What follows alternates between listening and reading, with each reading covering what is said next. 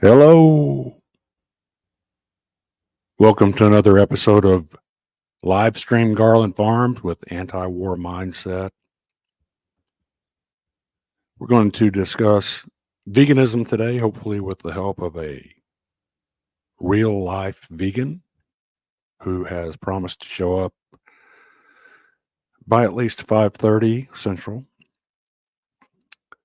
We're going to be bringing Anti-War Mindset on now.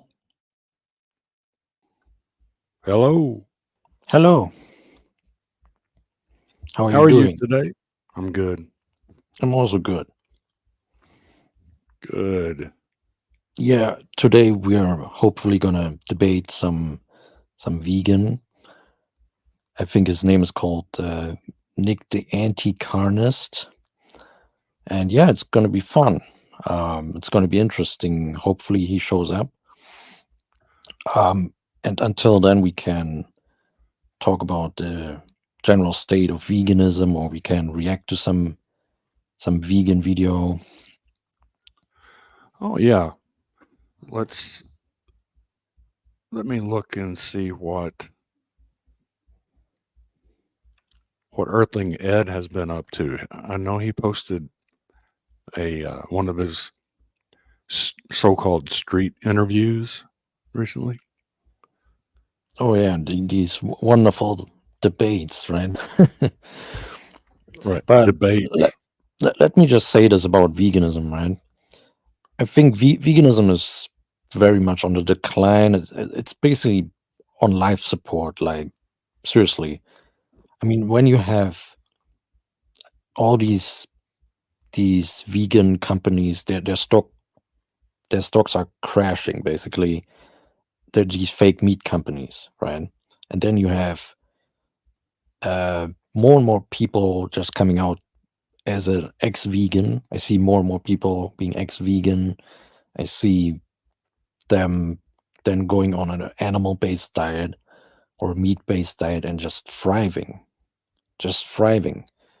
So I think the word gets around that veganism is bullshit.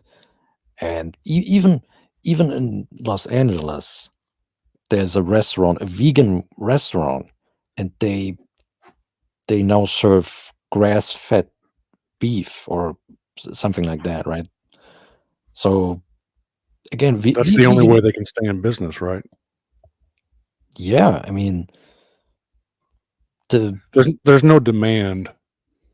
You know, they try to pump it up. They pump up the hype. They pump up the hype, pump it up, and people start jumping on board, and then they start tasting the vegan food and feeling the nutritional deficiencies, and then the numbers start dropping off again. But regardless of that, every WEF affiliated or team member, corporate member of the WEF is out there screaming about how basically people are demanding a vegan menu. And anyone that's been to the grocery store, even when the rest of the meat runs out and the aisle, the shelves are empty, what's left is a fully stocked vegan section. No one wants to eat that garbage. They can taste the toxins in it. They can taste the nutritional deficiencies. yeah, This idea that these corporations they're getting into the vegan menu, they're getting into the plant based meats and all of this because of public demand. The public is demanding it. It's a huge lie. It's a huge lie. And yeah, anyone who's honest to tell you the truth, it is a lie. exactly. And the vegans are really getting desperate. Like, they're pumping out all these documentaries. Like, um, what is this documentary called? This with the twin study. You are what you eat, or something. Yeah.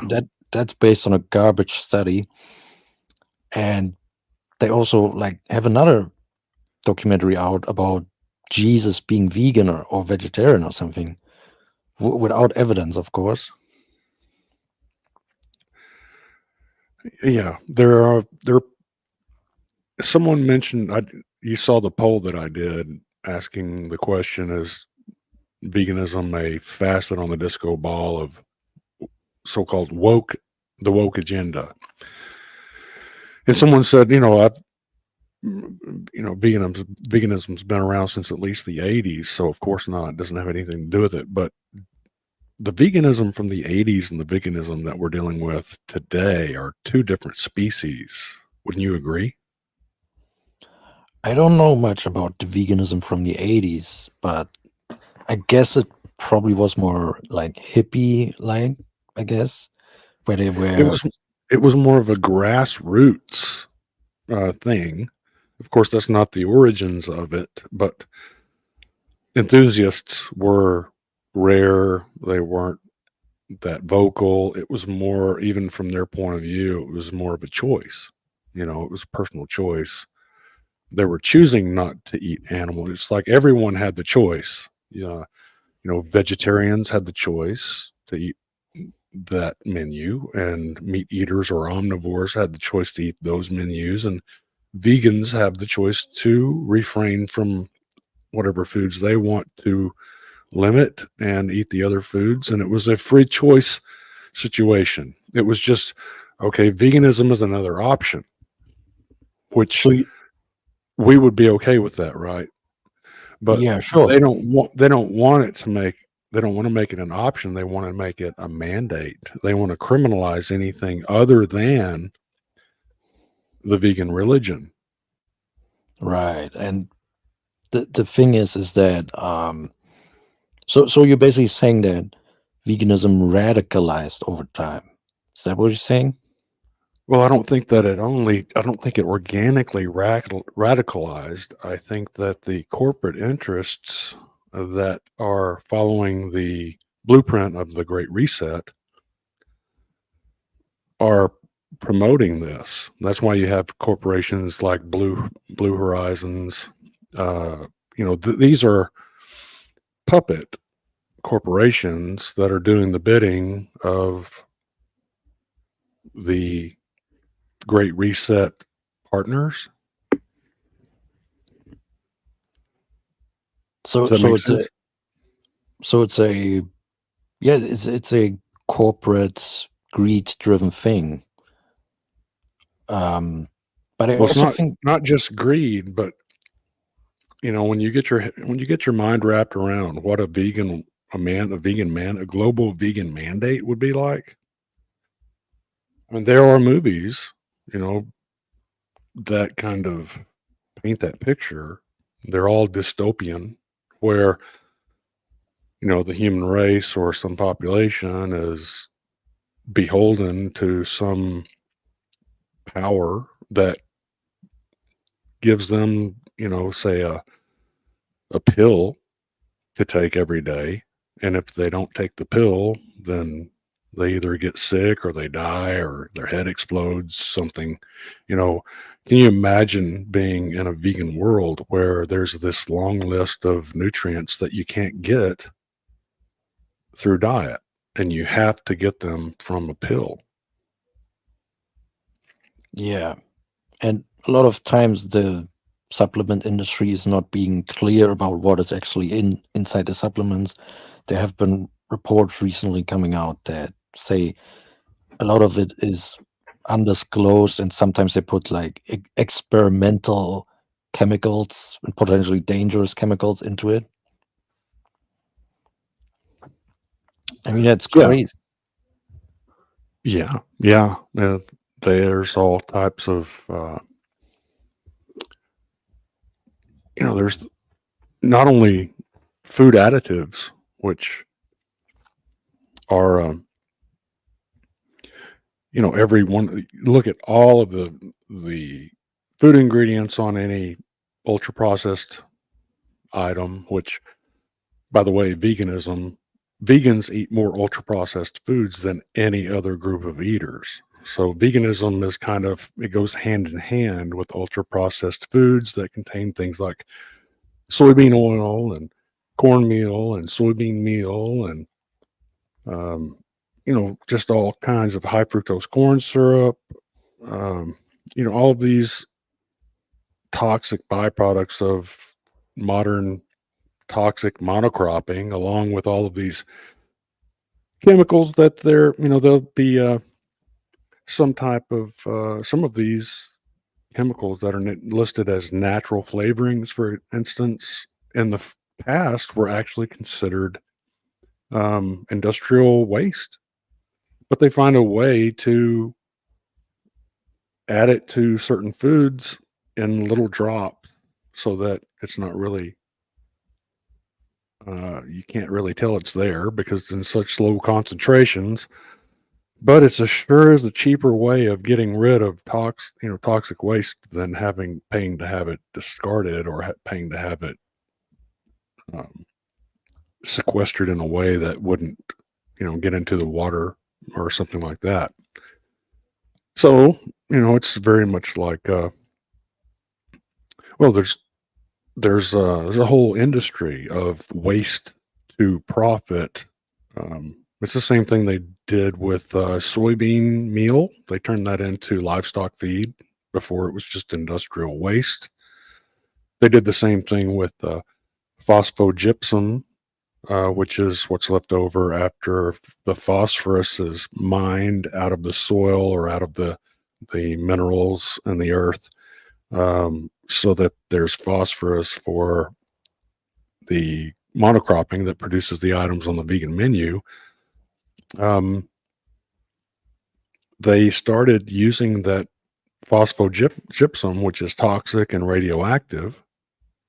They started using it for a road bases around the country here in the United States, and that was eventually halted because the alarm bells were ringing for people. And the last I looked, they were trying to get that passed again so that they could raise these highways up, by dumping this radioactive phosphogypsum down first, and then laying the pavement on top of that. So there's a huge industry of taking industrial waste and then using it for some type of profit uh, generating product out there, and they do that with different things, and a lot of some of them end up as quote natural flavorings that end up in these ultra processed foods that vegans are famous for pushing and eating.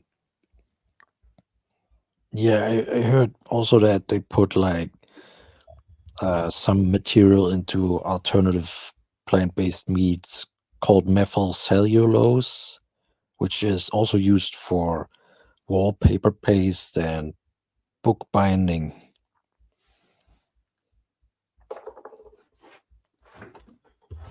Well, that's like gluten. You know what gluten means, don't you? Yeah.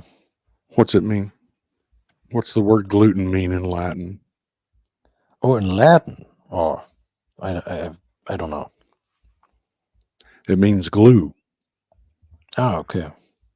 And so there's lots of glues that use gluten as a base. Paper mache uses gluten.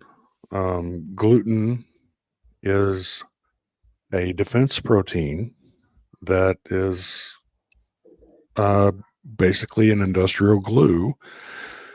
And then, they feed gluten to human beings. That glue sets up in their intestines and they get constipated. And then they prescribe high fiber diet to get that going. And what the fiber does, this is proven, you can look this up. What the fiber does is it irritates the lining of the intestine. That irritation caused the intestine to secrete excess mucus to provide a protective barrier between the sensitive intestinal wall and the sharp, jagged edges of this cellulose fiber.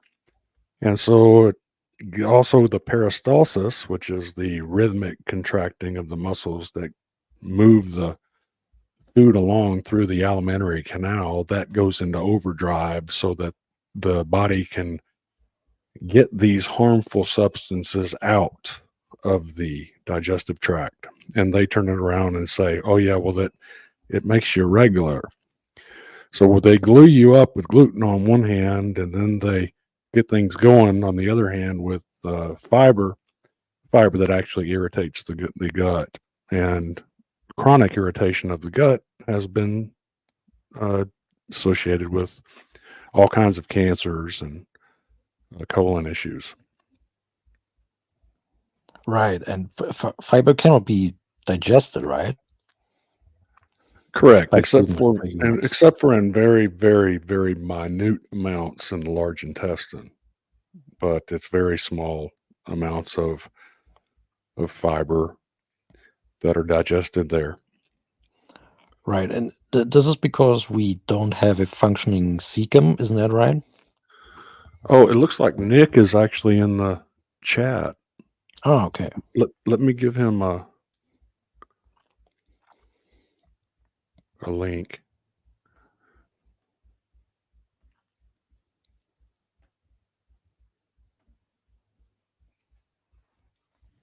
All right. So Nick should be coming in here in a minute. We've got our vegan guest. Oh, that's cool. Yeah. Yeah, I didn't even see him there. He says, I'm here, by the way. I guess he's been here since 5:07, so like 10 minutes. Oh, okay, cool. Are you there, Nick? Come on. Can't wait to hear what you've got to say.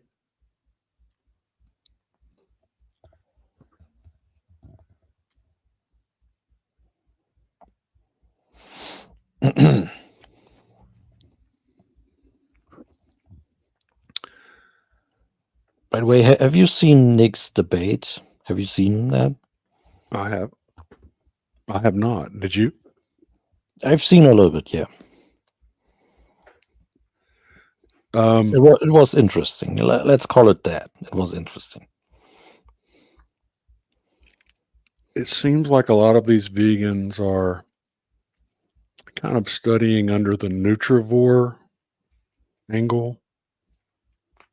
I guess so.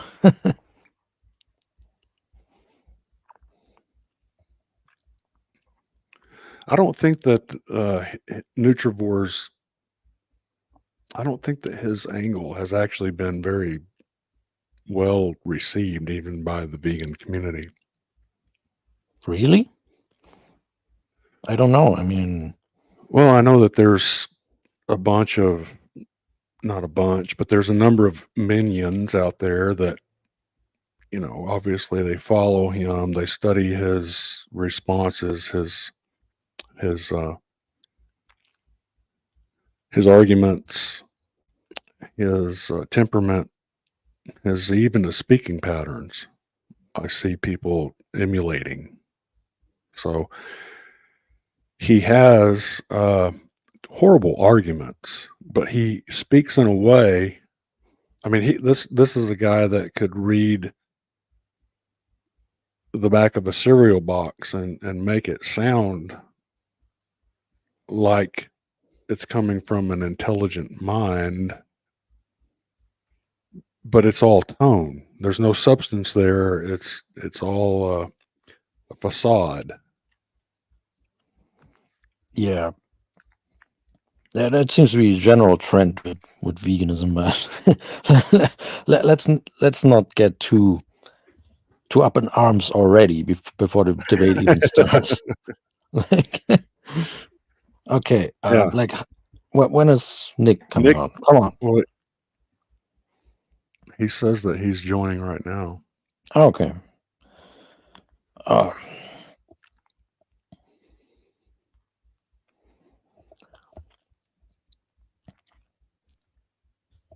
here he comes.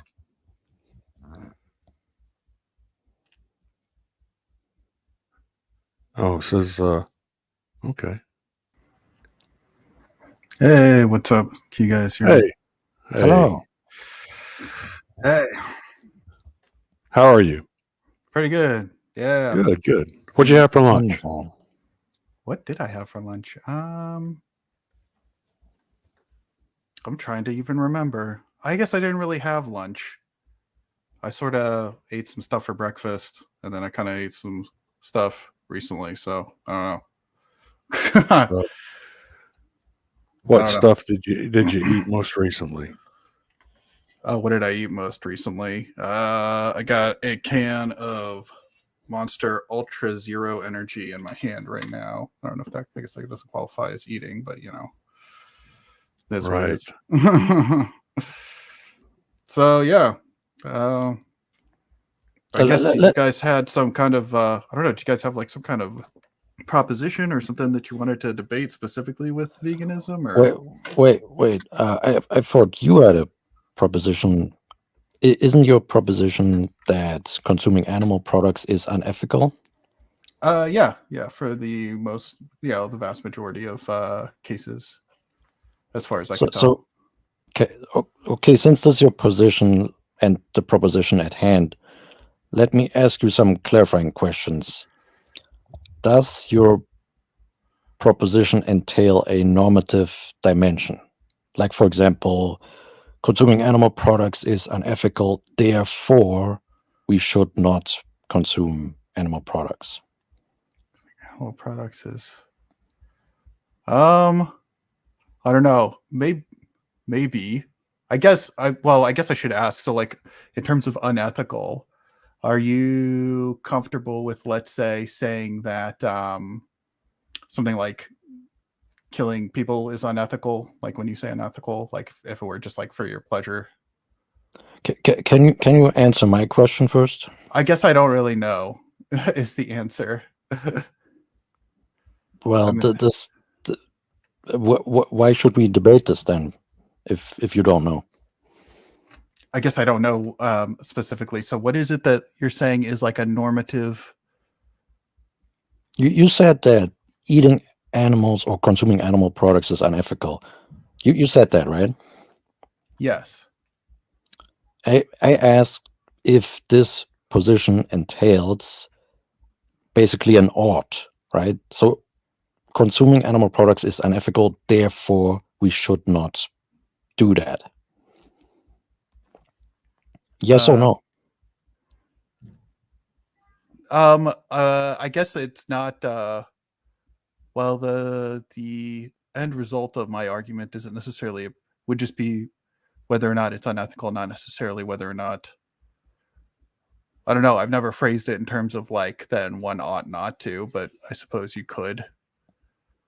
So you say yes to that, right? I guess let's go with yeah. I don't know. Wait, before we move forward, I want to make sure that we're on the same page. Anticarnic, is that? Yeah, correct? Nick's fine. Yeah. Nick, as a vegan who thinks that eating meat is ethically wrong,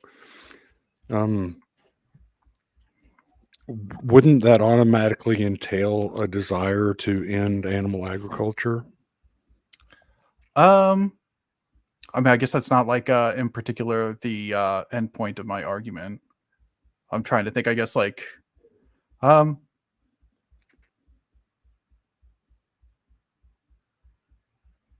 mean, maybe. Yeah. I mean, I don't think that necessarily like are you talking about like by litigation? Well, I wouldn't say is litigation the same thing as legislation? Yeah, I guess that's what I mean by legislation. I mean, I think it's like highly unlikely that it would happen by legislation. Listen, we don't have to talk about the technicalities of how that would happen. Just say that if your position entails that it would be something that should happen, basically. Is it, well, I don't even necessarily think it should happen by legislation. Like that wouldn't necessarily even be a position that I would necessarily even stand behind. I don't care by legislation. Just say whether or not it should happen as an entailment of your position. Well, I guess like I would probably say no, because it's just like I mean, my position is just about like personal choice. Personal choice. Yeah. So then why should we care then? Well, because good arguments are contagious by definition. Can an argument be good if it's irrelevant?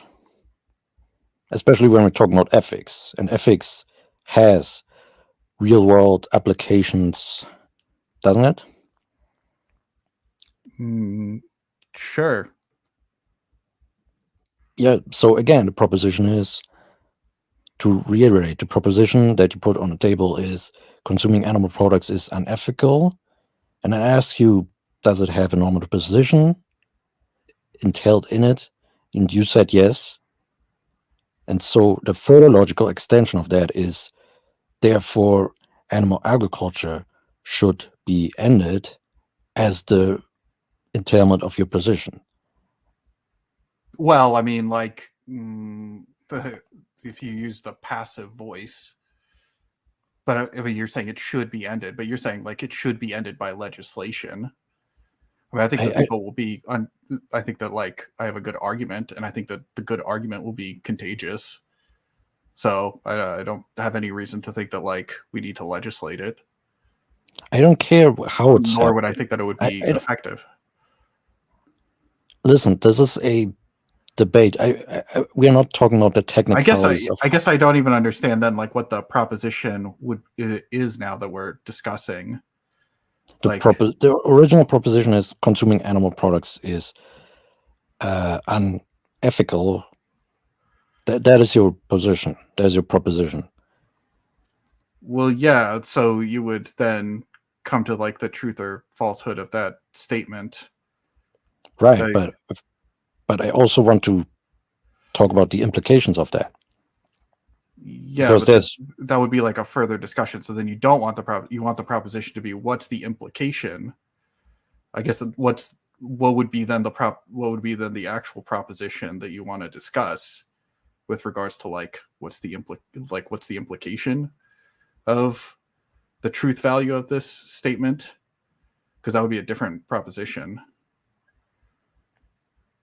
Not necessarily, because your proposition leads to different things, as you just agreed.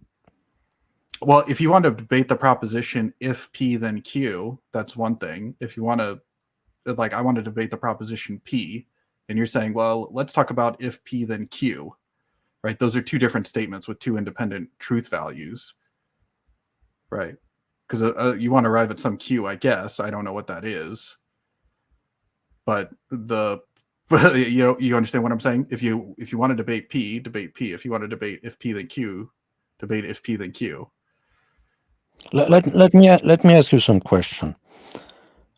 You said, or the proposition is, consuming animal products is unethical. Yes. Can there be something?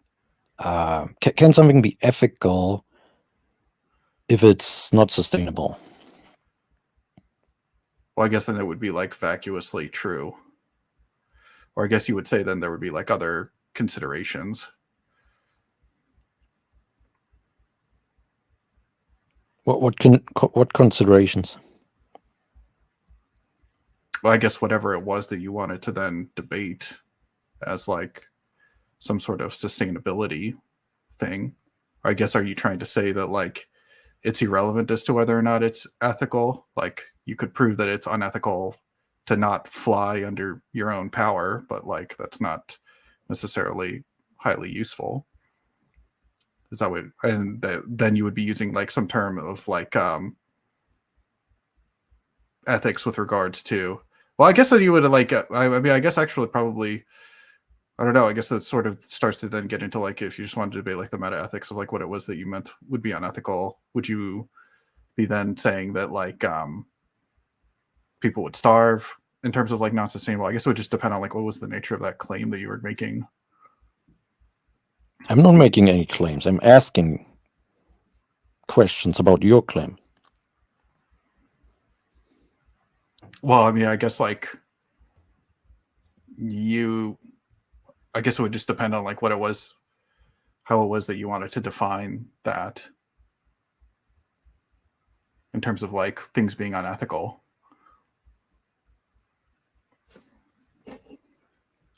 Okay, then you know what?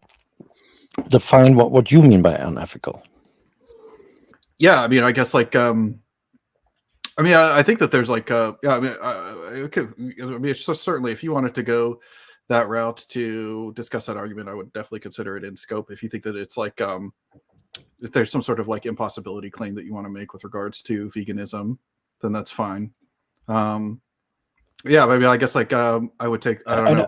Would you take like so I guess to go back, you said in terms of like unethical, I guess all I would need to know is like, do you consider like, for instance, like cannibalism unethical? Like if it like barring unusual circumstances.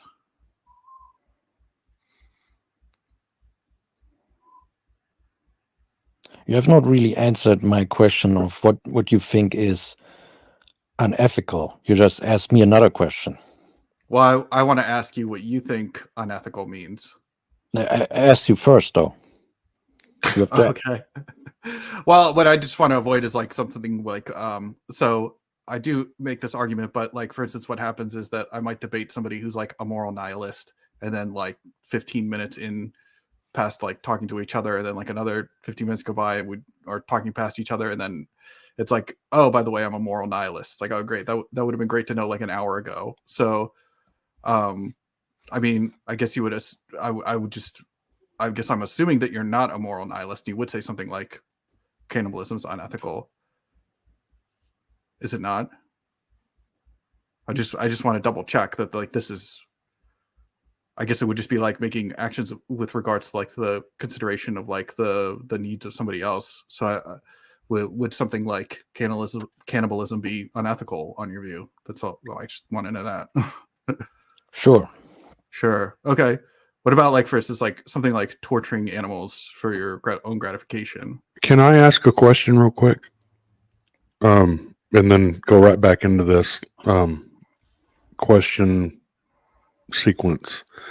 But this seems like it's coming across to me, Nick, that you've got kind of a dialogue tree set up here. And you ask if cannibalism is unethical. And then you've got another question. Isn't this something that you've kind of constructed that's similar to a dialogue tree, or maybe exactly a dialogue tree? I mean, I guess like I could post, I guess I'm just making like kind of like a conversational version of like a symbolic argument. I don't know. Typically people don't want me to post like if P then Q type arguments to them over voice. But if you would like that, we can do it that way. I don't know, however you want to do it. I just want to know. Listen. Let's go back to the proposition. You said that consuming animal products is unethical. Yes, and I have a deductive argument that I could present for that proposition. I don't know if you want to hear it or how you want. I want to hear that, but I also want to hear because the proposition itself has implications. So given that it has implications, I also want to hear an explanation, for example, regarding the logical extension of animal agriculture and how that would square with your ethical view, as it may or may not be sustainable. Yeah, I guess I would regard animal agriculture to be unethical. So you would end it, right? Yeah. Well, I mean, I guess like in terms of like, so would I end it? I would like. Are you asking like in terms of like a? Let's say hypothetical. There was this button that you could push, and worldwide animal agriculture would end. Would you push that button? Yeah, I mean, I guess I would like that would depend entirely, because one way you could push that button would be to nuke the entire planet. So, like, okay, that would end animal agriculture, but so There's the nutrivore angle. let's Kill just everything. let's just Kill say everything. let's just say the livestock animals just magically disappear without the nuking stuff that you mentioned. well, I guess like I'm assuming then that I have no idea what the downstream implications of that. It could end up in World War III, like if it's just like a Thanos snap and they get poofed out of existence.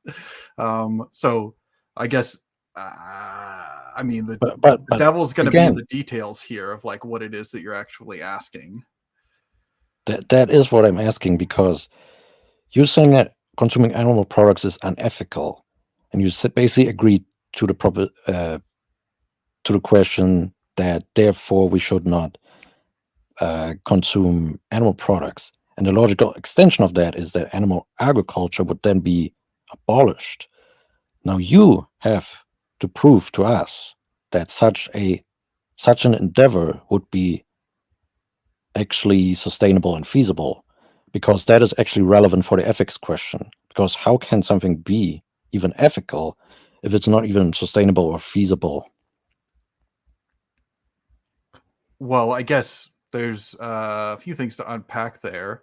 At the top of the list is that it would sure as heck sound to me as though you're asking me to falsify an unfalsifiable claim.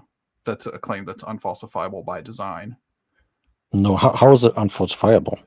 Well, because there are many reasons why something could be unsustainable, right? And so it wouldn't matter how many things I gave you. Let's say I gave you things, this is how this works, this is how this works. You could always claim, well, have you thought of everything? And then you would just continue to ask that question ad infinitum. It would require me to have an infinite knowledge of all things. But this is the thing. Let's say you have a socialist who wants to abolish capitalism. We would be justified to ask that socialist, okay, how is that alternative going to be? And the socialist would be, he had the burden of proof to show what kind of consequences that would entail. Well, I mean, socialism is not the same. That's not the same as I think you're making a category mistake, because socialism is a very specific prescription for what the future should look like. So a socialist would have some list of government programs that they want to construct or whatever.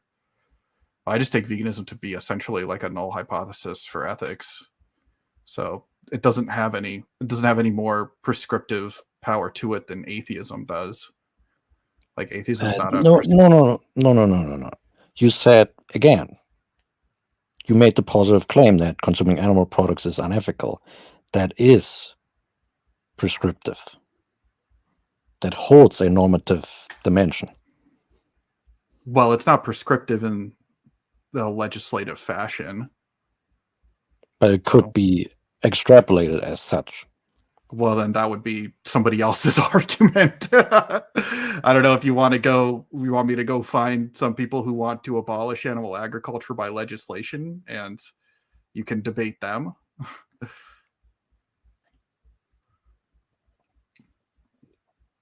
I'm just asking, or I'm just extending that logic that you put forward.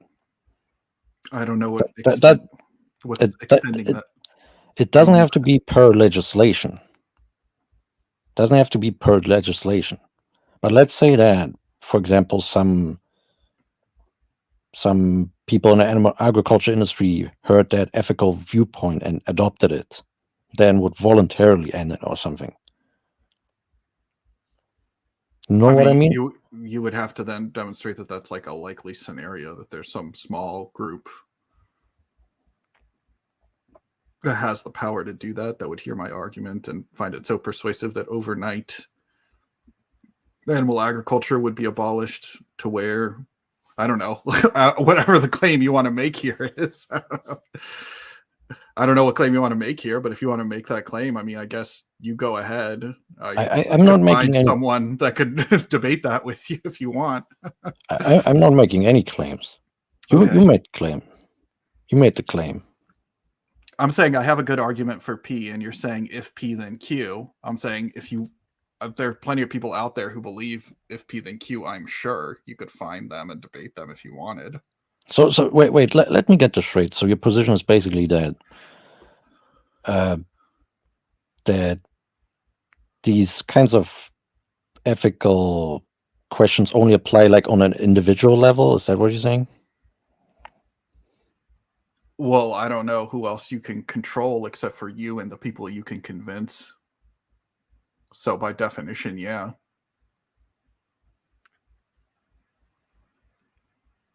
Nick, Yeah. is there any relatively small group out there that's pushing globally for a plant-based diet? Any relatively small group out there that's pushing And yeah, or globally. any relatively small but very powerful group out there that's pushing globally for a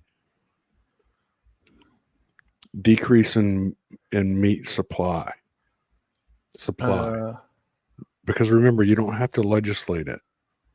All you have to do is take away the supply. You don't have to legislate anything. I guess I'm not aware of any group. Okay. Can I ask you, anti-war mindset, do you know of any group that is small but relatively small but very powerful that is pushing for a future with less supply of meat to the world's population? I mean, there are like a couple of groups that sort of have that sort of want to muscle their way into the protein market and push alternative protein, all kinds of financial or corporate interests that want to do that. So like basically weaken the animal agriculture.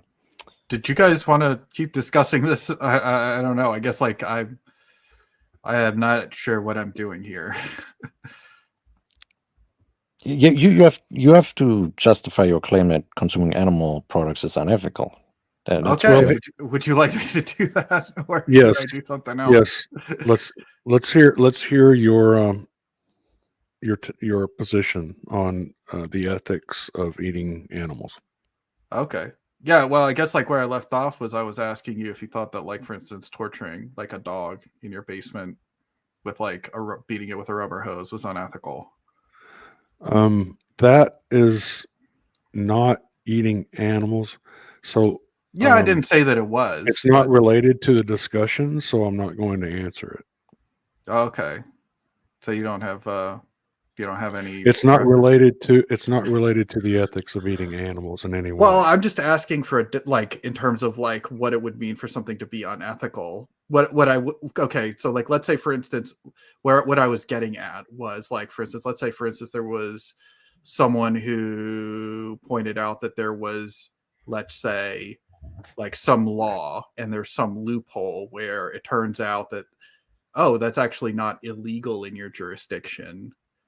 Like if you had said that you did believe that that was unethical, that like the legality would be like a separate thing. Like if it was like, oh, there's some loophole, would you then say that such a thing would be like that wouldn't necessarily change the ethics of it?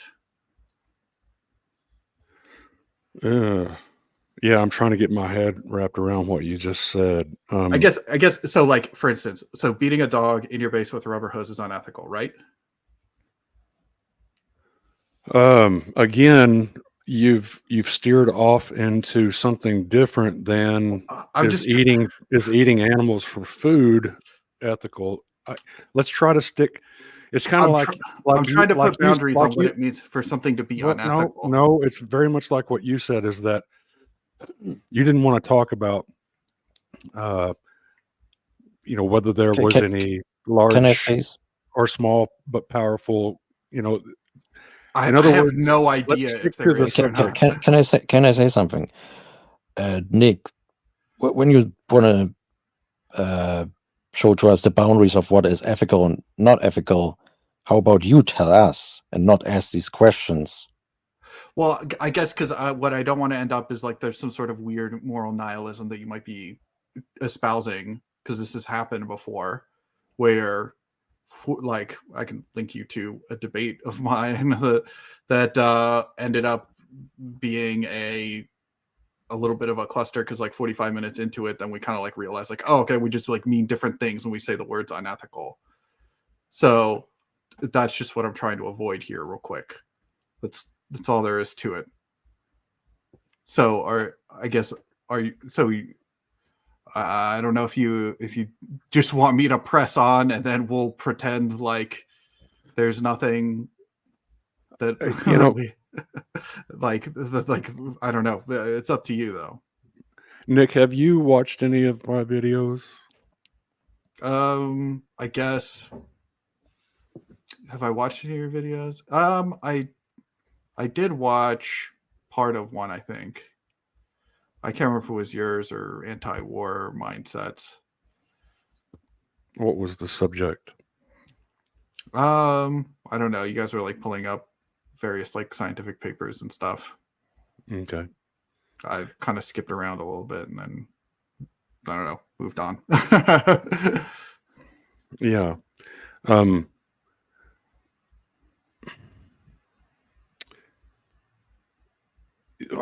You want to get into the torturing a dog in the basement scenario. That's a very popular scenario with vegans. I don't think I've ever It's- heard another vegan mention that specifically, but okay. Sure, I guess I'll take your word for it. Earthling Ed has said that in one of his debates. Okay. Yeah, I don't know. Maybe. Sure. Do you equate torturing a dog in the basement the same as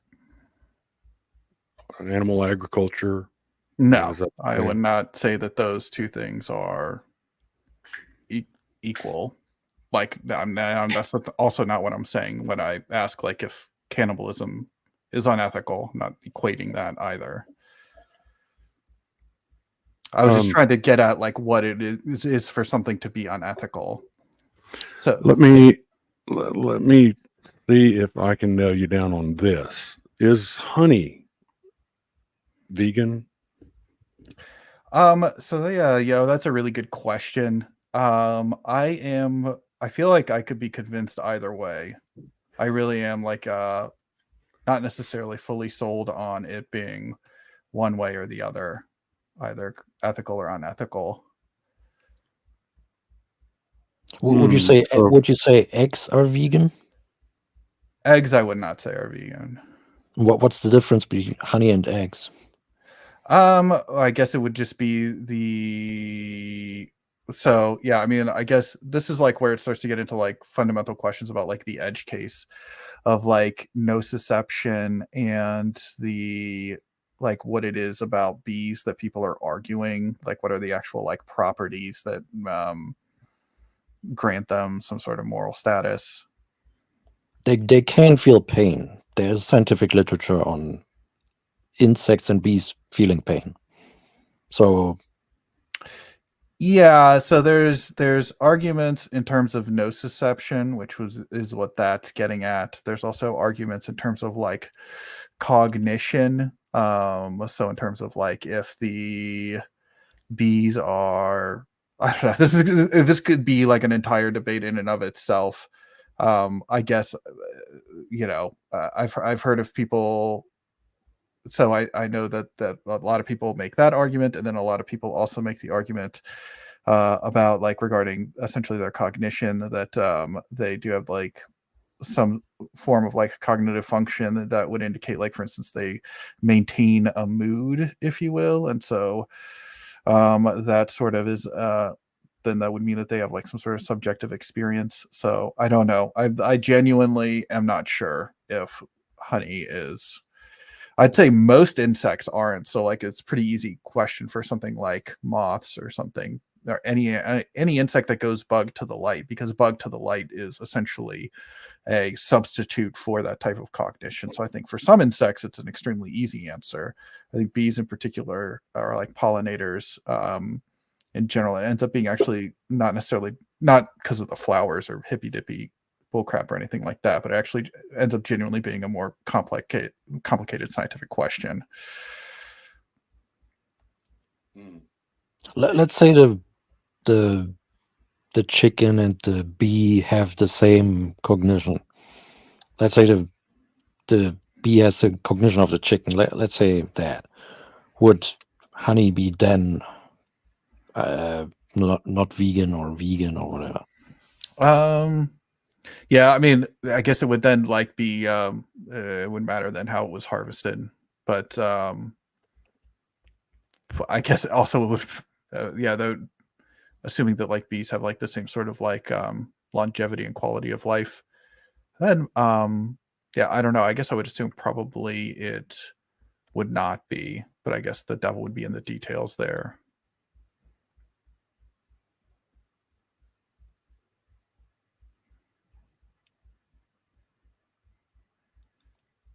So anyway, I guess that's so that's that. So yeah, so I guess that so that's sort of generally just like part of my let's here carbon fire cross during the blooming period. Yeah. Okay. So yeah, I guess did you want me to continue presenting my argument, or did you want to discuss Yeah, something else? present your argument. Well, Okay. yeah, go ahead with your argument, and then we've got some follow-up questions. I want to hear I want to hear it. I want to hear what you've got to say about the ethics of eating meat or eating animals.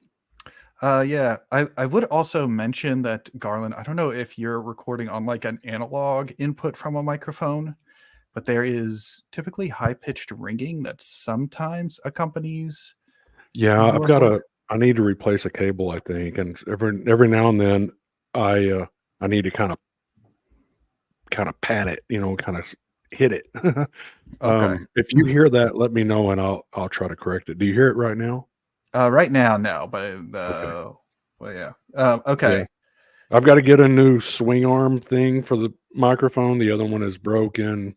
So I've got to get one. I'm holding my microphone in my hand, and the wire, I guess, needs to be replaced because it seems to have depending on what angle you hold it at, it'll have that tone, that pitch noise that you're talking about. And I apologize, but That's no problem. yeah. But yeah, I would suggest if you wanted to fix that, you should get a digital mic, because then you won't have that analog interference. Okay, definitely. Yeah. So I guess in terms of like the formal argument, yeah. So I guess if you, I guess the first premise would just be like that. Well, I guess it would just be a definition that if you have an asymmetric position with no symmetry breaker, right, that would represent special pleating. That's pretty much pulled from the Rational Wiki. So I don't know if there's necessarily, I don't know if you wanted to object to that. What is it exactly? I'm not following. Here, why don't I just like, I don't know, yeah, everybody loves a good symbolic logic formal argument. Can I paste it as like a single unit here in the chat? Oh, no, too long. Here, I'll post it in the chat. Oh, way too long. All right. I guess I could post 2 premises at a time. All right. There you go. There's first 2 premises. All right. So if one has an asymmetric position with no symmetry breaker, then that's special pleating. The second would be that it's unethical to do certain things to at least one certain human or non-human animal, which you would agree with if you think that cannibalism is unethical. Okay. And then the third premise would be, yeah, sorry. Go ahead. I'll just throw them all in the chat here just for completeness. So that way, Are you? Oh, you're putting these in the chat and the. yeah, just dropping Okay. them in the chat here, just so that way. Okay, I have not seen it. Okay. Right, there we go. Yeah, and then I also have, like, if you want, I have a proof of validity from the, like, a logical tree proof that demonstrates that, like, the form of the argument is valid. So Okay. unless we can find a problem with one of the premises here, the conclusion would stand. So I've got the first one up on the screen. If one has asymmetric position with no symmetry breaker, then that is a special pleading. It is unethical to do certain things. Do you think that that most people can understand your position with this kind of verbiage? Well, in conversational speak, what I would say is, how it's unethical to torture animals. It's unethical to, like, kill other people for food, for your own gratification, for your own taste pleasure. Sure. Okay. So we already agree with that. So the question would then just be, since we know that harming others for our own gratification and taste pleasure is unethical in that way, what's the substantive difference between that and eating food, eating animal agriculture? Yeah. So, okay. So, Kraut, is this an argument you want to present then as like a counter to one of these premises? I take Well, most crops are grown for human consumption. Oh, your ringing's back a little bit, but go ahead. Most crops are grown for human consumption. Right. Most crops are grown for human consumption. Yeah, I think that squares with my knowledge.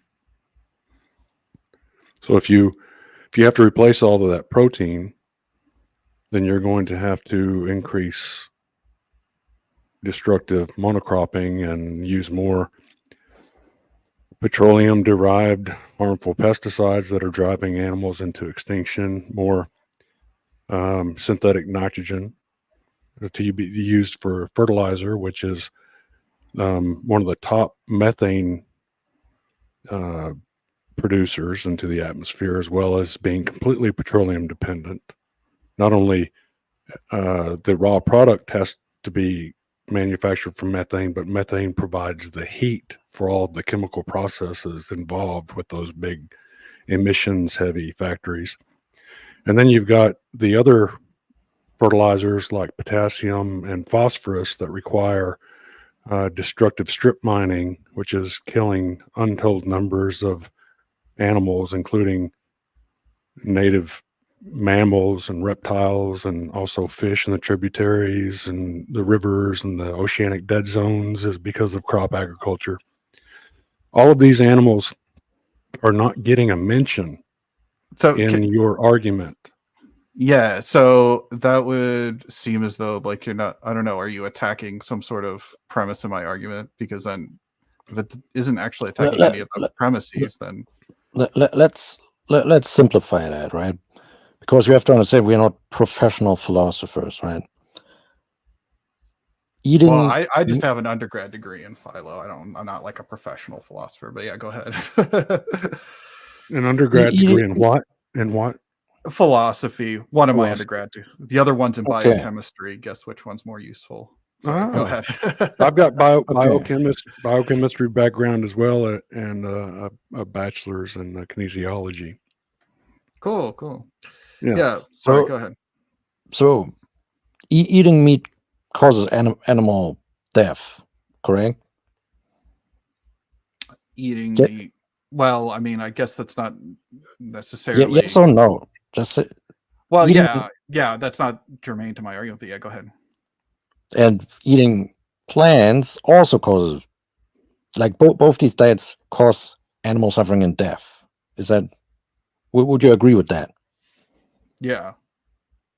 Okay. That's not important, though. That's not the thing that matters. And the problem is that you agree with me in any other context. So, like, for instance, let's say you buy something from a store, right? That store got shipped stuff, I don't know, at least if you live in the United States, it got shipped places on a truck. Does the fact that trucks get into some number of accidents and kill people justify murder? Like, just imagine you're defending Jeffrey Dahmer and you're saying, well, that is not a good analogy. That is not a good analogy, because the crop deaths that we talk about are intentional. They're not accidental. So your analogy fails right there. That's right. I don't Those, understand what tho- you tho- mean. You're okay. intentionally buying it. I don't understand. Like, I mean, are you just there trying Let, to say let, like let, pesticides or? let me show you something. Let me show you something, right? Wait a second. I have to share my screen. It takes a little while because I'm not that good with that. Okay. Well, then if you want intentional, that would make anything. Then you're just making like a nihilistic argument. Like you would just be saying like, well, if you buy anything, then you're paying taxes, and taxes involve sending money. I guess I don't know if you actually have an anti-war mindset, but the United States hasn't been terrific in terms of like human rights violations that your tax dollars get sent to if I don't if you live in pay the United taxes. States. I don't live in the Well, okay, fine. Well, to Garland or to anyone else, or if you live in most Western countries, it's the same. Listen, we're talking about veganism and we're talking about Right, ethical but choices. I'm saying that and you and already you no. I'm saying that you agree with my argument in any other context that would not be something relevant. Let me ask you this question: is poisoning children ethical? Is poisoning children ethical? Yeah, is that ethical? Yes or no? I guess like for what like what's the scenario in which you're poisoning the children? Oh wow. So it requires a context. That is interesting. Yeah, that is really interesting. Well, I mean, are you asking it in Wait, let me terms of- ask a question. Under what context would poisoning children be okay? I can't wait to hear this. Well, I mean, I just was making sure that you weren't trying to do some sort of thing where you're saying like I don't know, some sort of scenario where there's some terrorist on the phone is going to blow up New York City or something. Oh, and yeah. Yeah, Okay. like one of those types of things. Oh, yeah. But generally, I would not regard that as ethical. I'd be comfortable saying that. But I wouldn't necessarily. I guess I'm not sure which premise are we even discussing at this point that I you mean, have a problem with. you said that going to the store and buying some meat is like torturing a human being or something. Isn't that what you're saying, basically? No, torturing a dog in the basement. Or torturing a dog in a basement. Well, people already agree with me that, like, for instance, the animals have like some intrinsic moral value. Like, you can't, like, people want to give me all kinds of like, I don't eat factory farmed meat. I only eat completely free range, ethically sourced, yada yada. So the question is then like, yeah, I guess what I don't understand what premise it is that you would actually be trying to counter here. It would seem as though you might be trying to counter my fourth premise, but I'm not sure. Okay. Listen. I mean, I have not read all that. What you have written out. I'm just listen. You want to say basically that people buying meat at the store are doing something unethical. Yes.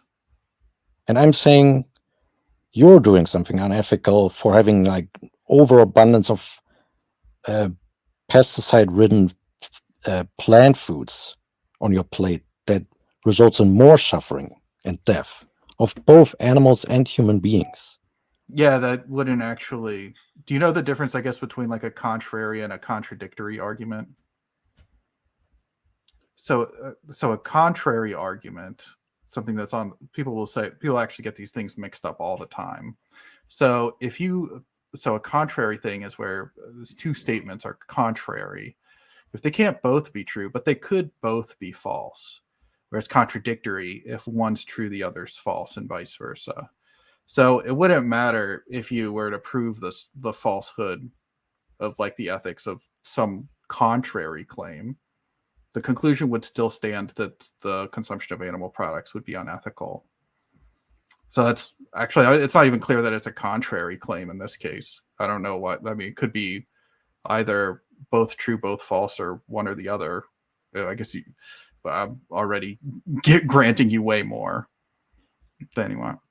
Yeah, we include insects killed by pesticides. It could be a 700 Yep. I mean, this doesn't actually counter any of the premises of my argument. Well, it doesn't counter any of the premises, but it certainly does bring up some issues. For instance, what Well, is the my trait? argument's a deductive argument. So if all of the premises are true, then the conclusion stands. Okay, let's say that there are two deer in the cornfield, and there are two men with guns on the periphery of that cornfield, and both of them shoot a deer. One of those deers is retrieved as food. The other deer is left to rot in the field because it was shot in an act of crop protection. What is the trait of the deer that was eating the corn that was encroaching on the plant food? What is the trait regarding that deer makes that okay to kill that deer, but it doesn't make it okay to kill the deer and go out and actually acquire that nutrition? Because there's a lot of nuance here. In that scenario, the individual that shot the deer to protect the crops I guess would I don't leave know the how deer. you're making any progress on any of the premises of my argument. Like if you can't identify, Yeah, I'm just anything- asking you to give me the trait. Can you name the trait? No, I can't. Why does it matter? Or I'm not willing to, but I don't care. Like, it wouldn't actually affect the conclusion. So of my if an animal dies and you don't eat it, or if someone kills an animal on your behalf, so you got plant foods to eat, but that animal is not eaten by human beings, but lays in the field and rots or what have you, that is okay. But killing the deer to eat it is not okay. you I don't know. I kind of zoned out. Are you asking me or are you asking yourself? Because this is a question for you, which is which premise is my argument is wrong. So if you can't identify a premise of my argument that's incorrect, I guess the conclusion would stand. Can you simplify your argument? Because I have not this text before me right now.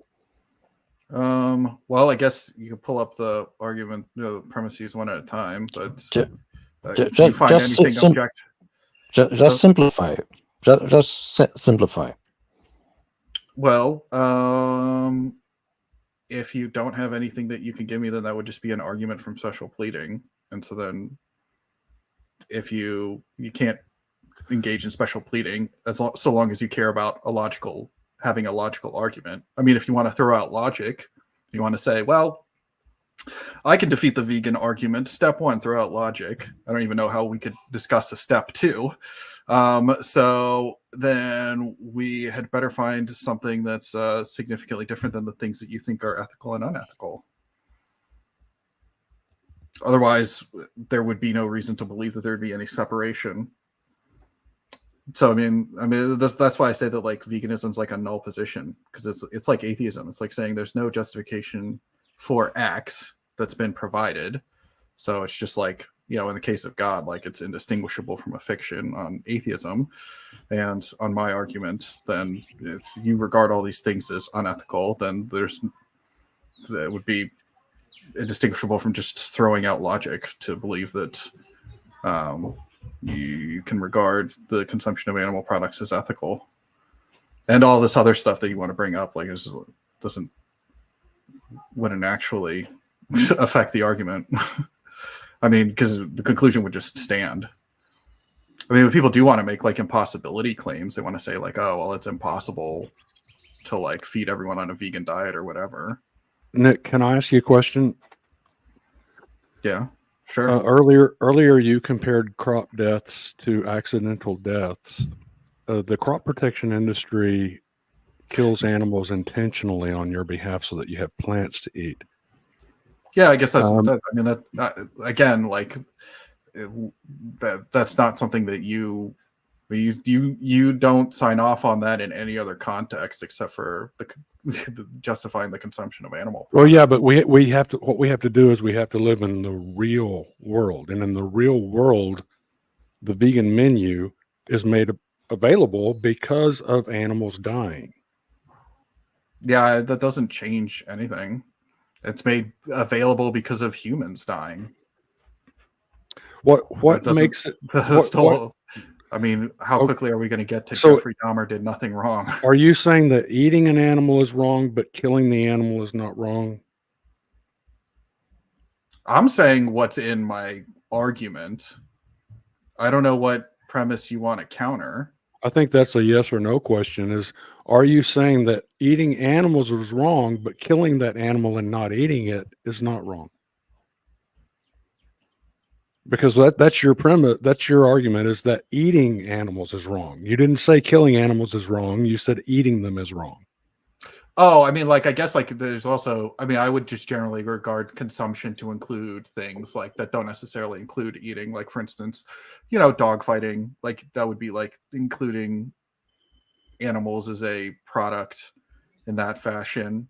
So that I would take that to be We're like talking about consumption. food. We're talking about food. Dog fighting is not. Well, Are you? yeah, I mean, Are you? but Nick? Are you? that would Nick? all be in Nick? scope for my Nick, argument. Yeah. Nick. You were asking about the scope of my argument. That's why. But We're sorry, not go ahead. talking about dog fighting, my friend. Would you please try to stick to the subject? Because I'm this trying is to what understand what is this it is that you're this is asking. one of the reasons why I actually prefer just conversations versus debates, because there's all types of little techniques that vegan debaters use that don't necessarily have anything to do with helping animals at all. More has to do with trying to promote the ideology that eating meat is wrong. But again, I think we've illustrated today pretty well that you don't think that killing animals is wrong, but eating them is wrong, and that's what I'm trying to get you to talk about. Please expand on why you tried to killing an animal is not wrong unless you eat it. But by the way, Mr. Pink and Yellow wants to hop on a live stream. Can you send him an invite or something? Yeah, Darling? you guys can't refute my argument. Then get other people that can. Sure, yeah. I mean, if you want to discuss tax law, I mean, we can expand. He just wants to ask questions. Okay, I'm gonna give him a chance if he's not. I also want to focus on Nick's position. I want to focus on that. Mr. Pink is here. Let's give him a minute to say what he wants to say, and then if it's not directly on subject or within the scope, then we'll move. Either way, we'll move back. Just hold on a second. Yeah. Okay, we can hear you, Okay. Mr. Pink. Okay, so to me, this just boils down to something very simple. Do we need to eat meat to survive and be healthy? Right? If it's we need to eat meat to survive and be healthy, okay, what Nick is saying is completely irrelevant and you can discount it. It's just as simple as that. This ethical question is meaningless then, right? We can't be healthy without eating meat.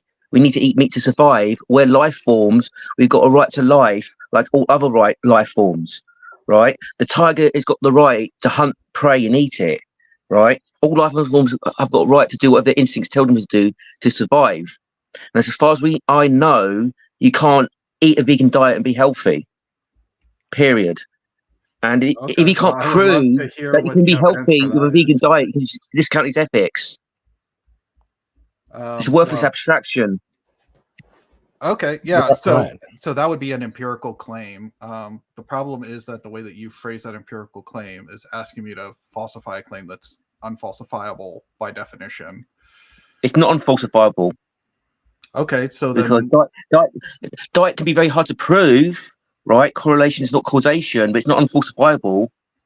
But I think it's pretty clear that if you don't eat meat as a human being, you're not going to be very healthy and you're probably going to die young. And kids can't survive without meat. well, this sounds like a Like, whole loads bunch of of kids have died, empirical loads of babies claims. have died. But I think it's pretty obvious. It can be hard to prove conclusively, but I think it's pretty clear that human beings need to eat meat. We've evolved an instinct to eat meat for a reason, right? Yeah, I guess. Do you have any evidence to support your claim? Well, do you have any evidence to support your ethical claim? Ethics are subjective value judgment anyway. Do you have any evidence to prove that? I presented an argument with 5 premises. Yeah, but it's not evidence, though. An argument is not evidence. An argument is an argument. You're in the realm of subjective value judgments, right? Okay. So if you think human beings shouldn't eat meat and we should suffer ill health and die off, right, for the greater good of animals or something like that, that's one stance. But I reject that subjective ethical judgment on your part. I disagree with it strongly. Hold on just a second, Mr. Pink. Yes. Question for Nick. Nick, is your position a subjective ethical position? A subjective ethical position? I guess it's probably, I guess I would say no. In a way, it's almost an empirical position because I'm saying that no symmetry breaker has been provided. So, sorry, what's the importance of this symmetry breaker? It still doesn't make it objective, right? Ethics are subjective. Right? I'm sorry, if you want to counter my argument, you're going to have to pick a premise to say is false. Because if all of the premises are true, I don't even know what you mean. I have to pick a premise. Why do I have to pick a premise? Something's either true, or it's not.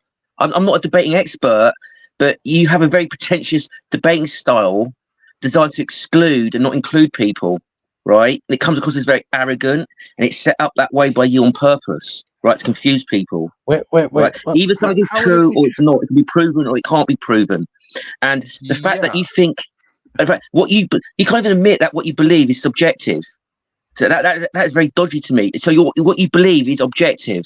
That doesn't make sense to me. I mean, I guess I personally happen to be a moral realist, but I don't think that it wouldn't matter if you're a realist or an anti-realist for the purpose of my argument. Let me just ask you one more time to simplify your argument, please. Let's go. Okay. I guess I don't know how to. I think it's real. I guess I'll just explain it then conversationally, each of the kind of parts of it. But if you just have if you have a position where you hold two things as being different from one another, okay, and you have no reason that you hold these things to be different from one another, that some feature should correlate with something else, then it's illogical to assume that these two things would be different. I mean, okay, so all right, if a tiger is hungry and you're out in the wild and a tiger finds you, does the tiger have a right to eat you? Is the tiger being unethical? I guess that's a question for you. It's not a question for you. No. It's a question for you. Well, my argument to you. My argument actually doesn't hinge on my own ethics. Okay, so why make it? I don't say it doesn't hinge. Okay, but you're making a subjective value judgment with your ethical stance. I really am not. I promise you. You really are, because basically, are you saying there should be a symmetry in judgments or something? Are you saying we've got to be consistent? Animals eat each other and prey on each other all the time. We're animals, right? Okay. Human beings are animals. We're not gods. We're not different from other animals. We're more intelligent, but we're still animals. Okay. And we need to eat meat to survive. Okay. So if you think that's unethical, you're basically implying that the life forms have to die off. Okay. Is that what you're implying? I don't care where you want to take this football. Okay. You don't care. So all right, if you don't care, why should we care what you have to say then? I mean, if you just don't want to dispute the fact that the consumption of animal products is ethical on the basis of my argument, then what do you mean it's ethical? I've got a set of ethics which is subjective, right? We shouldn't be needlessly cruel, right? Okay, we need to eat meat to survive, okay, but we should be torturing animals unnecessarily. Like, we should be able to slaughter out, torturing them for shits and giggles and go, oh, well, we're going to eat the fuckers anyway. Let's torture them for laughs. We shouldn't be doing that. Okay. But we need to eat meat to have good health, as far as I'm concerned. Can I As far as you're intercept- concerned, or as far as you have I want to evidence? ask a question. I want to ask a question. What is why is eating meat unethical, but eating plants is ethical? Well, what is more ethical about eating plants than eating meat? Yeah, that would be something for you to figure out. No, that's a Okay, question for you, though. Can I ask you a personal question, Nick? Why are you a vegan then? I mean, it literally is just like as simple as like the argument that I've put forward.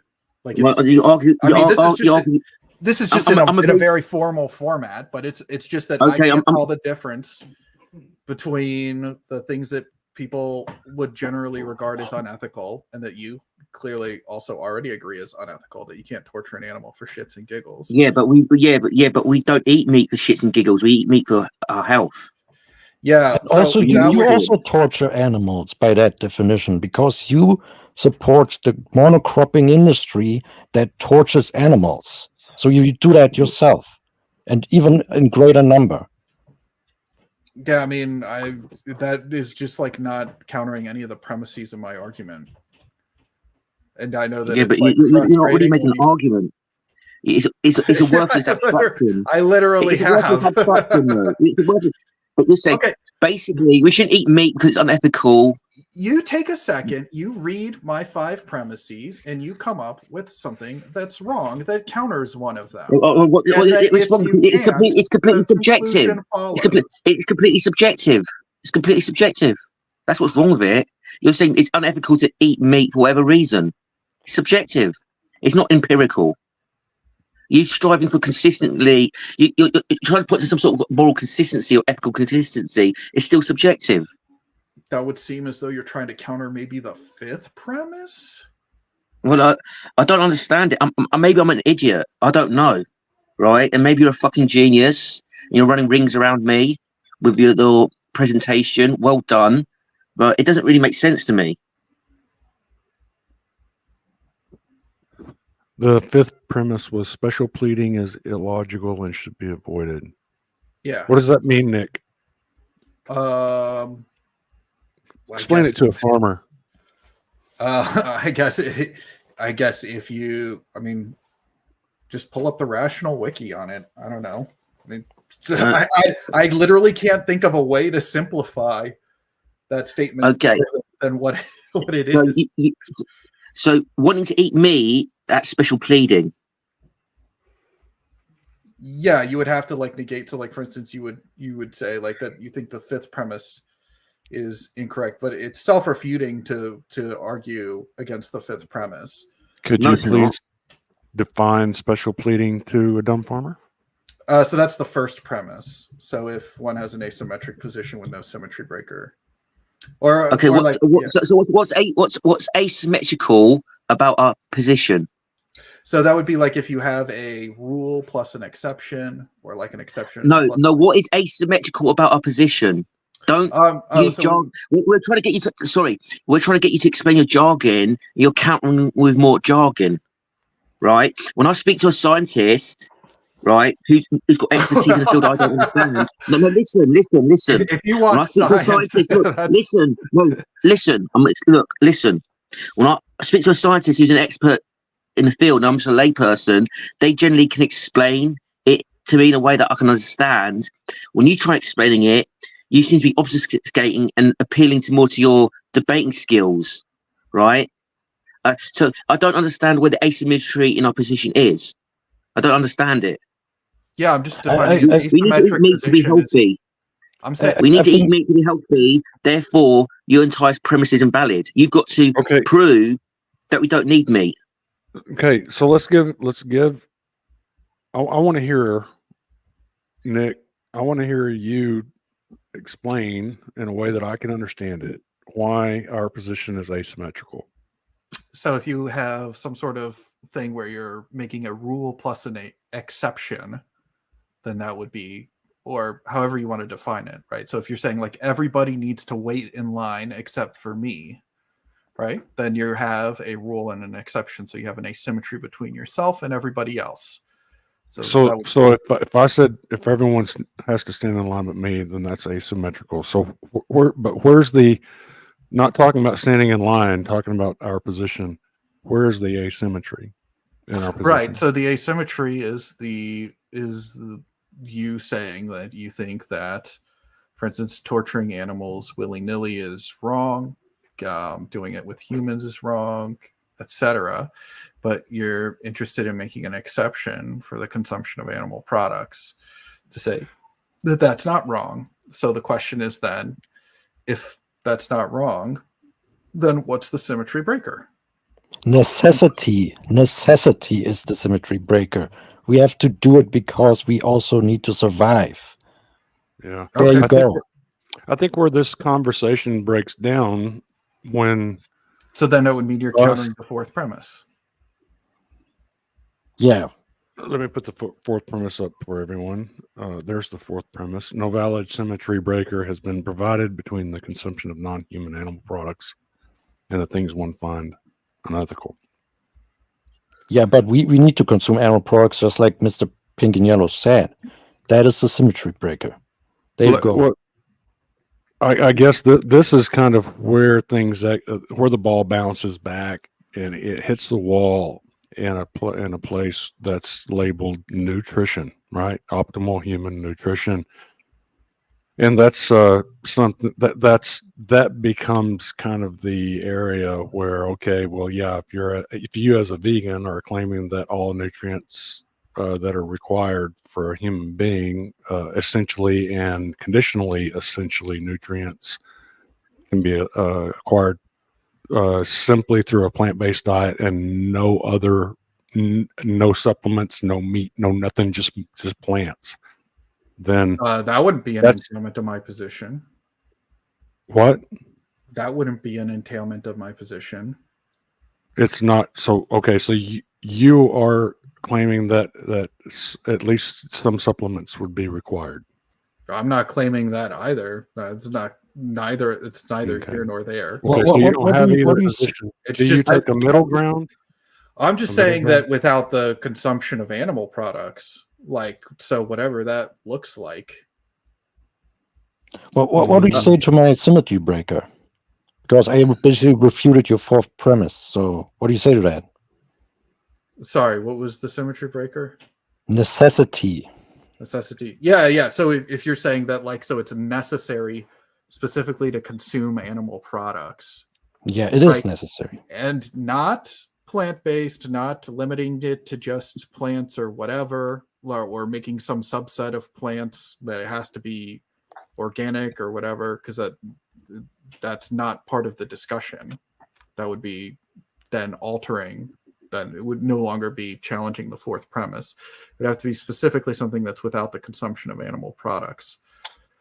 So yeah, if you think you have a demonstration that without the consumption of sentient animal products, and by the way, also, I wouldn't necessarily even count, like, for instance, like jellyfish, they have no neurological structure, so there's no way in which they could have, it's not necessarily just like classification to animals, but I guess that's neither here nor there. But however you want to do it, do it. You go ahead. It is here or there, and let me explain why. Sure. For instance, there goes my microphone again. For instance, are you familiar with small vegan channel called Reasonable Vegan? I don't think so. Okay, so he consumes bivalves because it's a good source of B12, and he makes the same argument that you do about jellyfish, and that there's no scientific evidence that there's any type of suffering going on because of the neurological architecture that exists or does not exist in a bivalve. And so what this does is that would be a very clear symmetry breaker between a bivalve and something like a cow. What I'm saying specifically is that between something along the lines of a cow, and either way, like all of that, that's like all small potatoes, no pun intended, relative to like the vast majority of people who are just like eating McDonald's every day or whatever. Or like, I mean, like, what is it, like a third of Americans eat fast food. So I mean, in the field of have you studied the field of mammalogy at all, Nick? Not explicitly. Listen. I think we're getting a bit off track. You said I refuted your fourth premise, or I challenged it by saying that eating animal products is necessary. Okay, this actually Yeah. leads back to the first point. Yeah, that And would be an empirical claim. yeah, and let me lay that out for you. Okay, Sure. because at the beginning of the discussion or debate, I said something also about sustainability, right? And that goes into the consumption of animal products. It's not just me eating a steak, but it's sustaining a holistic food system. Okay. Mhm. So that's also what I mean by necessity. I don't just mean nutrition. I also mean nutrition. I primarily mean nutrition, by the way, but I also mean food security and intergenerational sustainability of a food system. And this is not possible with global veganism. Yeah, I guess I would need to see evidence of that. Yeah, I can show you, but first I want to do this. Can you Well, name me the what? I would say specifically, though, recall that what you're trying to demonstrate isn't necessarily some subset of veganism or raw veganism or whatever. It's without the consumption of animal products. That the consumption of animal products is integral. That would be the thing that counters the fourth premise. But yeah, sorry, go ahead. Let me ask you this question. Can you name me the vegan that has gone through all stages of life on a purely plant-based diet and lived a long and healthy life? Can you name me that vegan? I don't know why I would need to or want to. Have you seen Nick? Have you seen that movie, Idiocracy? Yes. You remember when there's a famine going on because they decided to water the crops with something Brondo. that has electrolytes in it? Yeah. Yeah, Brondo. What was it? Brondo. Brondo. It's got what plants crave. Plants crave. Right. That is kind of what we're looking at. These nuances that you haven't really investigated because they're not part of really what could be considered like any type of secure debate technique. I mean, you're talking a lot about this, like as though there's something that you're about to prove. I don't know what it is. Let me show you.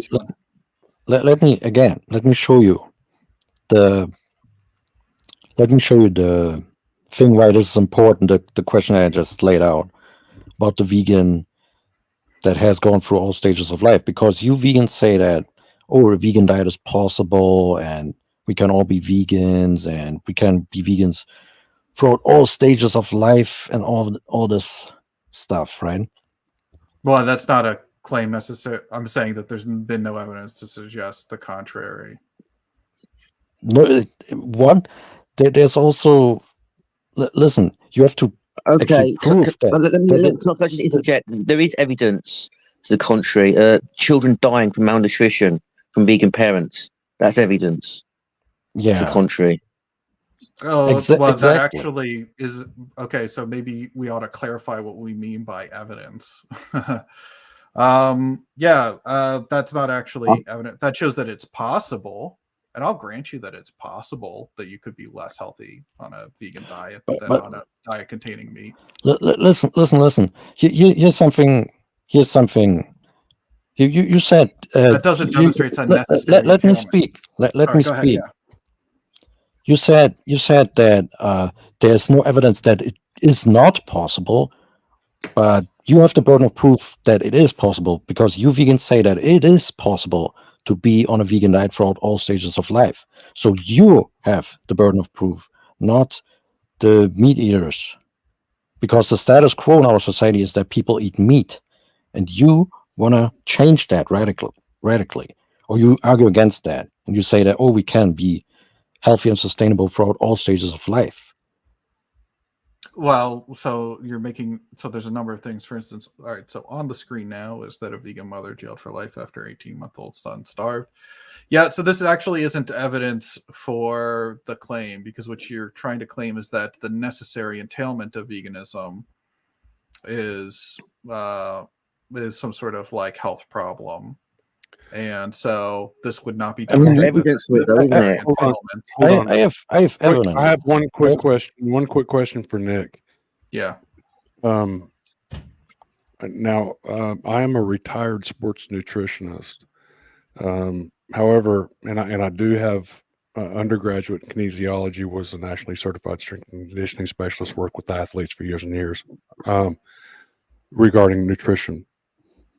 I do not think that any type of formal education is required to understand science, including human physiology, human biochemistry. Sure. That said, do you have a formal or informal expertise in optimal human nutrition?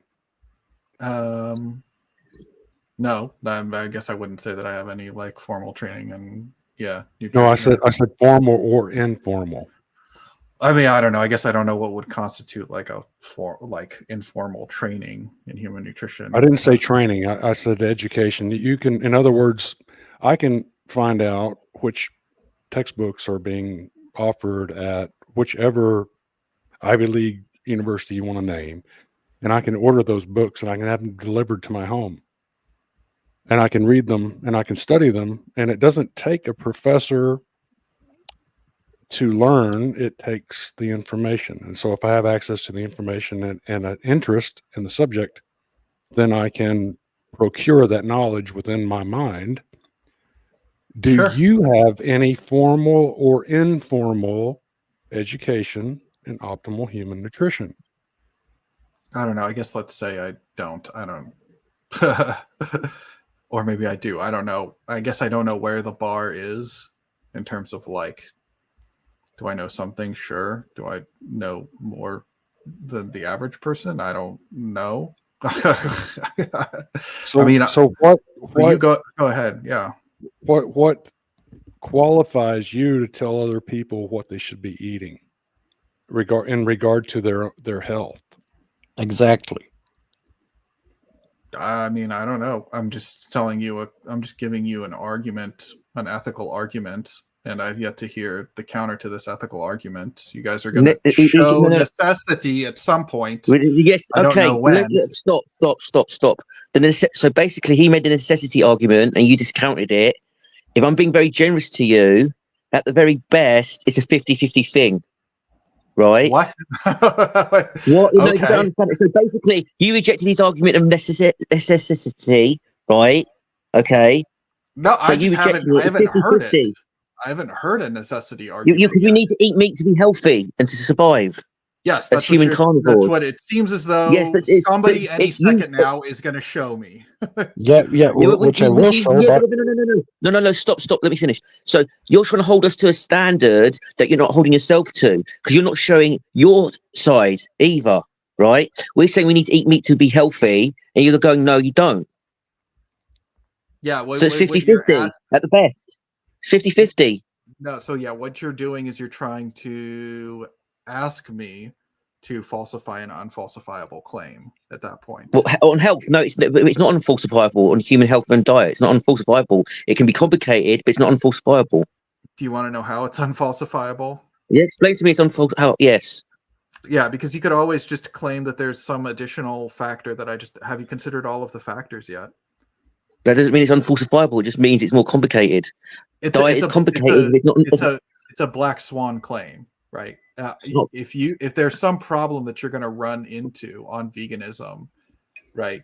That's a black swan. Now you have to bring that to me. You can't say, go prove there's no black swans out there, right? Yeah, that's what it means for a claim to be on. No, it's not. Diet is not a black swan. Diet is not a black swan claim. I'm saying a problem with a diet would be, right? Because you could just always claim that you just haven't searched enough. So is eating? Does eating no food cause health problems? I mean, I guess I would be pretty comfortable saying that. Yeah, that would be a problem. Okay, so eventually, let's say someone has a diet and you limit it bit by bit, remove one type of food bit by bit, eventually it's going to cause problems, right? And it's going to be hard to Sure. prove one way or the other, but it's not unfalsifiable though. The diet's not unfalsifiable, and I think it's pretty clear. And I think the general consensus with scientists and dietitians and doctors is you need to eat certain foods, including meat, to be healthy. Yeah, I mean, I guess I'm just like waiting to hear that evidence. Well, Let me- do you want to hear the evidence for physics or something, or nuclear bombs, or astronomy? This weird standard you've got. When we're talking, we're talking shorthand on general consensus on a lot of things. What sort of evidence you want for diet? Isn't that a black swan claim? That's a necessary entailment of a diet free of animal cruelty, of like basically the type of animal cruelty I'm talking about here, leads to some health problem. I can definitely show you some evidence of that, but first I wanna hear the answer to the question I've laid out about the vegan that has gone through all stages of life. There is no such example, which shows me that this diet is not practically possible. You have only evidence on paper that it might be possible, but there is no example of a vegan actually going through all stages of life from like cradle to the grave on a vegan diet, which shows me it's impossible. No, no. A proof that something is impossible is proof that it's impossible. Proof that something either has or hasn't been done, or that I can't. There's no evidence that it's possible. Let me phrase it like that. There's no evidence that it is possible. Right. So that's an impossibility claim, which is a black swan claim, which is That's not by definition. That's not. I'm sorry. There's like we don't have to prove that someone can't live 1,000 years with our current knowledge. Is that black swan claim? You've got these weird, impossible standards that you set up for a debate. Well, no, because you would just then prove like you would then make like an argument from like, you know, the telomeres or whatever from biology. I mean, and then if somebody did want to challenge that, then it would be then in fact they would be the one making the unfalsifiable claim that there was some mechanistic pathway. Right. So it's just it's as simple as you can't falsify a claim that's unfalsifiable by design. Right. That's indisputable. And I'm saying that the claim that there's always some problem around the corner is prove that there's no problem around the corner is an unfalsifiable claim. You would need to tell me what that problem was. I'm still waiting. Okay, so but you can't falsify anything you claim either. I don't know what that is. Your set of ethics are unfalsifiable. Your set of ethics are unfalsifiable. That's a category mistake I think that you're making there. I don't think I am. Can I share the screen because there's something else on screen about pesticides? Yeah. What you got? Okay, wait a second. Actually, I think okay. So if I understand maybe what you're saying, Ping, or I don't know if this is what you're trying to say, then actually I gave a falsifiability criterion in my fourth premise. The thing is, I remember you saying that your ethics are objective. Well, right? I'm not saying that my ethics are objective. What I'm saying is that the argument that I've made is more or less an empirical argument regarding the current conversation. No, it's not, because you're arguing over something that's completely subjective. Can you see that on screen? Wait, hold on. Before we move forward, Nick, what is the empirical segment, or what's the empirical nature of your argument? Well, I'm saying that like in the present conversation that no symmetry breaker has been offered.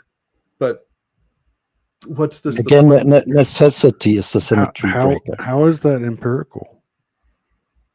Well, because by definition, until like a symmetry breaker is offered, no symmetry breaker has been offered. Yeah, but your logical construct is a abstraction, right? It seems to be confusing your abstractions, your logical abstractions with reality. I'm saying that you're striving for internal consistency. Your abstractions doesn't mean it has anything to do with reality. I think that's where you're getting confused. Maybe if I put it this way, that a position that regards eating animals as ethical and all this other stuff that we agreed is unethical, right? Without offering Yeah. some reason as to why those are different is logically Well, we've incoherent. offered a reason, you just reject it, and you make appeal to complexity and say it's basically unfalsifiable. So you just reject it. We've offered a reason. Well, At the very what- best, and this is me hold being on. generous to you, because this is me being generous to you, because I think it's pretty clear we do need to eat meat. But at the very What- best, your what was rejection it? is a 50-50. Tell me what Nick rejected again exactly. He rejected, we need to eat meat out of necessity, because it's necessary, it's ethical to eat meat. I He's haven't, rejecting that I haven't completely. Exactly. rejected it. I haven't been presented with any reason to accept that claim. That's an unfalsifiable Well, we have no reason to claim. accept yours then. We see that on screen Can't right use the now. same standard. Okay. Yes, Do I you- see 20 nutrients that vegans and vegetarians lack. Do you want to post a link to that in the chat so that way we have it?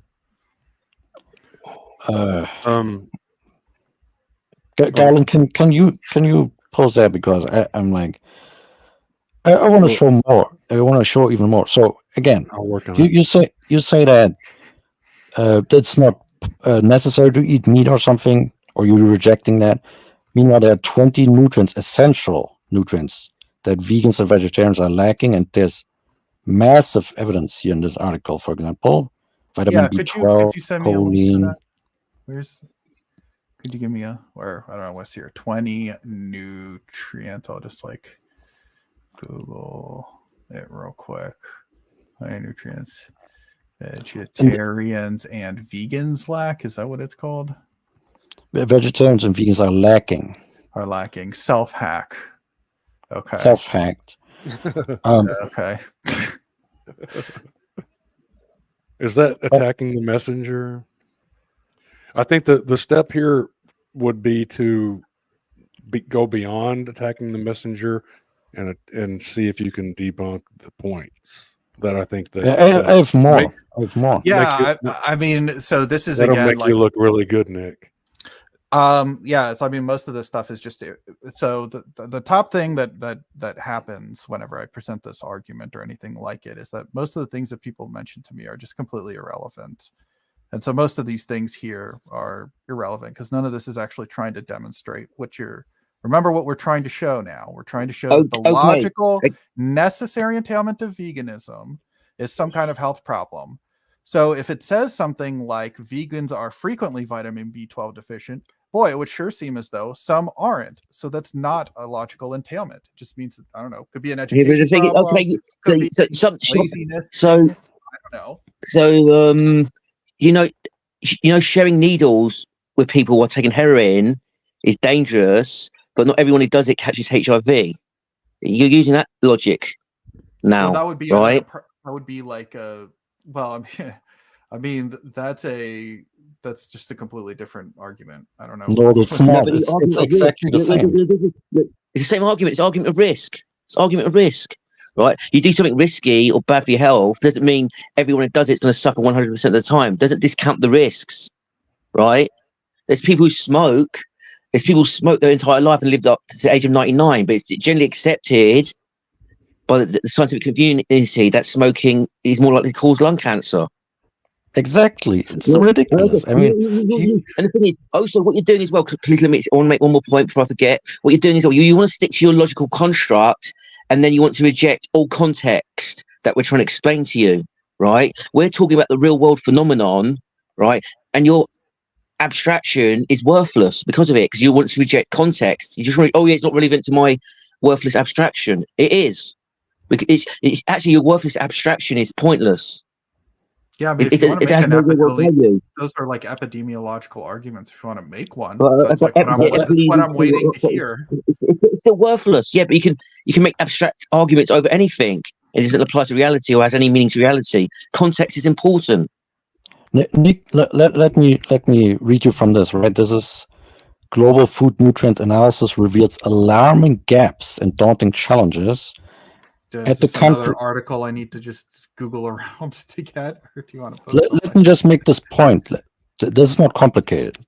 Right now, we are already facing malnutrition problems on this planet.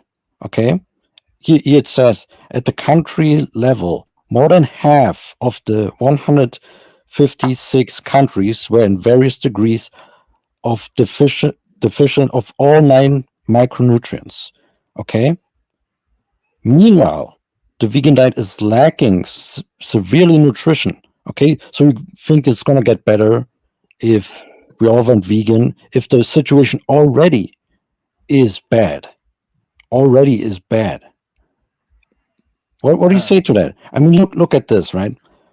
Well, it sounds like those people are eating meat, so it sounds like they're already not doing well. No, that's a I don't know massive how assumption. why is this demonstrating your claim that the necessary entailment the of veganism is some health problem? global diet is, when it comes to calories, 70% plant-based. 70%, or it's a high percentage plant-based diet. Okay. Yeah, that's not actually making any progress. I don't know. I mean, I'll wait. You go ahead, and when you think that you've reached that the necessary entailment of vegan diet is some health problem, I don't know. Tell me Dude, to zone back in. you think lacking in micronutrients is not going to lead to health problems? Really? No, I'm just saying that I don't know what any of this is the entailment of a animal product free diet.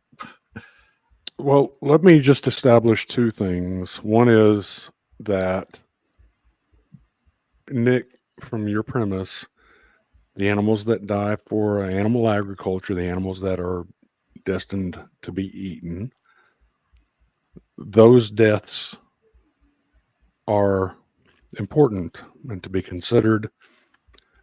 Yet the deaths of all of the insects and mammals and reptiles and fish, aquatic, they don't matter because you're not eating them. Just imagine standing up in court and defending Jeffrey Dahmer and saying, well, don't we all pay taxes?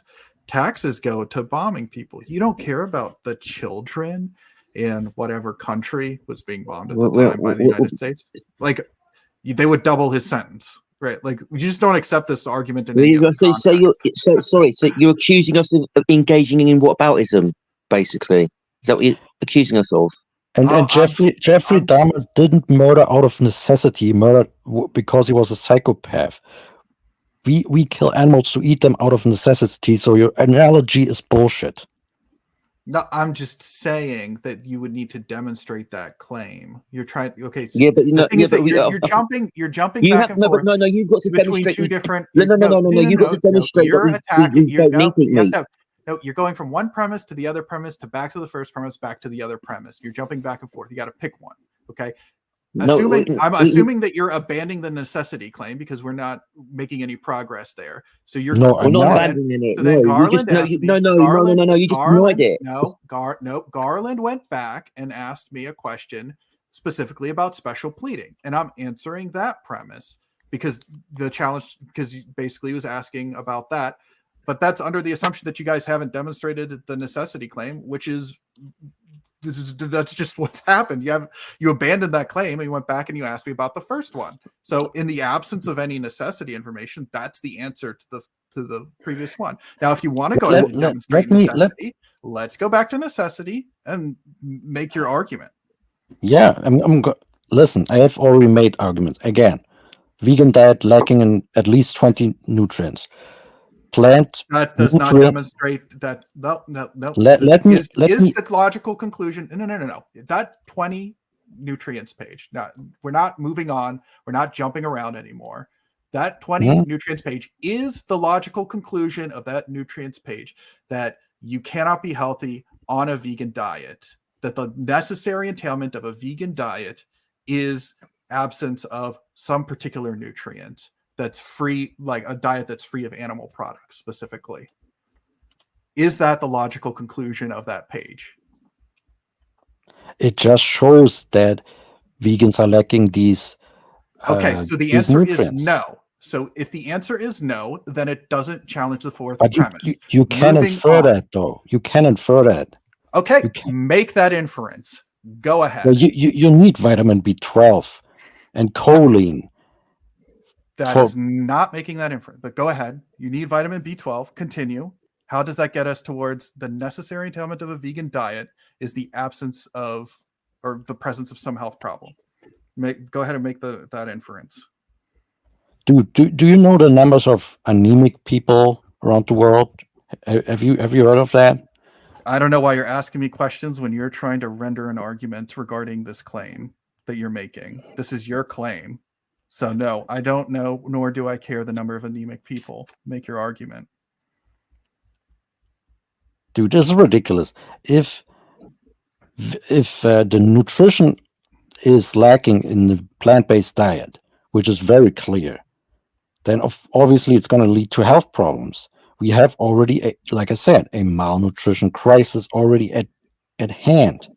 So the thing is going to get worse. Let me ask a question, please, Sure, yeah, go ahead. to Nick, obviously. You do not care if there are considerable numbers of human beings suffering from anemia right now because of diet? I mean, for the purposes of my argument, no. Or unless you want to demonstrate some way in which that factors in. Right. And this is, I'm kind of interjecting here in a kind of an informal, this isn't really part of the formal debate. I'm just asking you as an individual, if there were alarming numbers of people that were suffering from anemia around the world, would it be ethical to ignore that or to dismiss it as irrelevant? If you're asking me that, well, I mean, I guess like relevant would be relevant to. I'm asking you that independent of your position on veganism. Well, I mean, like, I don't know if I were like talking about, I don't know, cars or something, right? I mean, like, I don't know. No. Like, what I was talking, hold on, Nick. What I was asking you about was not cars. It was about a potential epidemic of anemia around the world caused by diet, not cars or anything like that. Like, but I guess like in what context though? Like you're saying, is it ethical? Outside of the context, yeah. Is it ethical to dismiss as irrelevant a large number, a considerable, alarming, potentially epidemic numbers of people suffering as a result of nutritional deficiencies caused by diet that lead to anemia? Would it be ethical to dismiss that as irrelevant? I guess I just don't understand what, like, that just doesn't, that's not. That's why I'm asking you outside of the context of your premise here. I'm saying as a side note, I'm asking you as a human being, is it ethical or is it not to dismiss as irrelevant a alarming number of human beings that are suffering as a result of dietary induced anemia? You're asking me a question that you're saying irrelevant, but irrelevant to what? Like dismissing what is irrelevant to what? Just a few minutes ago, you said that it was, I'm paraphrasing, you said that it was irrelevant. To the argument that I've presented. Unless it can be demonstrated. This is the third time, Nick, that I'm telling you that I'm asking outside of your argument, outside of your premise. I'm asking you as a human being, is it irrelevant if we find out that an alarming number of human beings are suffering as a result of dietary induced anemia?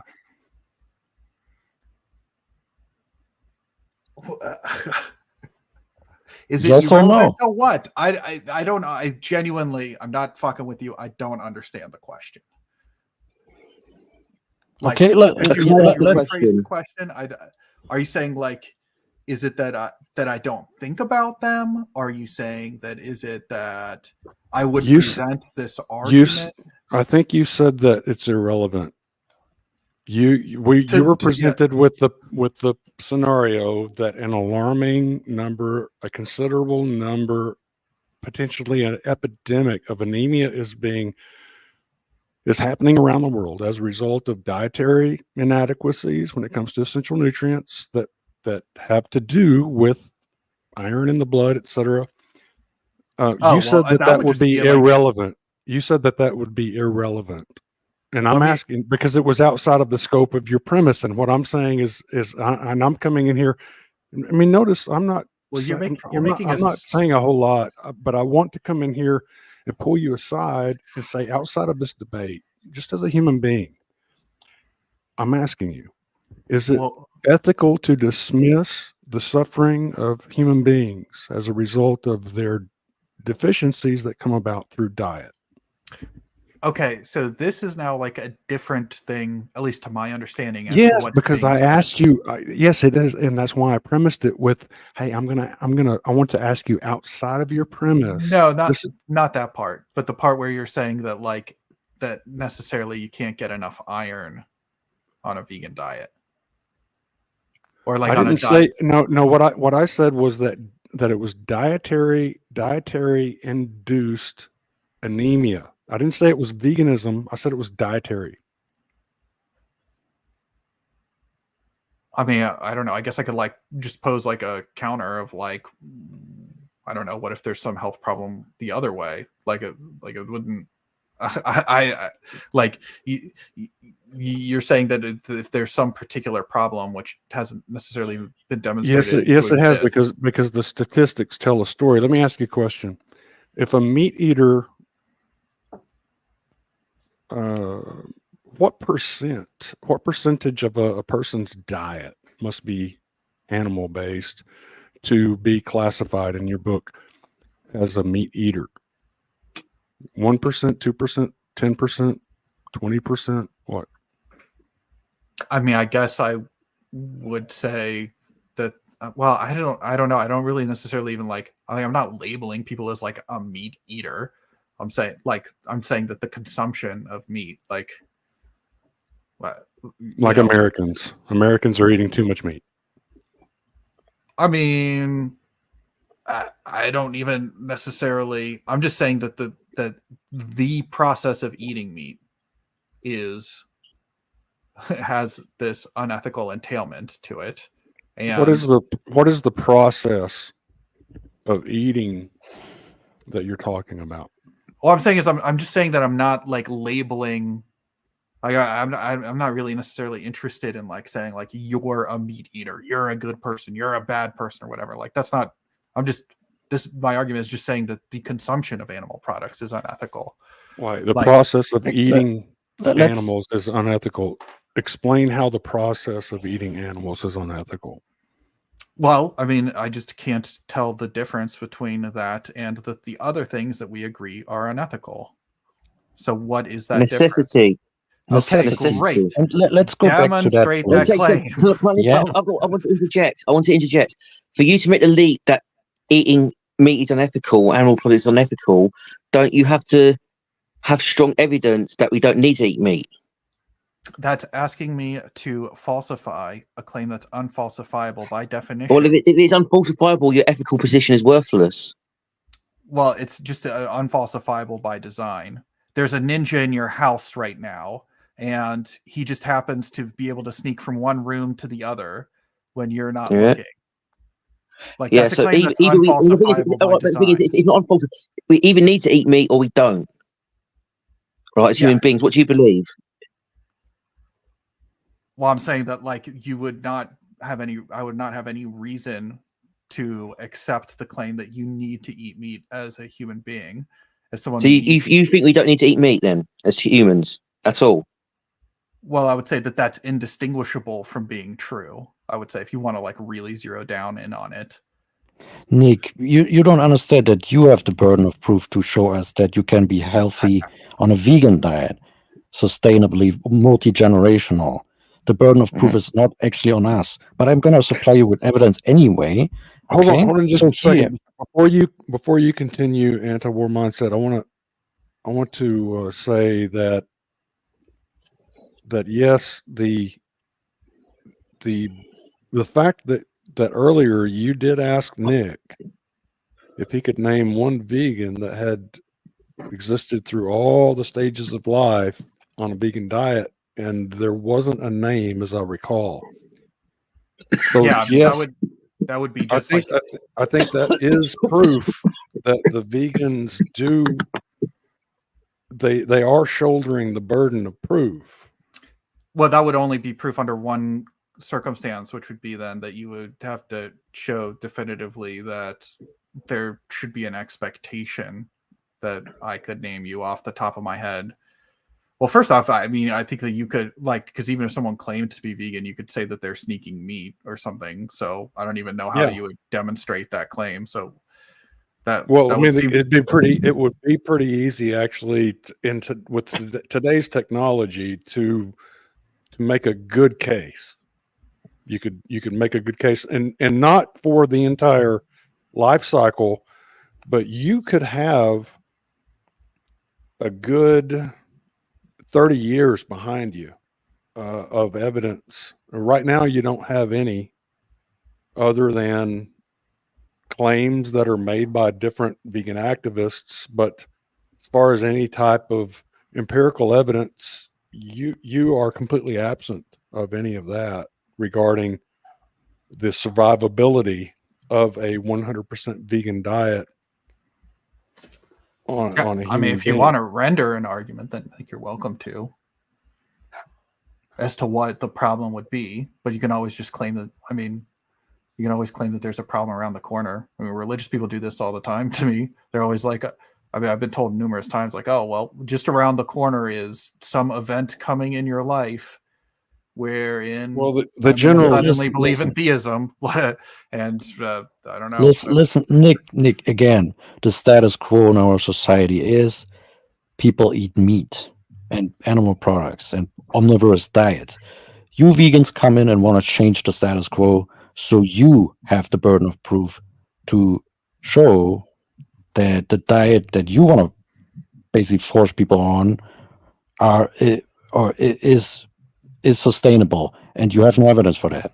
That's not how the burden of proof works. I mean, atheism does. Atheism how the burden of proof works. No, atheism. Because you're demanding it of us.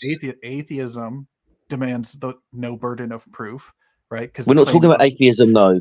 Okay. Wait, hold on, guys. No, the claim right now is that veganism has the burden of proof. Let me correct something. Yeah. Atheism does require a burden of proof because atheism is not agnostic. Agnosticism I guess I would say require. Let me finish, please. Sure. Yeah. Agnosticism does not require proof because it's a position of admittedly not knowing, whereas atheists claim to know for a fact that there's no God. And when you make those kinds of claims, you have to back it up. Just like if you claim that human beings can survive on a plant-only diet with no supplements, then you have to back that up, because the general consensus in the scientific world and the general consensus, not only of the people, but the data shows that there are a long list of essential and conditionally essential nutrients that you cannot get from plants that are required for optimal human health. Okay, so that's not what I mean by atheism. There's no, or at least I wouldn't take atheism to be the position. I think you're talking about an agnostic, someone who doesn't know and says, So atheism, what I would take is just the null position of theism. So the question is, like, do you believe that God exists? And if you answer yes, then you're a theist. And any other answer, including I don't know, would make you an atheist. False. Agnostic is a position. Well, I don't know. I guess that's the definition that you're subjectively or whatever. You're subjectively discarding the agnostic position so that your narrative can be followed. Well, agnosticism would be a subset of atheism there, but if you don't want to, no, it wouldn't. An agnostic is not an atheist by definition, and that's really the problem that we get into when we discuss things with vegans, is that they don't want to stick to the definitions of words. So let's stick to the definitions of words. And when you used that word atheism and saying that it doesn't require any type of proof, you're absolutely wrong. You would have to restate that, and you would have to replace the word atheist with agnostic. Okay, fine. If you want to do agnostic, if that's the terminology you're more comfortable with. You can be correct. Okay, yeah. Well, I mean, the position of, like, any of the modern, at least, so the position that I just told you is a position that's espoused by Matt Dillahunty, And so I don't know. I guess you could take it up with him if you want, but Is that a golden calf of yours, or I don't know who that is?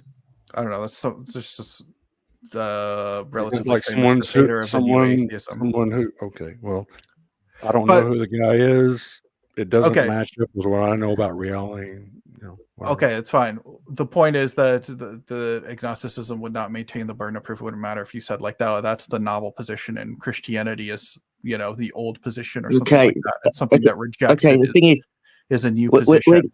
The thing is, idea that we're it getting maintains the burden of proof is just false. you That's not you how you it used atheism as an analogy about veganism, and now we're getting sucked into the debate about atheism and agnosticism and Christianity or whatever.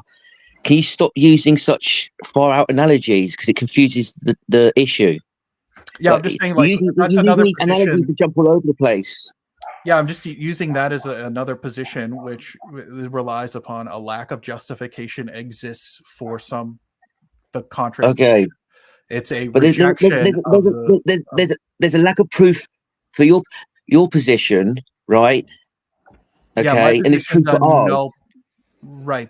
Well, okay, so it But doesn't matter. even if I was being generous, even if I was being generous to you, let's say if I was being generous, even if I was being generous, at the very best, we could say it was 50-50, even though it's clearly in our favor.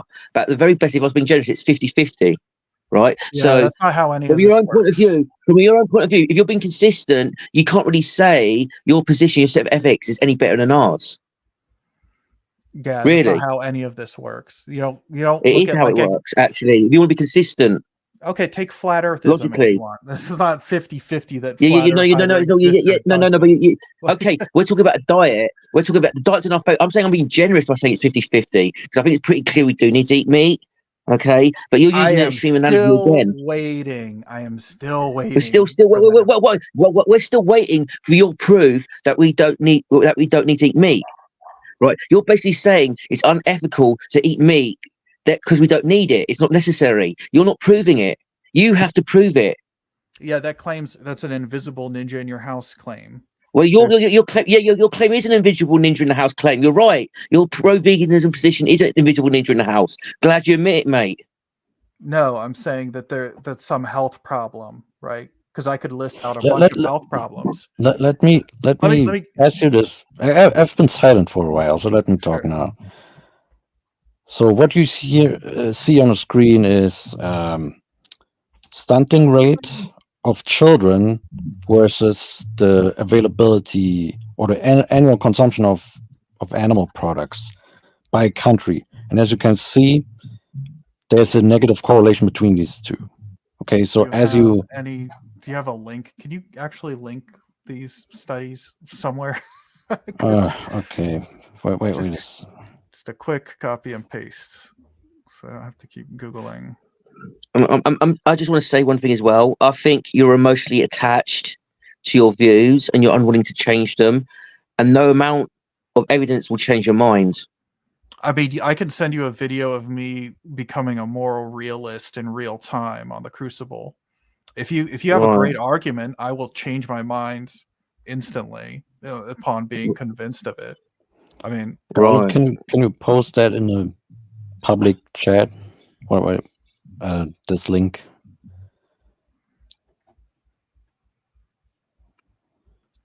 He's right. But anyway, as you can see in the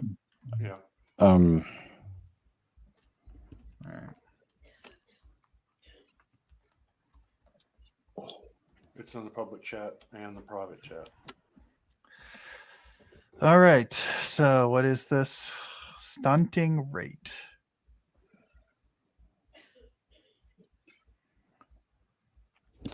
Yeah, as you can see in the countries where they have lack of animal consumption, there's a higher stunting rate of children. Is there any like causal correlation beyond like just the countrywide correlation?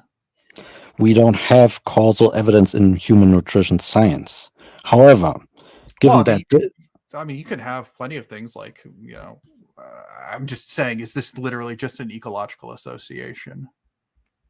Sure, but the thing is, I have multiple lines of evidence here. This is just a few. Yeah, you Right. realize that ecological associations are less than worthless. Not necessarily.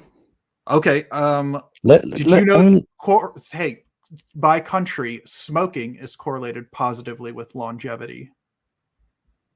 Did you know that? I can send you that data if you want. sure, but look at, for example, this Japan and Ukraine. So which has the better economy? Like, it's a more rich society, I would say, in terms of prosperity. That's like literally one out of a crap ton of confounding factors. Listen. You vegans always have these correlations and say that, oh, that's proof that eating meat causes cancer and the vegans have the best health. But I don't any know. I correlation, don't necessarily even. Well, I mean, okay. That's different. Well, I will say that there's plenty of vegans that overstate the health benefits of veganism. I'm plenty comfortable saying that. I'm sure. Yeah, that's not evidence for your claim, though. Your claim is, I guess, a more specific claim regarding children's growth, that there's some sort of negative health outcome. And yeah, I would say that like ecological associations like this are, yeah, worse than useless. I mean, how many confounding factors are controlled for in something like this? I mean, like, start naming differences between Ukraine and Japan that have nothing to do with the economy. let me ask you a different question. What kind of try to stop thinking differences between the two countries? How do you know it's not any of those? You're just, there's like 15 different factors, 15 trillion different factors. You pick one of them and you're like, I know which one it is. And, let me ask you this: how much evidence would you need, or what kind of evidence would you need? yeah, I don't know. I Seriously. mean, I guess like if you had like some sort of like reliable meta-analysis regarding like, or like, you know, I guess like, I don't know, it could be like a review or meta-analysis or something, you know, that demonstrated with like nutritional epidemiology with like a high level of internal validity that like you know, there was some like positive health, or I guess like a negative health correlation with the diet specifically, I guess like that's free of animal products. I mean, here's a recent systematic literature review that summarizes literature on. Could you send me a link to that? Here's the title: Impact of Consuming an Environmentally Protective Diet on Micronutrients, a Systematic Literature Review. So I need to Google it. All right. I'll do it. Impact. Okay. An environmentally friendly diet or protective diet is, in the literature, sort of defined as a plant-based diet. And this systematic literature review basically shows that in such a case, we would be lacking in multiple nutrients. So it says right here, most results suggested that intakes of zinc, calcium, iodine, and vitamin B12 and A and D would decrease. And it also says here, risk of inadequate intakes of zinc, calcium, vitamin A, B12, and D were more likely to increase. Well, Okay. I guess if you're talking about in terms of like that there's some population, like that language unfortunately seems to be demonstrating my claim, which is that it's not that you don't have any impossibility. Because remember, that's the standard of evidence that the fourth premise of my argument demands. And so if you can't demonstrate that, then I don't know what this is doing for you. So if you're saying that like there are people that are doing fine on it, but some people aren't, it's like, well, yeah, I don't know. If you eat Skittles and beer all day, like, yeah, you're going to be unhealthy as a vegan. That's completely irrelevant. It wouldn't even matter if like, oh, if you went vegan, you tend to eat Skittles and beer more. My question, what would prove that impossibility? Because this standard evidence you have is complete bullshit, to be honest. I mean, just pick some health problem that you think is a necessary entailment of a vegan diet. Like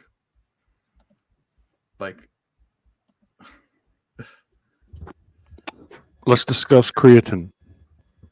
Okay. In the case of creatine, it's conditionally essential because it appears we don't produce enough of it internally to meet the demands of the human body for optimal function.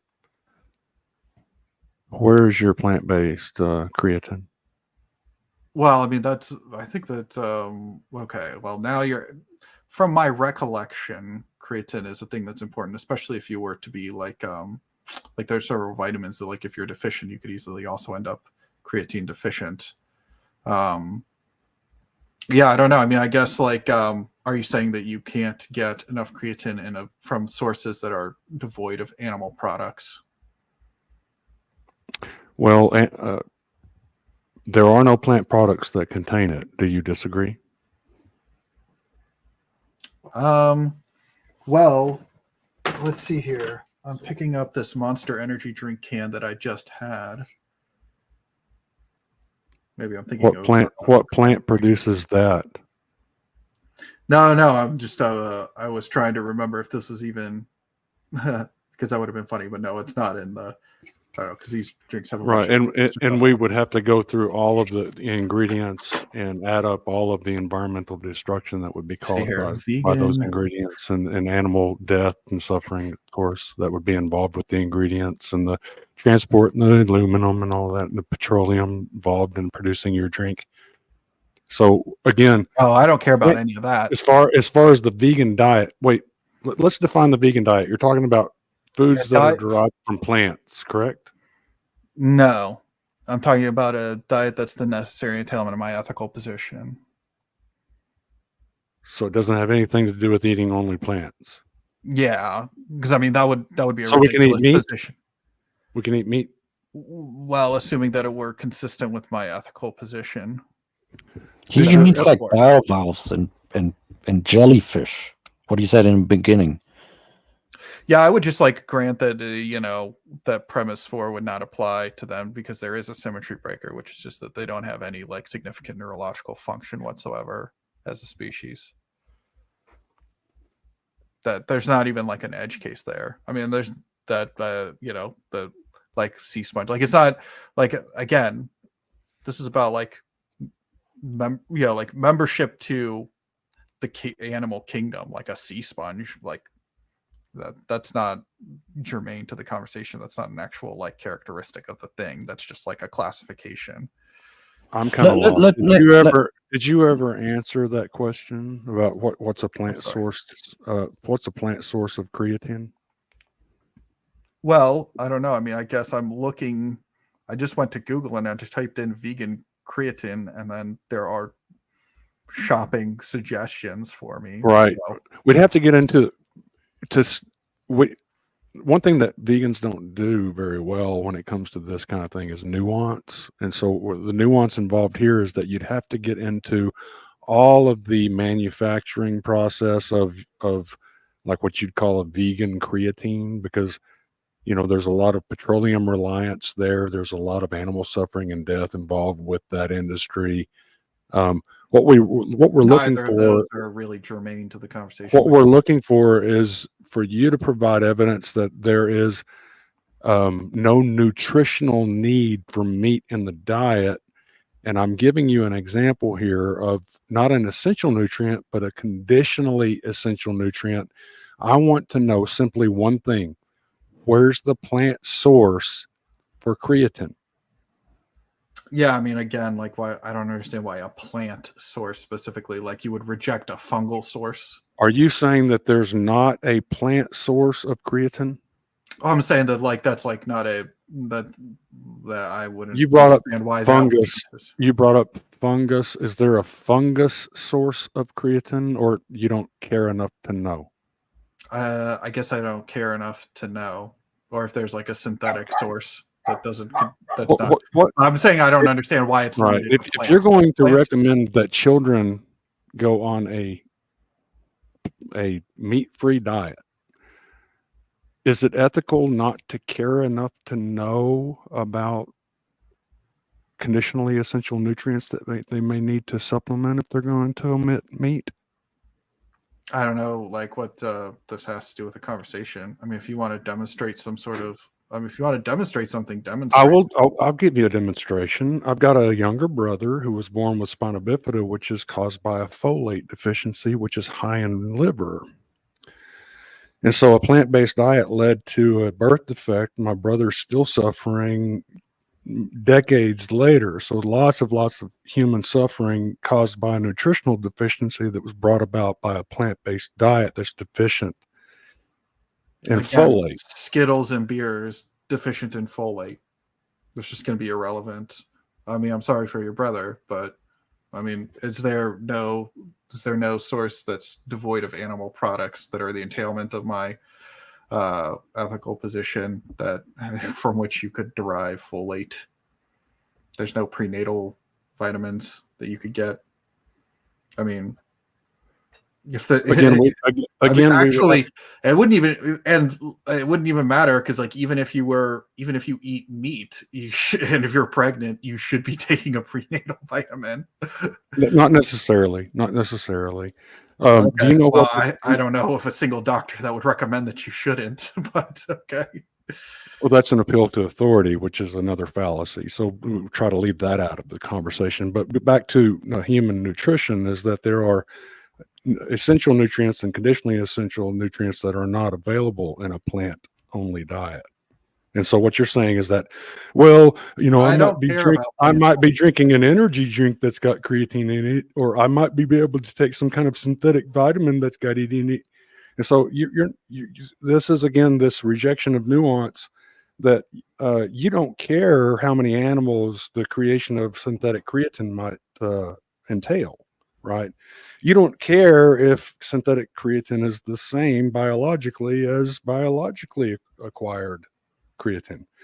You don't really care about a lot of details. All you care about is that people stop eating meat, and whatever comes after that, even if it's gargantuan amounts of human suffering and environmental destruction and extinction of whole species because of the toxic monocropping that produces the items on the vegan menu, you don't care about that. Yeah, that's you've got this dogma that you want to. I have an argument promote, and as the moment the argument is standing, so we're doing a lot of things that have nothing to do with this argument. Let me. I want to say something. Go ahead.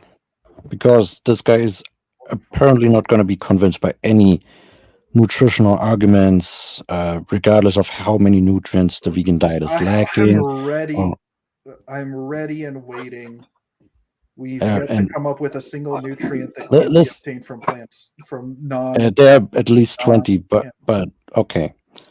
Listen, let me demonstrated zero. Zero is the number you've demonstrated. No, you showed me something 20. that you could potentially. I'll give you that. You could potentially be deficient in those 20 nutrients. None of them are a necessary entailment of the ethical position I've put forward. Zero have been demonstrated. I await because the first because your standard of evidence is ridiculous and uncharitable. But let's leave that aside for a second. Let's tackle premise 4 in another way. Okay, let's talk about food security. Okay, so I did this video called "Veganism is Impossible on a Global Scale." Okay, where I would I would enjoy seeing that. Whatever evidence you want to provide, go ahead. Yeah. Let me say something, right? So I live in Germany. My country is very food self-sufficient when it comes to animal products, when it comes to meat, dairy, and eggs. Okay, that means we can produce that stuff ourselves. We don't have to import it. When it comes to fruits and vegetables, we have to import at least 80%. 80. Okay. Now, let's say my country, Germany, just goes vegan. You think that it's going to improve food security or it's going to totally destroy food security, actually? I don't know. You don't know? I mean, if you want to demonstrate some claim, then go ahead. So right now, we've abandoned trying to demonstrate that at the moment. We're tabling the health stuff because we haven't been able to demonstrate anything that's the necessary entailment of a vegan diet is some health problem. So now, all right, that's fine. We can table that. Go ahead and demonstrate that there's some. We have not environmental- tabled that because you never did provide a vegan source of creatine. You never did. Yeah, All I mean, you said was, "I'm drinking a power drink right now. Maybe it has in it." Well, nope, it doesn't, and that's as far as you got. well, I'm just saying, like, I don't know if there was. No, any- again, you did not answer the question. What you're doing is you're sweeping everything under the rug, and then whenever we If you go, wanna- well, okay, if you don't you want to wanna deal call with that, if you don't want to deal with that shortcoming of veganism, then how about this? And then you're saying, oh, well, looks like you're abandoning your failed. No, we won that argument already. He's moving on. Yeah. Yeah, exactly. Well, then why can I look on on Google here and there's shopping suggestions for vegan creatine? You have to prove that it's vegan. You can't just put a label on something. Oh, look, they put a sticker on here. It says vegan. It says vegan right there. That's proof that it's vegan. It's Yeah, vegan. that would seem to be an No, unfalsifiable. you would have to infinitely bring to the table the manufacturing process. You would have to bring to the table the entire manufacturing process, all of the ingredients and how those ingredients are manufactured, all of the emissions, all of the animal deaths and suffering that are involved in that. All of that has to be included because animals matter. Don't you understand, vegan, that animals matter? I mean, not this conversation the way that you want them to. Unfortunately, no. And just like paying your taxes doesn't matter to the Jeffrey. No, Dahmer. it doesn't. Because whenever you're paying for vegetables and fruits and grains, there's a portion of the money that you're paying that goes towards paying for the expense of crop protection. Oh, And that I crop thought you were. protection comes in the form of shooting animals in the face, gassing animals, trapping and gassing them, exploding them with explosives underground. Yep. And there's quadrillions of these animals that die Yep. for the vegan menu. Yep. And as long as you're paying tax on those, they're also being paid to do largely the same things to human beings. And yet we still agree that murder's unethical, or at least you did at the start of this. No, discussion. what you're saying is that murder is only ethical when you don't eat the individual that you murder. That's your argument. I'm saying Your that argument is that if it's okay to animals kill die- as long as you don't eat it. That I'm is saying- so weak. Now I'm And saying that's if exactly your position. I'm saying if animals dying as a function of this process justifies killing animals for food, then humans dying as a function of this process through your tax dollars justifies killing and eating humans. Or at least I don't see any reason why it shouldn't. If you do want to present an asymmetry, like a symmetry breaker between those two, well, I mean, that's what I'm here for. You already agree with me in any other context. You already agree with me. It's just in this one instance. No, you're the one that agrees with us in every other context. You admit that killing animals is wrong. However, you condone killing animals if it's in the act of protecting an avocado or a papaya or a grape or a wheat. Anything that's on the vegan menu, it's okay to kill with impunity to protect that. Destroy the environment, cause oceanic dead zones. But whenever it comes to animals, no, you can kill them. You can't eat them because it's unethical to eat them. The vegan never said it was unethical to kill them.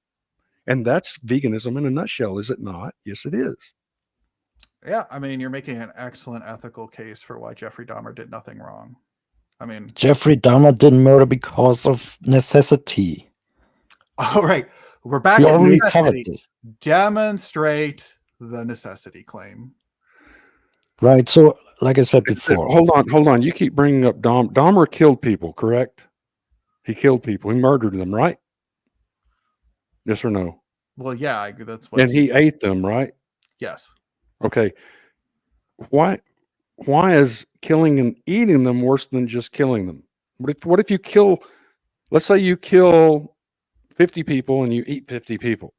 Let's say another person kills 2,000 people, but he doesn't eat them. So the one that eats them is the worst one of the two. I don't understand. That seems subjective. So you're not tracking my argument, or what? It's not making any sense. It's illogical. I mean, I guess it's unreasonable. Okay, then if there's something's illogical, then go ahead. that derive the logical contradiction. What I'm saying, and I've said this since the very beginning, is that vegans don't think that killing is wrong. They think that eating is wrong. I don't care what other vegans think. I mean, I put an You're argument the down. same way. You don't care. You've dismissed all crop deaths as completely irrelevant to your premise because it's not animal death that matters. It's Yeah, I eating mean, it would have animals. to it would have to counter one of my premises, and I just don't see. Already did. We showed that the quadrillions more animals die because of Right. the items on the vegan menu than entire animal agriculture industry. So yes, we've I'm sorry, already which shown premise? that. though? No, Which we've premise? already shown that. Which We've premise? is already that? shown that. Which We premise? showed that whenever we showed that the quadrillions more animals die because of the items on the I mean, if you vegan can't name menu if than you can't name all a of premise, animal agriculture. if you Than can't name a all of premise, that's animal wrong. agriculture. Name a premise. Name a premise. If you falsified a You name a premise that you think that is not being destroyed by the fact that more animals That's die how because of this works. What the the hell? toxic monocropping that is required to produce the items on your menu. Premises Let, 1 let, through let, 5. let me talk, right? So again, premise 4, and let's stick to that, please, and Great. nothing else for now, right? So again, necessity. This is not just nutritional necessity, which we can postpone for now because you don't accept any evidence on that, apparently. Let's talk about food security I again. don't accept shitty evidence. No. Yeah, go ahead. Or non-evidence. But yeah, sorry. Continue. Yeah. Okay. Leaving that aside, because I don't think the evidence is shitty, actually, that the vegan diet is lacking in nutrition. But again, Okay, sure. Whatever you want to tell yourself, go ahead. I'm still waiting so for let one me nutrient. speak. Let me Yeah. speak. Go ahead. So food security is necessary. Wouldn't you agree? I mean, I guess this would be part of the impossibility claim, yeah. So if you want to make one, then yeah, to say that like there's I mean, I guess food security is a little bit of vague of a claim, but if you want to say that it's like globally impossible, then yeah, go ahead and make that claim. I'm making a claim that a vegan world would lead to famine and starvation. I'm making that claim, and Okay, yeah. If you and want to, you can clearly see on the screen, right? Fruits and vegetable crops wiped out by unseasonal, rainy, cold Queensland weather. Okay, now imagine if you're a farmer and you have livestock and there's like crop harvest failures because of shit like that. You can always sell your livestock, things like that, right? Sell the products of your livestock. You can survive that way. When when there's a vegan situation and he has only crops, guess what? He's screwed, pretty much. Okay. Now, okay, this is like a mechanistic speculation, but no, it's not speculation; it's reality. yeah, spare me, but continue. I'm not making a claim. I am just stating facts. Like, but yeah, go ahead. Like, it's a Well, claim. you can laugh this off, but it's pretty logical, actually, isn't it? It's mechanistic speculation, but yes, you've given me a story. Okay. So at the end of story time, what's the demonstration that it's impossible? Listen, when you have a food system that is only reliant on crops, you don't think it's going to be like less secure when there's like climate extremes, when there's fungal infections that wipe out whole harvests, and this stuff, when you look at the scientific literature, is going to increase. It's predicted to be increasing crop harvest failures, etc. If you're only going to rely on crop only food system, you think this does nothing to food security, really? I don't know if it makes it better or worse. You'd have to demonstrate that.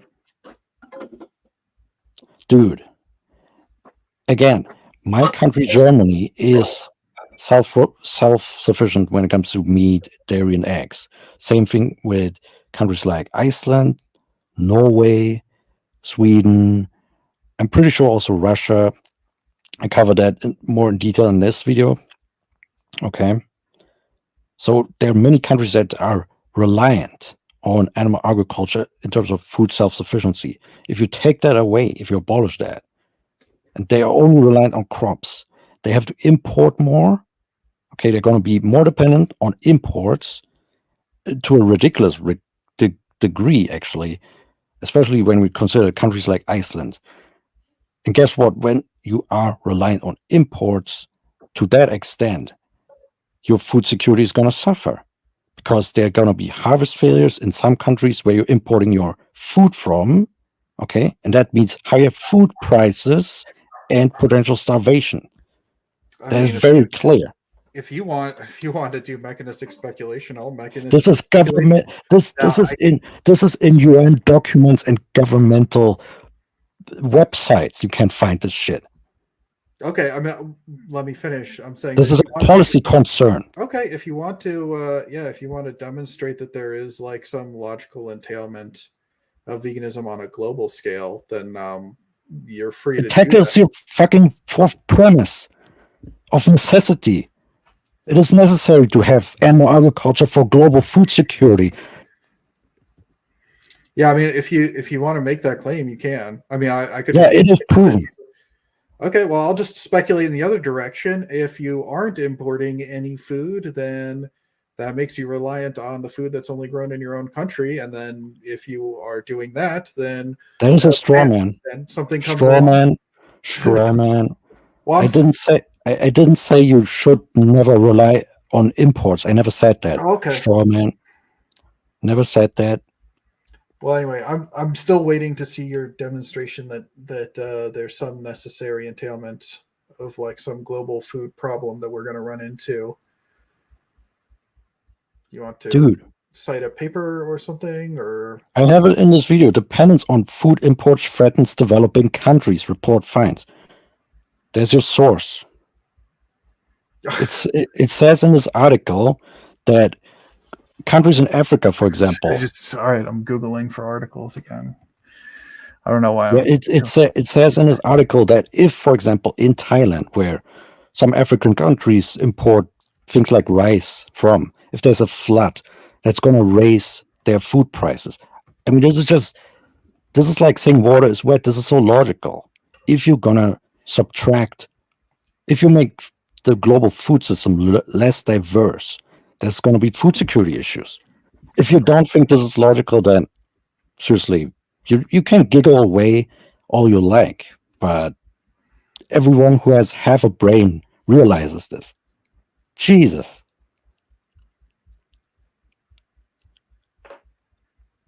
Yeah, I mean, I guess like I don't know why those like. Do you believe that those countries that are listed here would become more or less dependent on imports? Like, do you have any actual like real? They don't have any under a vegan scenario. They don't have animal agriculture. So what does that mean? They only have crops. Well, they're feeding the crops to the animals now, so there's some amount of that going on. So I don't know. Like, some amount, but we can speculate all day. Do you have any evidence? Is what I'm asking. This is not speculation. You can speculate all day. Do you have any evidence?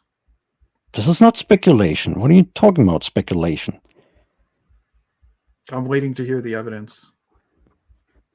I mean, I'll grant you that it's possible. It's possible that your claim is true. That's what this is doing for you. So the scenario is this, that the status quo is veganism. And status quo is that monocropping is all we need. And that it's on the shoulders of the people who eat meat. And any first off, percentage is monocropping. It's on their shoulders to prove everything, right? So we have to live in your world unless we can prove otherwise. Isn't that the situation that you're putting us in? Well, I mean, if you don't want to maintain the burden of proof, I would stop making unfalsifiable claims.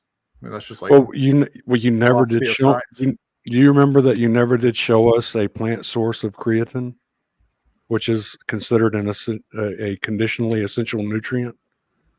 Well, I Which mean, means like, that there are conditions that every individual will face in their lifetime that dietary creatine will be necessary for optimal human health. That's what essential conditional nutrient means. And so you never did give us a plant source of creatine. Will you at least admit that?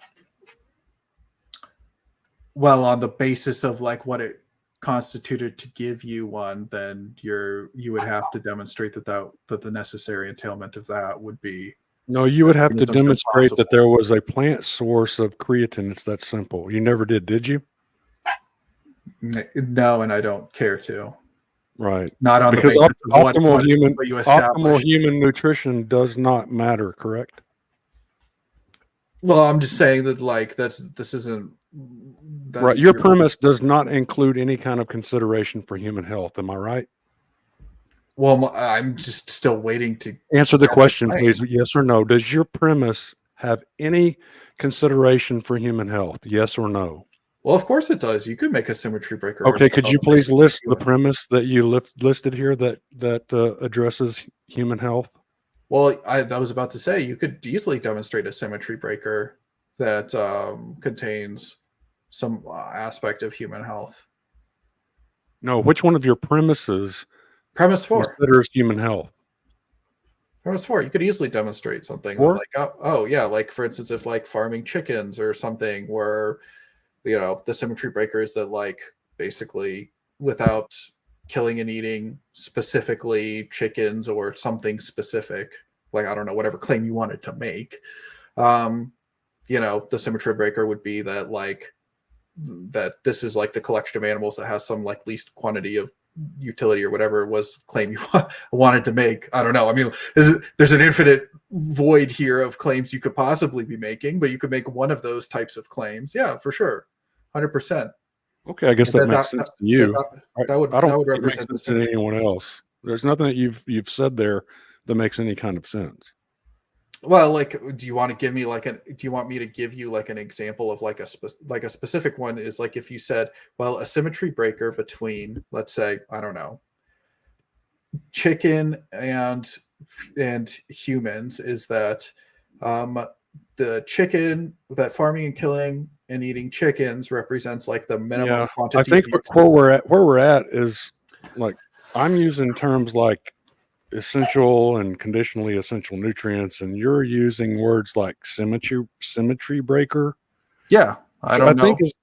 I think this clearly demonstrates that what you're into mostly is trying to win debates through debate tactics and tricks and verbiage, whereas regular vegans that are trying to make a decision whether or not they want to eat animal products or not, they just want to know, are they killing more animals by eating plants?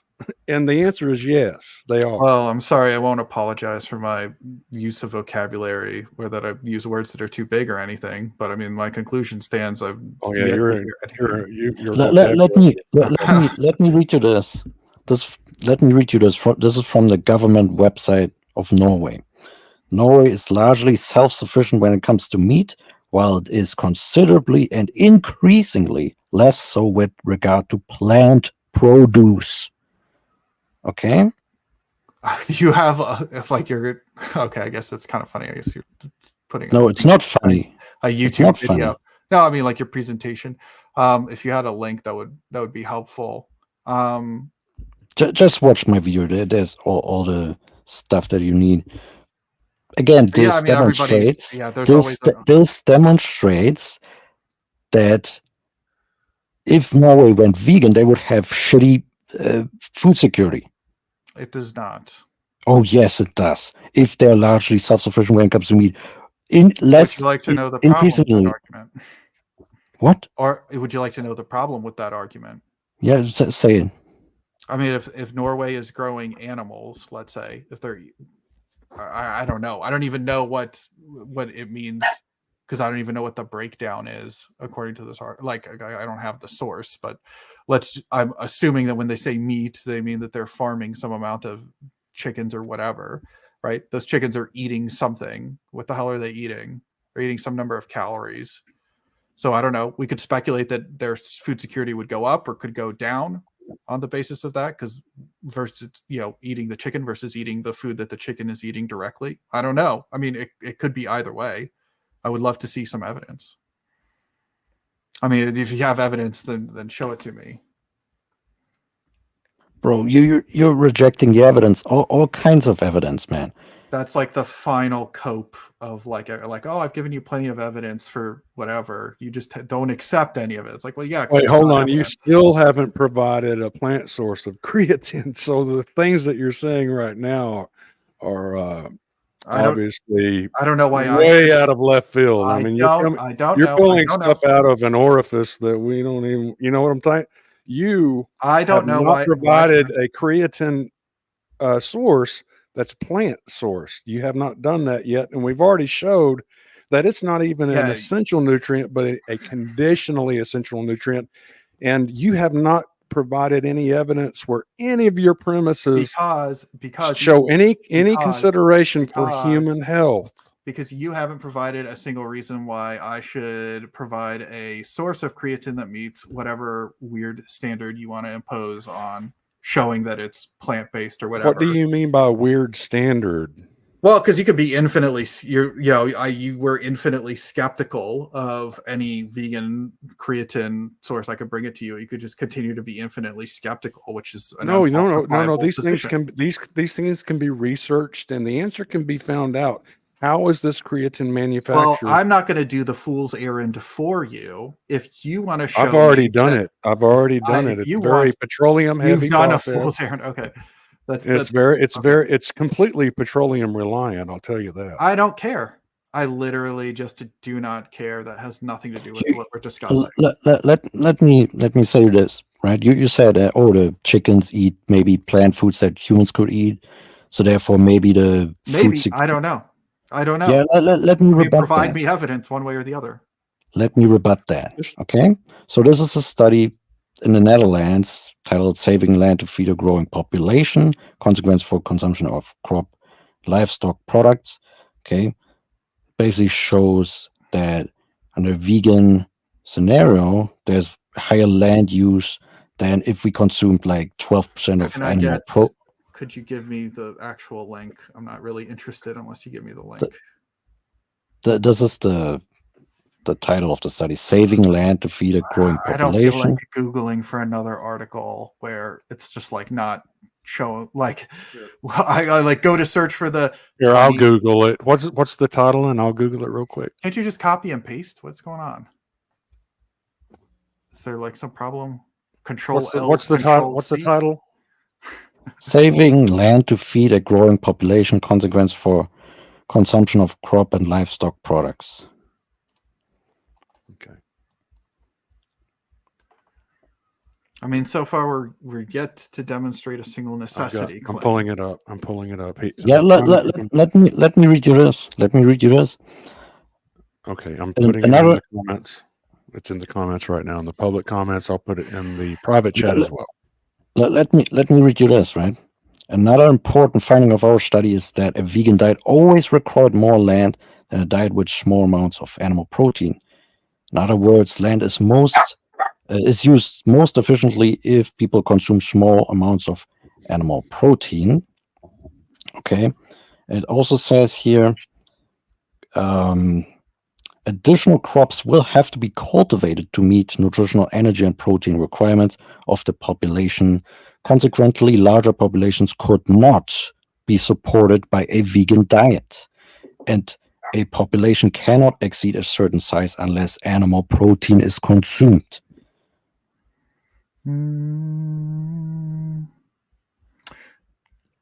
Well, this is starting to get into actual evidence. We're only 3 hours in. Okay. So this is let's see here. So what's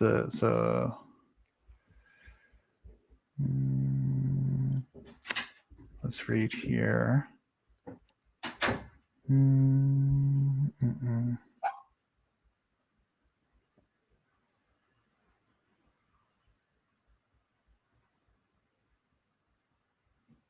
So are they discussing anything with like fortified foods or anything? Let's just control F for like fortified. I don't see fortified. When you use that word fortified, you're talking about industrial processes that have to be fleshed out, because just throwing that, just you're not accounting, you're not facing reality whenever you talk about things like synthetic creatine and all these other things that you want to supplement, or eating foods that are supplemented, because there's an entire there's novels and novels of information that are relevant to the conversation regarding how these synthetic vitamins are manufactured, and the harm that does to the environment, and the suffering and death of animals that causes. And These are relevant. also fortification sometimes does not work, as this article here indicates. Floor fortification with iron has no impact on anemia in urban Brazilian children. So that goes out the window right there. Well, I mean, that's one example of fortification, but there's like plenty of them that do, like iodine fortification definitely has an impact. So like, Yeah, but it's no magic bullet. well, I didn't ever said it was, but but both of you are just trying to make claims here. I would love a demonstration of either of those things. You're saying that on the one hand, fortification has no impact for whatever, What I would like is for the vegans to at least start addressing some of these concerns, because these are huge holes in the practicability of a vegan world. If you don't get all of these of course, potholes filled in, then you really shouldn't be trying to convince the world to go vegan until those holes are filled. Because that's how idiot that's the chicken and egg problem, right?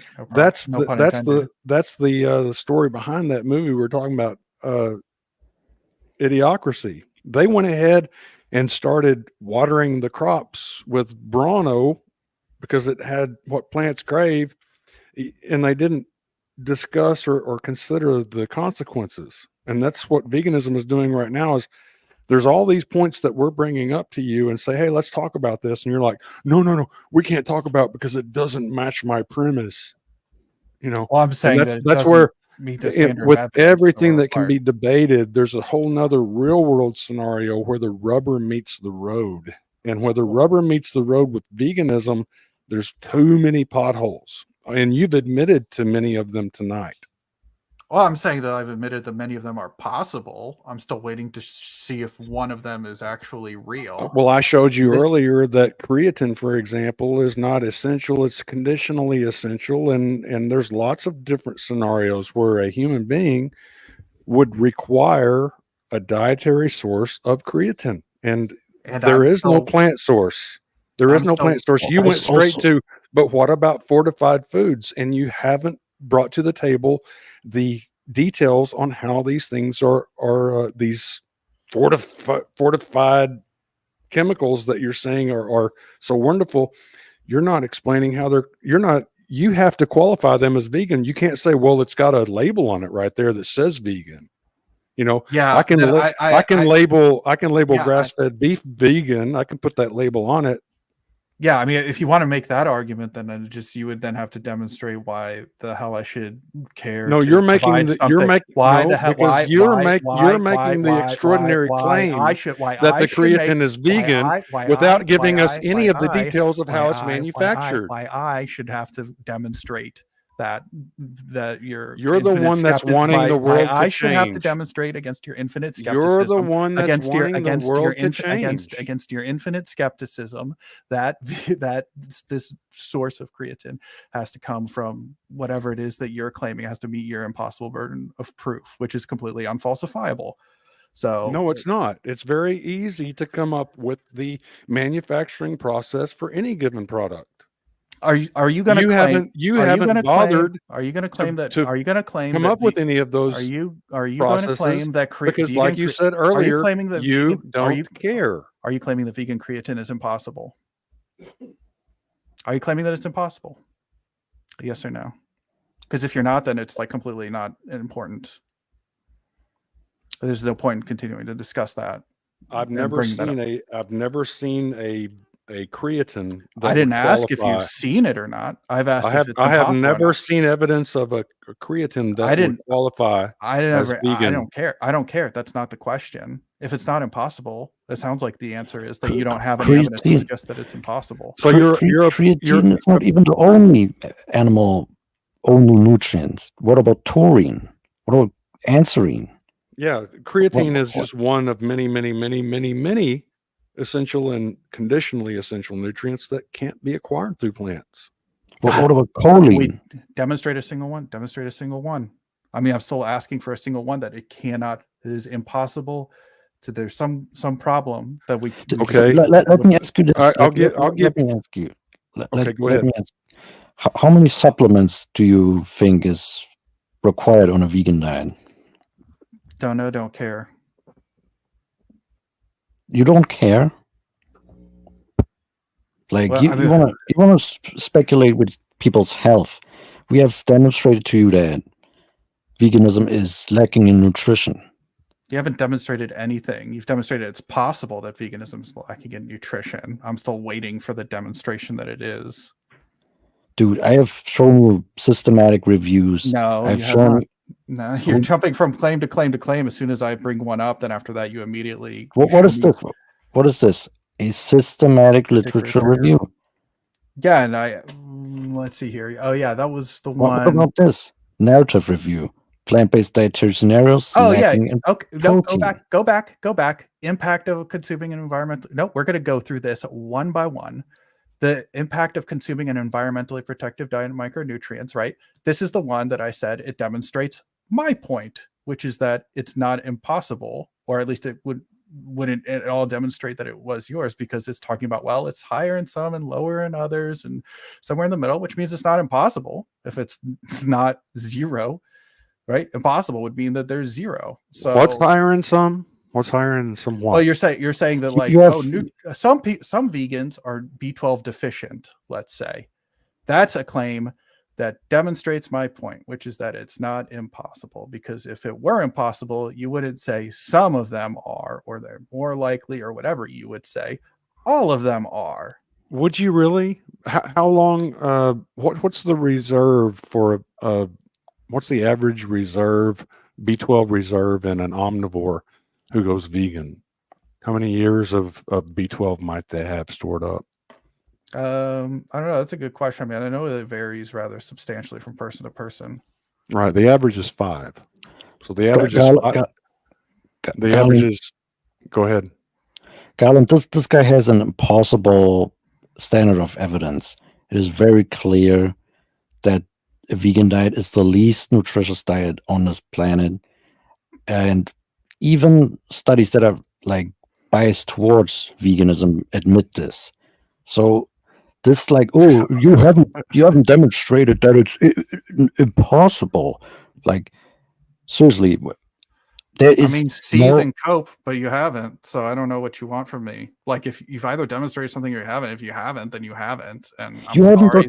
You have not even demonstrated that there's one vegan. You have not even named one vegan that has gone through this diet. Yeah, I mean, I don't know why I should have to provide that. Because you say we can be healthy on this fucking diet. I'm not saying that. I'm saying that it's indistinguishable from being true. That there's been no means by which I've been given to distinguish that claim from one that's true. And you keep on saying that you're about to provide evidence, and I'm waiting for it. So okay, you admitted that. So the impact one doesn't. He brought the exact kind of evidence you were looking for, and you dismissed it. I asked if it was fortified foods were included in this, and then you went on some tangent about fortified foods. Oh, so it doesn't matter what process. Let's say fortifying your foods kills 500,000 times more animals than animal agriculture does, but it doesn't matter because we're not eating them. But well, I mean, I don't even know if we kill these animals so that these synthetic vitamins can be produced, so that how many unsubstantiated claims are you going to make? Fortified. How many unsubstantiated claims are you going to make here? How many foods out there can you point to that are fortified that aren't ultra processed? Don't know, don't care. I'm still waiting to hear your argument for why any of this, any of the 50 million claims you're making are have even anything to do with reality. They're all indistinguishable from being false. I'm sorry. I can't tell the difference between this and fiction. I asked you earlier what was your level of education, either formal or informal, with optimal human nutrition? I don't know And why. you said there was as I remember, you said you had no education. So yep, I'm a complete idiot. Without no education in optimal human nutrition, what qualifies you to determine what is reality in regard to human nutrition? Because I have an argument you can't defeat. Oh, we already a bullshit standard of evidence. I mean, Steve and cope, but if you make unfalsifiable claims, then you should expect someone to ask you for evidence, and if you can't provide it, that's indistinguishable from a just so story of some kind of fiction. I'm sorry, that's the way reality works. If you want to less vocal fry and more intellect, please. Okay, you're going to talk about how I'm talking. Well, just less vocal fry. It's very irritating. All right, I'll talk in a higher register. Yeah, I mean, I'm still waiting to hear evidence. Let me ask you this. So there's evidence that topsoil is being degraded. Like the FAO said that, I think in 50 years, there's like 90% of our topsoil being in danger. And the way topsoil is being degraded is by the agricultural practices currently employed in monocropping, right? So things like tillage, pesticides, synthetic inorganic fertilizer, things like that, right?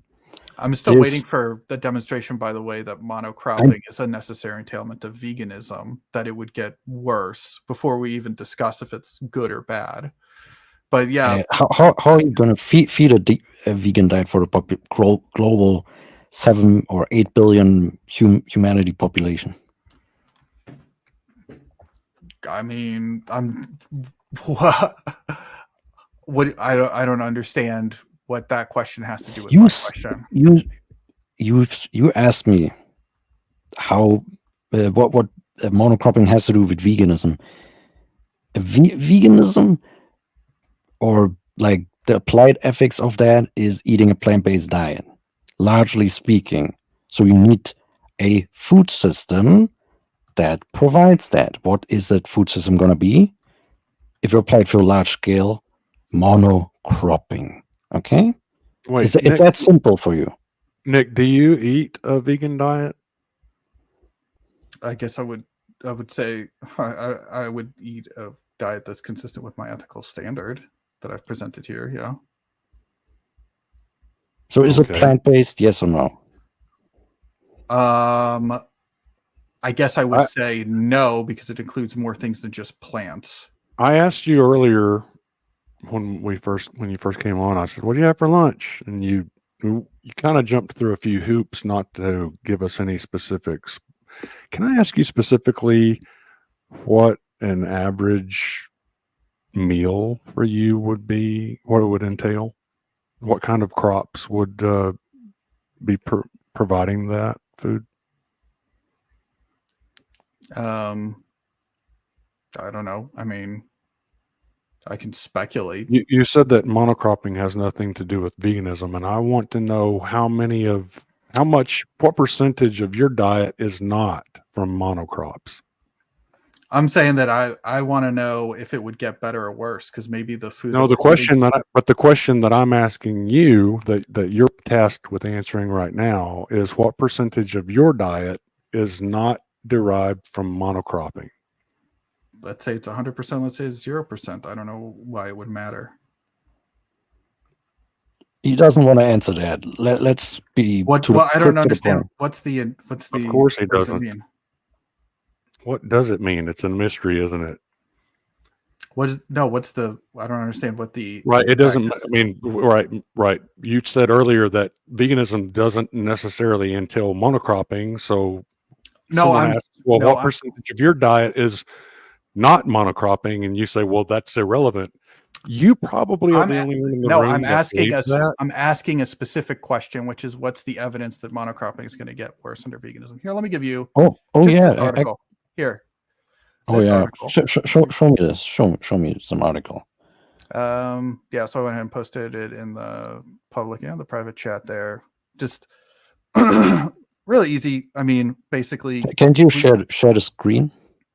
I don't know. Can I share screen? Here, I'll pull it up.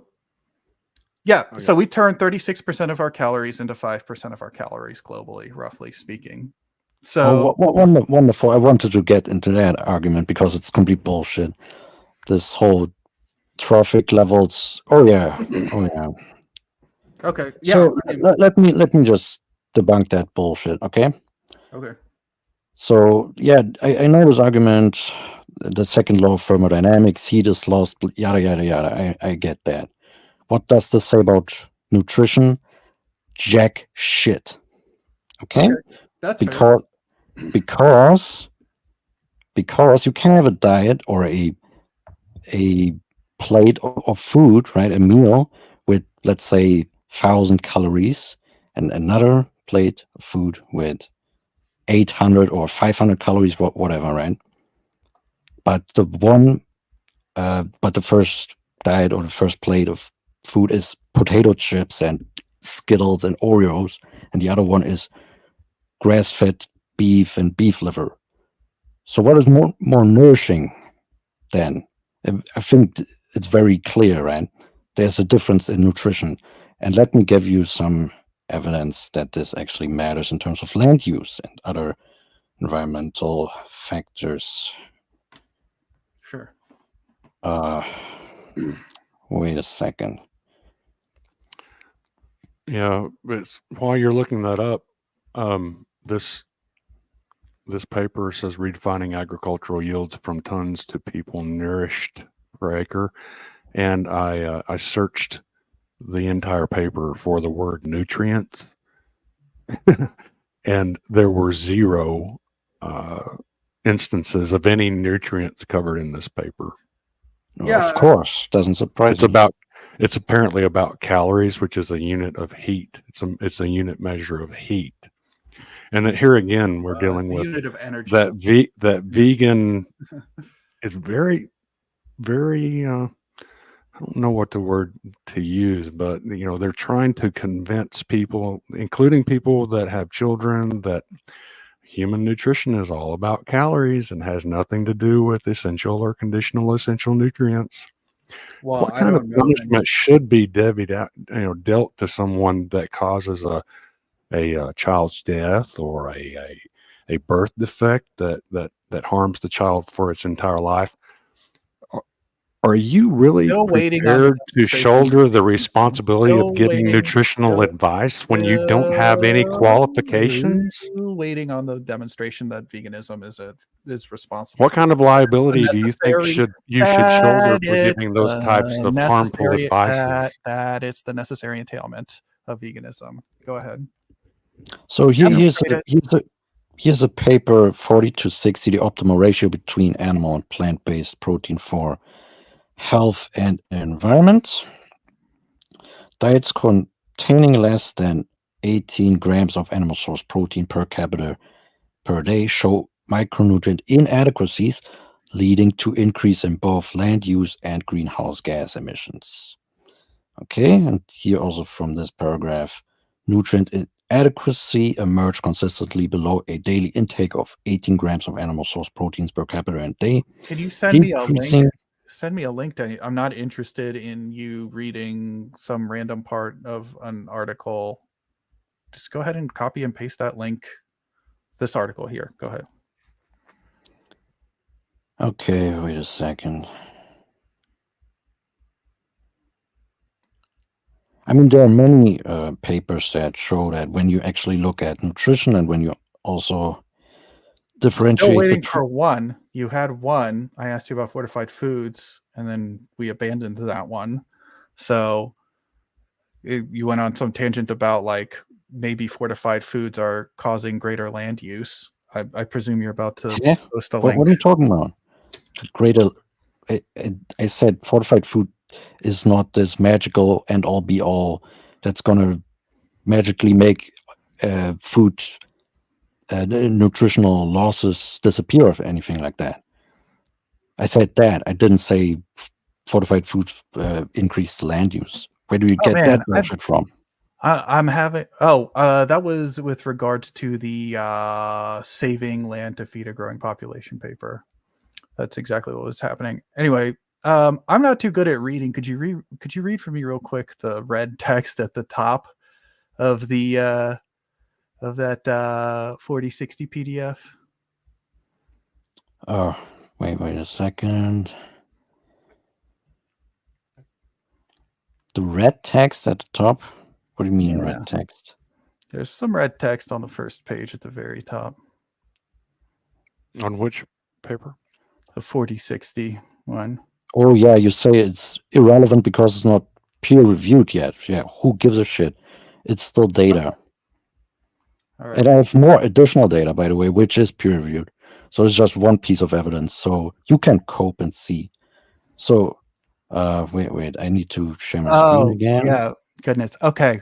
Yeah, I can share my screen and show more evidence. Okay. No. Monocropping is going to increase under Go back. veganism. No. Your 4060 paper. No, this is a hype. This is a slice of humble pie. I want you to eat on camera for me right now. Go ahead and pull it back up on your screen. At the bottom of page 9 there's a paragraph. Mm-hmm. I want you to read that last paragraph on the bottom of page 9 out loud.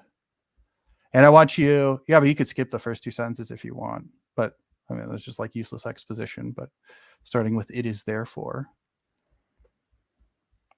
Well, page 9, where is it? Shit. The 4060 paper you just had up. Yeah, where's the thing? Like eliminating nutritional inadequacies? Is that what you want to read me? I'm looking at the peer review system is broken. We asked academics how to fix it. No, the 4060 paper. Yeah, I am at that paper right now. Oh, what should you do? Want to read me? That's not what's on screen. What's on screen is that's there page was 9. There was nothing on screen, so I decided to put that back there while y'all talk about this issue. no. Go to pull up the 4060 paper. On Oh, okay, yeah, I see it now. It's there. Go ahead. Yeah, read that last paragraph on page 9 for me, please. You mean eliminating nutritional inadequacy? That paragraph. Yeah. Yeah. You don't need to read the first 2 sentences. Just start at "it is therefore," or you can read the first 2 if you want. That's fine. You read it. Read it out loud. Yeah, it can be mitigated with fortified foods. Oh, it can be mitigated. That's interesting. Wow. Yeah, but it's not a guarantee. It's a possibility. It sounds like this isn't making an impossibility claim. Hold on. It so says, what? You think that you think that? Let me get this back at you, right? So it also talks about cultured meat. Meanwhile, we have a life cycle analysis showing that cultured meat production is heavier in greenhouse gas emissions by 4 to 25 times. So that is like a possibility. They're saying that, they're putting that in there to have some nuance, but it is not defeating the main argument which I'm putting forward, which is that nutrition matters when it comes to land use and all these other environmental footprints. So you have not defeated that argument one bit. Okay, they're just throwing in some nuance. That's not the argument you need to be making. The argument you need to be making. The argument is the impossibility claim. Unless you make that, then you're not actually defeating. Can you go back to that paragraph, please? It's irrelevant what you just brought up. Well, it's irrelevant. Let me make a point about that. It says it is therefore relevant to understand whether these nutrient inadequacies So they're admitting that there A are possibility. they're saying that these nutrient inadequacies, we need to understand Uh-huh. whether these factual nutrient inadequacies can be mitigated with future foods. There's an appeal to the future, appeal to fantasy, or future or fortified food products Or like for seaweeds, your fortified. insects and cultured meat. But the thing about that statement is that this paper has absolutely no data to support any of those of that statement. There's no data in the paper to show any data about whether or not fortification would suffice. Great. It's You, you, just see- saying you see, It sounds like then this isn't evidence, because if it's not oh, making yes, it is. possibility claims, it's then evidence. it's It's not evidence. evidence of Not evidence. nutrient Nope. inadequacies. What Nope. they're It's not they're showing that. leaving up to Nope. question Nope. is Nope. whether or not Nope. fortification would remedy that. Nope. It's Yes, not it showing does. that it's the It logical states that entailment. there are nutrient It is not. inadequacies, So and that's a Let me- it's fact. not showing. It's not showing that it's the logical entailment of my position. And if it's not showing the Listen, logical you entailment have of an my position, unscientific bullshit position. In science, they can listen, you cannot prove 100% to a certainty in science, like 100%. They're always going to throw in some nuance. Look at this. It says discussion, like over that paragraph. They always throw in some nuance. This paper does provide data that if there's going to be nutrient inadequacies, there's very, very likely going to be increase in land use and greenhouse gas emissions, which is indicative of a problem. Okay. Now let me show you some further data. fortified foods weren't even considered in this study, so I don't even know why. I mean, like, yeah, if you want to ignore, I mean, like setting aside bivalves here, like you're not even meeting your own burden of proof. Like, what the hell is this even? Like, this isn't anything. Can you give me one example of a fortified food that you're talking about? I don't know why you're asking me that question. Well, you keep talking about fortified foods and saying that is the answer. So tell me what you mean. What give me an example. What's top 3 in your mind when it comes to fortified foods? I don't know, like supplements. You keep bringing it up. What is a fortified food? If you're going to hang your hat on fortified foods, then give us some examples of what it is you're talking about. Like supplements or fortified foods. They're foods that No, give us an example of a food that's fortified that you're talking about when you say that fortified foods are the answer. What's the answer? What is it? What is a fortified food? Not some supplement. No, give me a specific food. Give me 3-5 foods that you endorse as being vegan because they're fortified. Well, I don't know, like at the top of the list is like iodized salt. That's like probably the most common one that we That's consume. not a vegan food. That's people. Do you know anything about the goiter belts? Is it so?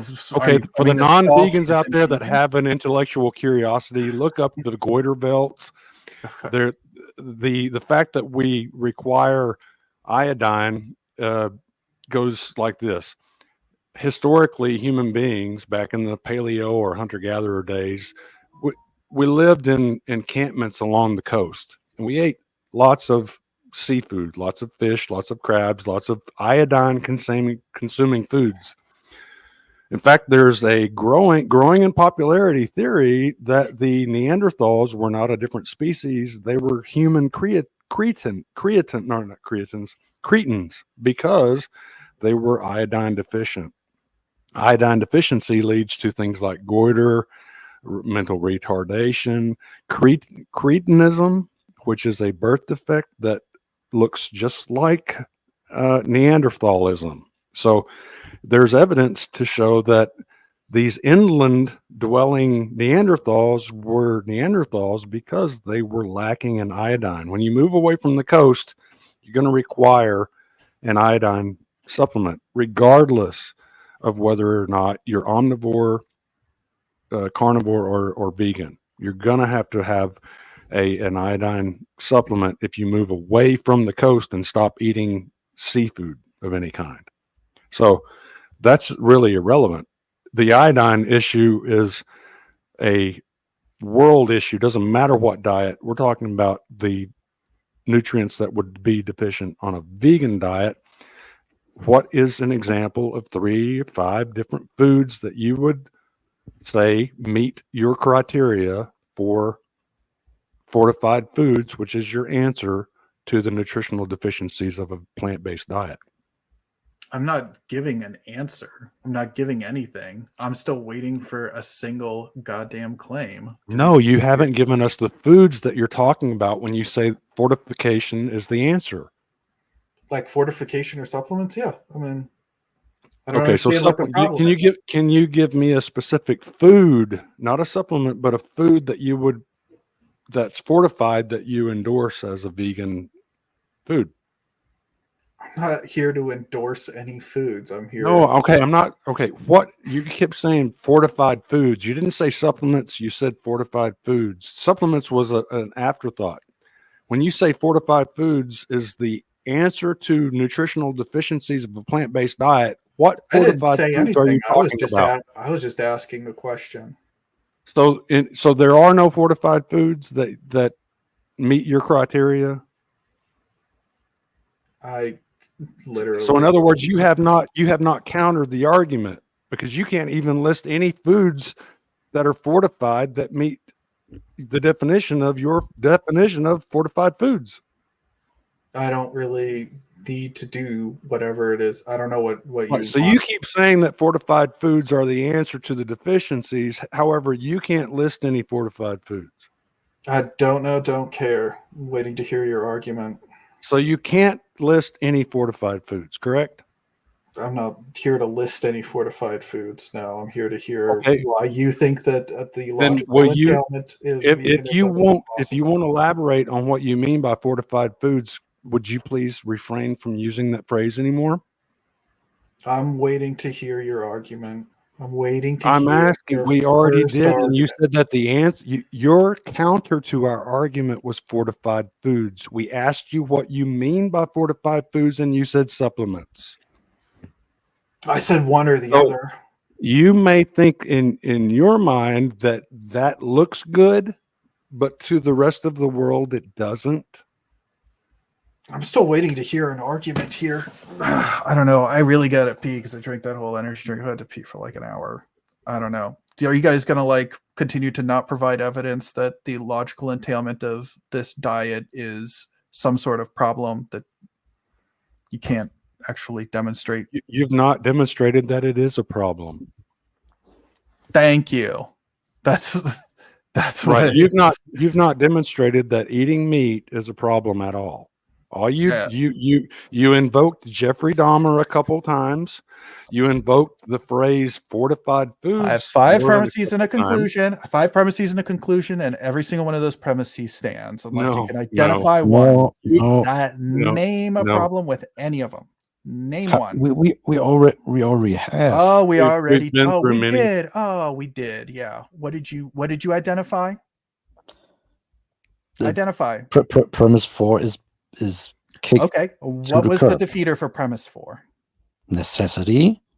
Okay. And what was the demonstration? Name one thing that you've demonstrated. We demonstrated that a vegan diet is nutritionally deficient Is and possibly that nutritionally deficient is is- completely irrelevant. is very, very, very, very likely for vast Oh. majority of people. Okay, well, And- now you're starting to hedge. Okay, you're And hedging. You're is hedging.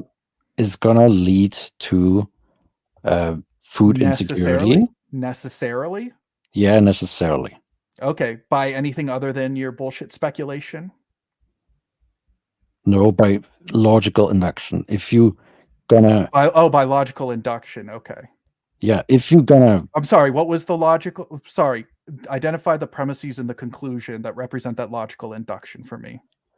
listen, if you're gonna take away Identify the premises and the conclusion that I represent. don't No, talk I'm not playing I that don't game. talk Identify. I'm not playing that game. I'm not playing this. No, I'm not bullshit playing game your anymore. game. Give not me playing your the game. argument. Give me the argument. Render the argument. You haven't rendered a single argument for something that's logical. You've jumped from paper to paper. As soon as I challenge you on one, you run to the next one. You make me Google for the next paper, and make me Google for the next paper, and Google for the next paper. Yeah, because you have And as soon as I impossible. give you any amount, I have an impossible. Wait, you Google. googling That sounds like you don't have for a it. I have an paper has impossible. nothing to do with the credibility of the paper itself. No, I'm saying you're jumping from paper to paper to If paper. Yeah, because you As soon as- demand as soon- evidence.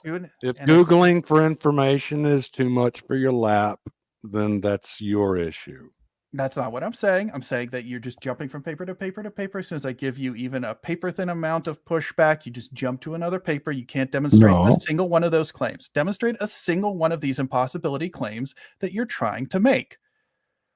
The Just give me first one. paper that he brought up, your counter was fortified foods. I asked you to give us an example of I said fortified it. I foods, said it doesn't. and you wouldn't do it. I You said it said you doesn't couldn't even do mention- it. I You said it didn't doesn't list even any mention- audio. fortified foods. You did The not audio list was any gone. fortified foods because you can't. I'm not the author of this paper. I don't have to list shit. The audio was gone for like 30 seconds. What was said? I don't have to list anything. I'm not the author of this paper. I said this thing doesn't list any fortified foods. I didn't even actually make a claim about this paper. You just immediately abandoned it and moved on to the next one. No, you pointed to that statement as proof that a vegan diet is sufficient. Oh, as you're long talking as about- there's okay. fortification. Yeah, so you're talking about the 4060 paper. I'm talking about the What, one what about it? that made the statement that it said that it's important to understand or realize whether or not fortified foods would suffice to overcome the nutritional It wouldn't deficiency matter. of a vegan diet. I'm not the author of that paper. That paper said deliberately that it excluded certain foods that exist that are still part of No, it didn't. It did not say that. It did not say that. It did not say that at all. It It absolutely did not say that. It It actually did not say that at all. At all. said, what's the last words of those paragraph again? Oh, yet these were not included in this study, which means that there's the fortified foods, the foods that don't naturally contain nutrients. Yeah, I don't give a shit if they naturally do or don't. I'm saying that you're trying to make the claim that the logical entailment of my position is some problem, and this isn't evidence. Plain and simple. The authors say it themselves in plain text. Okay, so that's not evidence. You jump from paper to paper to paper. If you want to pull any one of them back out and relitigate it, that's fine. But as soon as I give you a paper thin amount of pushback, where it's just like speculation about where crops are grown or whatever, from some random page that's within a video that's on the screen, as soon as I give you a paper thin amount of pushback, you run away and you run to the next claim. Like, give me a single argument here. Jesus Christ. The reason why we're going through papers is because you say that you're just dismissing all the evidence. So we say, okay, what about? Yes, it is evidence, of course.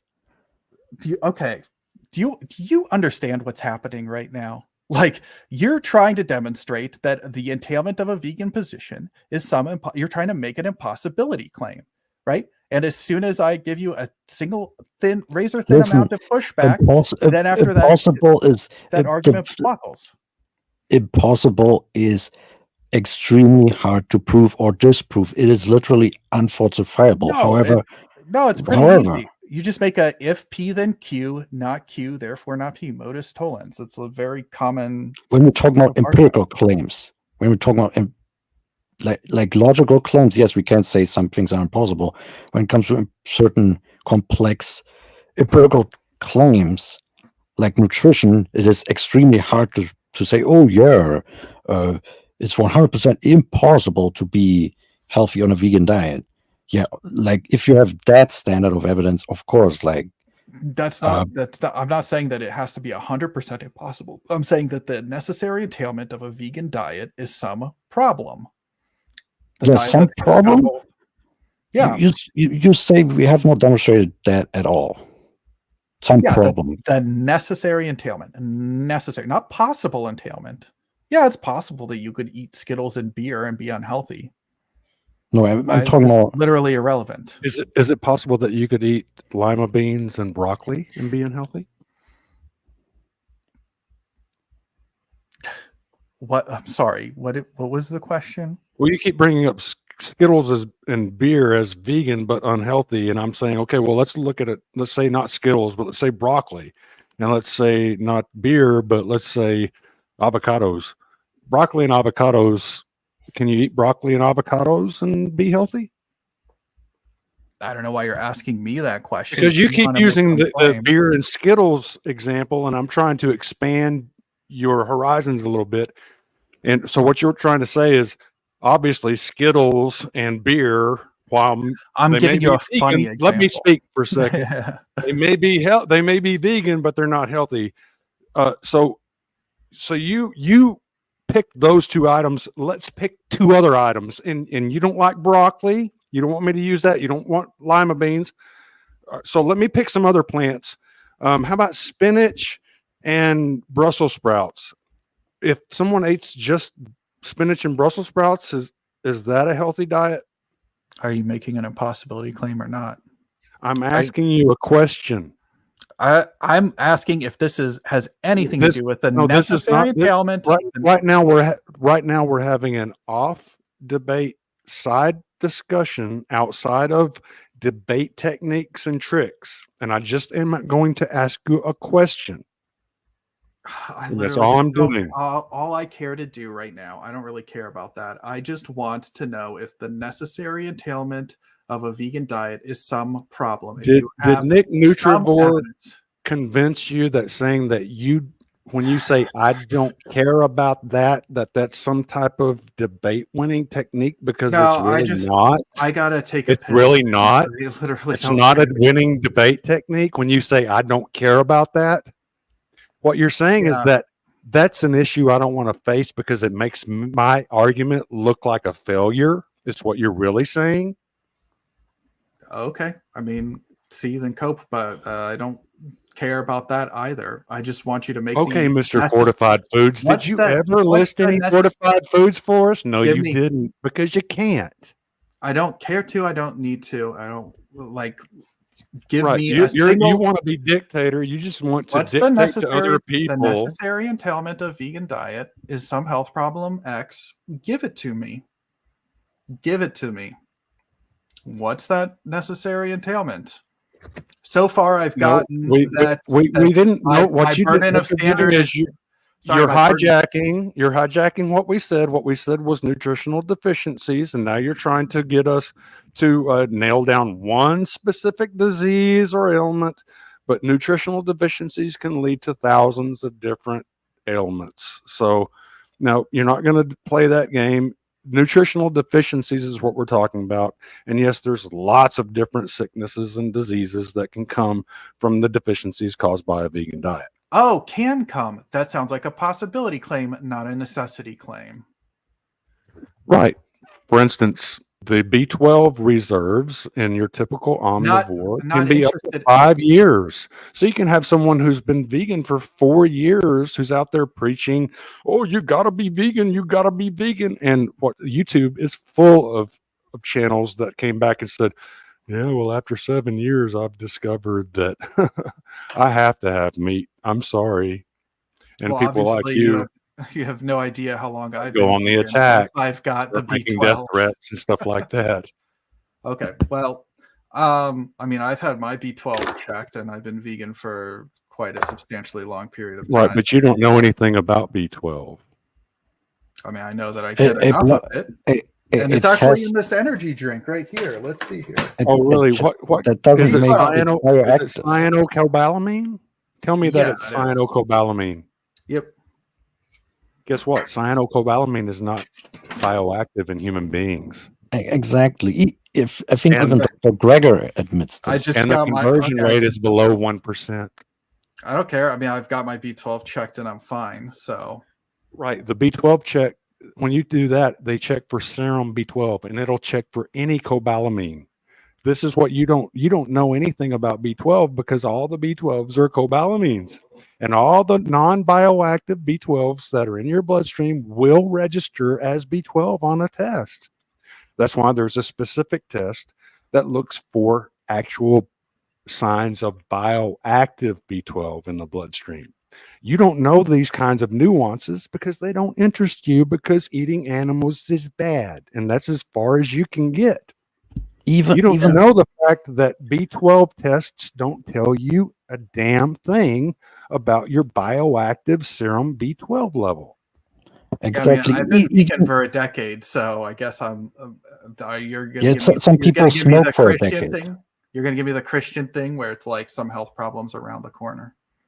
What do you mean Christian thing? If there's like a legit health concern that Galen Farms just pointed out, and even Dr. Michael Greger, who is a vegan, points out how blood tests are not going to reliably show B12 levels because of what Garland just mentioned about this not showing bioactive B12. But you just derail that. Oh, are you going to show like some Yeah, I Christian guess thing? I guess there? no, I guess I'm not. Yeah, I guess probably it doesn't matter to derail into like my own personal health because that's neither really here nor there. No, we're pointing out that you have a huge gap in knowledge when it comes to that. And I yet mean, you I don't care about that. All I care about is finding a single defeater to my argument. And so far, I've gotten the cope that my standard of evidence is too high and that my vocabulary is too big, and I have some vocal fry when it's 10 o'clock at night. So, I mean, do you guys have a single claim that the necessary entailment of a vegan diet is some problem? I mean, do you have that evidence? you know full well that that there are no cause and effect studies in human nutrition. You know that full well. So you phrased your premise in such a I don't know what that way. means. Yeah, there are no experiments on humans long term in human nutrition, which would Longitudinal studies? yeah, but no experimental studies on human beings as subjects locked in a lab for like decades. Such studies don't exist, and they would prove causal claims about human nutrition and health outcomes. This is the Look, kind of evidence that you're. No, I mean, you're doing the thing, and you're doing the thing that like a lot of people apologists do, which is where they say, well, your standard of evidence, would an 8 be enough? Would a 9 be enough? It's like, I'm trying to get to 1 here on a scale from 1 to 10. Like, What are you talking about? I'm saying, is there? You're ascribing a way higher burden of proof, the burden of proof that I probably should have, but I don't have anywhere near that much. I'm just trying to get to it's more than just it's possible that there's some problem that you. No, you say necessary. You say necessary, which implies causality, like which implies you eat a vegan diet, you get sick, like a 1-to-1 pinpoint causal relationship. This is what you want as evidence, and you know full well that such evidence doesn't exist, which you're exploiting by phrasing your premise in such a way, even though there are high risks. No, I'm not asking for stuff where people are locked in a lab for 20 years or whatever the hell you want. Like, that's not what I'm asking for. I'm just asking for a single health outcome or a single we talked about anemia. We talked about spina bifida. We talked about many health outcomes. Can we just take 1 minute here? Let's listen. See if this is what I think it is. Just a sec. Currently, the official position of associations and governmental agencies is categorical and unequivocal. In the case of a vegetarian diet, even if you eat eggs and dairy, in fact, I would extend that to flexitarians eating a few servings of meat a week, supplementation of vitamin B12 is required. Now, it's not just those eating plant-based that should be concerned about getting enough B12. About 1 in 3 non-vegetarians aren't getting enough for optimal health, and that may exceed half in women, especially when they're pregnant. But this number could run as high as nearly 9 out of 10 among those eating strictly plant-based, and 10 out of 10 doing it long-term. There are 3 groups of people who should ensure they have a regular, reliable source of vitamin B12 by supplementing their diet with vitamin B12 fortified foods or vitamin B12 supplements. Those who've had bariatric surgery, which can sometimes impair absorption, those eating plant-based diets, and the more than 100 million Americans older than age 50. Why can't you get regularly tested for signs of functional B12 deficiency, like getting your homocysteine or methylmalonic? Okay, so he's about to tell you why your blood tests for B12 are irrelevant. Acid level tested. Though those are nearly always elevated in cases of B12 deficiency, there are rare cases of severe B12 deficiency manifesting with normal B12 levels in the blood, normal MMA levels, and normal homocysteine. How do we know it was B12 deficiency? Because within months of B12 treatment, they made a remarkable recovery. So best to just take it and not wait for symptoms to arise. The question is how much and how often. Some recommend a single dose of 50 to 100 micrograms a day or 1,000 micrograms twice a week. Others suggest 50 to 150 a day. Some even recommend 500 micrograms a day. It all depends on the target levels you want in your body. For those with normal absorption capacity, meaning being under age 50, with an intact gas. Now, what he's not talking about right here is that absorption of non-bioactive B12 is almost a complete waste of time, because the conversion of the non-bioactive cyanocobalamin, which is in most vegan supplements, is less than 1%. And so that means that even with supplementation, you're likely to be deficient depending on what stage of long-term veganism you're in. Yeah, I mean, The blood tests are not accurate because they look for any cobalamin, and there's a long list of cobalamins, but the one that's bioactive in human beings is methylcobalamin, and you can't get that from any type of vegan product whatsoever, even if it's, algae or something like that. Can't do it. You just can't find methylcobalamin in a non-animal sourced food. Okay, that's interesting. Yeah, I mean, I guess I'll have to definitely look into that. I mean, I don't have any symptoms that I know of any B12 deficiency, and also the claims that you were making were slightly different than the ones that he was making regarding.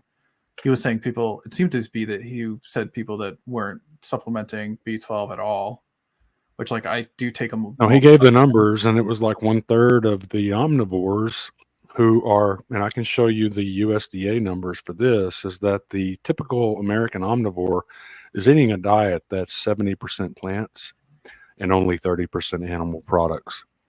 And so since animal products contain all of these essential nutrients, but they're a minority in the average American's diet, even though they're eating some animal products, they're not vegans, so they qualify as animal product eaters or meat eaters, but the amount of animal products that they're eating is less than 40%. It's 30%. So do you And think it's so- possible on a vegan diet to get enough B12? Not that it's difficult, but you think that it's impossible? There is no bioactive B12 from any vegan source. So you're saying that it's impossible? Right. There is cyanocobalamin you can get, but it's not bioactive, and the conversion rate is less than 1%. So like your vegan doctor here said, it said that long-term vegans are close to 100% in their B12 deficiency, regardless of whether or not their serum B12 tests are coming back sufficient or not. Do you want me to rewind that and play it for you again? Well, you was saying specifically, it seemed like people that were not supplementing at all. No, he didn't. He didn't say that.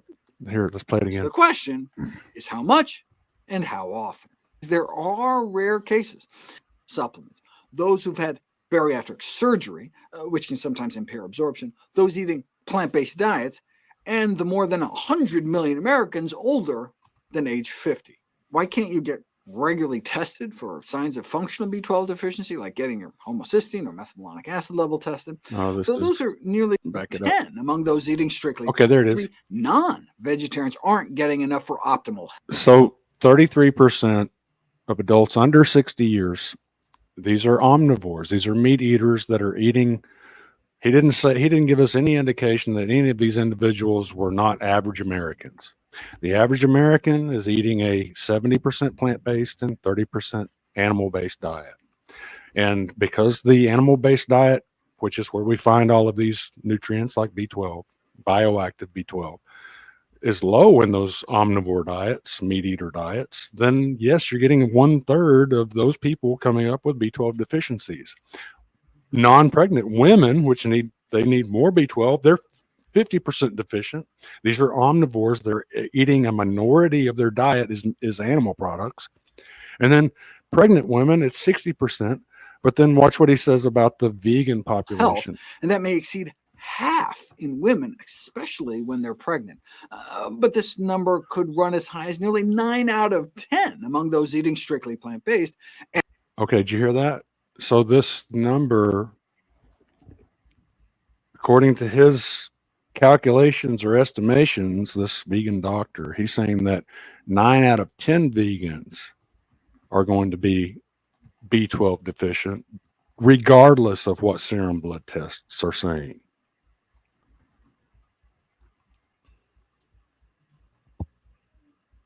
Well, I mean, like it says here, with supplementation of less than, right? Or is that the is it picomole per liter?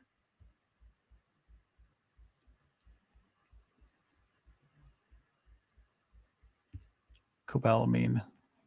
I guess I don't know what's being median. Well, let's listen to what he's saying. We can. What would help would be to actually have that paper. Yeah, I know. Let's hear what he says again. Pregnant. But this number could run as high as nearly 9 out of 10 among those eating strictly plant-based, and 10 out of 10 doing it long term. So 10 out of 10, Dr. Greger is saying vegans will be deficient in B12 long term. Yeah, I mean, this That's is all what like, he's saying. but this is mechanistic speculation. Do you have any like evidence that's like maybe like a prospective cohort study or something like that? That's like that cyanocobalamin is ineffective for B12.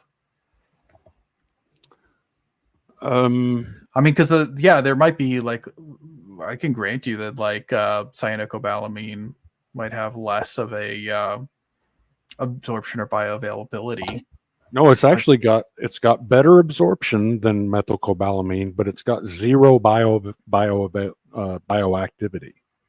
Yeah, do you have an 100%? It's paper that shows very, very bioavailable, but bioavailability and bioactivity are two different things. So that's why okay, so it's causing a false okay on the B12 status, because it's bioavailable. It's entering the bloodstream.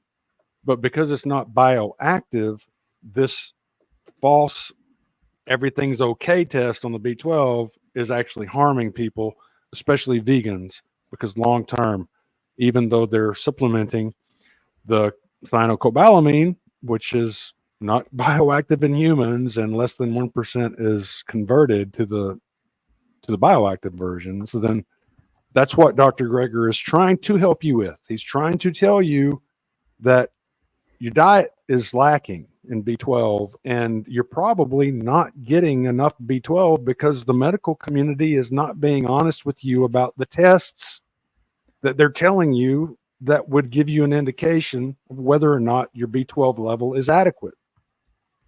So any doctor that you go to that says, oh yeah, just let me test the cobalamin in your blood. Oh yeah, you got plenty of cobalamin. Your B12 is good. Well, if I were you, I'd be changing doctors if that was the kind of runaround I was getting. Yeah, I guess you said that there was some sort of test that you could do. What was your claim? Yeah, there is, and I think that I think he covers that. Let me see if I can have Dr. Greger cover that. There are 3 groups of people who should ensure. The question is how much and how often in your body.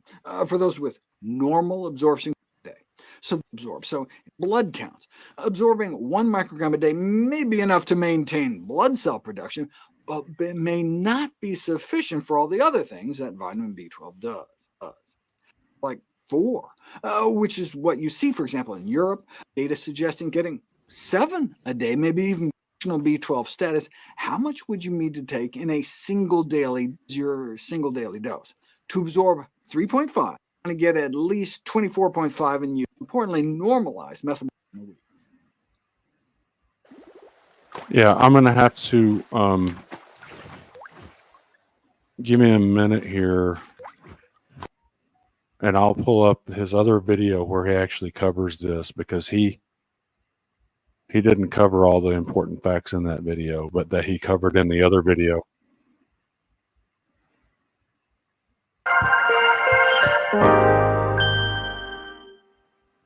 Well, I mean, I'm looking Talk about the here at optimal the. dose of Well, I'm looking here at the like just consensus.app, and I guess I don't see anything that says that oral cyanocobalamin is less or more. This is like it's about to be equal. In bioactivity. Yep. Well, I guess show in terms us. in terms of effectiveness. I mean, I'm just like looking at like consensus. Effectiveness at raising serum B12. Because yeah, it will raise serum B12, but it's non-bioactive, so it causes a false positive on the serum tests that are supposed to be telling you that your B12 is okay. So you'll get a false positive on that, because yes, it's effective at raising blood serum cobalamin levels, but if it's a type of cobalamin like cyanocobalamin that's not bioactive in humans, then it's a false reading. Yeah, let me see here. I mean, this is like what I'm looking at, just to get like a brief idea. Looks like there's mixed results. Some say it's cyanocobalamin.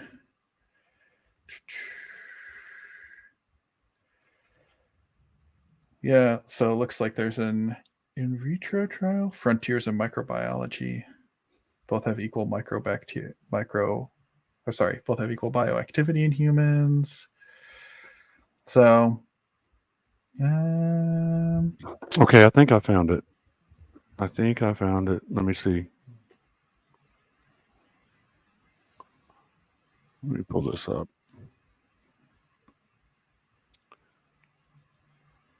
Can I ask a question about protein? Let me play this real quick, and then we'll get into the protein after okay. this. Okay.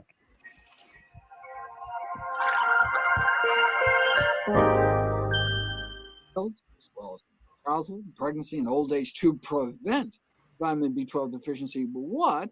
You already have it. How much do you have to take to treat it? Your doctor might want you to get vitamin B12 injections, but oral B12, even for those who can't absorb it well, has long been considered one of medicine's best kept secrets. It's now considered well known that orally administered B12 supplements are as effective in overcoming deficiency states as intramuscular injections when you get up to taking 1,000 micrograms a day. How long do you check throughout months, depending on how low you start out, before going back to a regular maintenance dose of 50 a day or 2. Well, this doesn't seem to be making a very convincing case for you.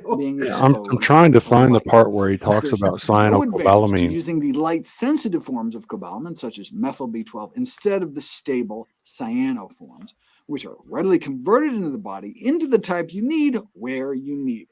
That's not a true statement. They're not readily converted. They're not readily converted. There's a less than 1% conversion rate. Do you have I guess would you have any I'm going to try evidence to pull it. Yeah. All right.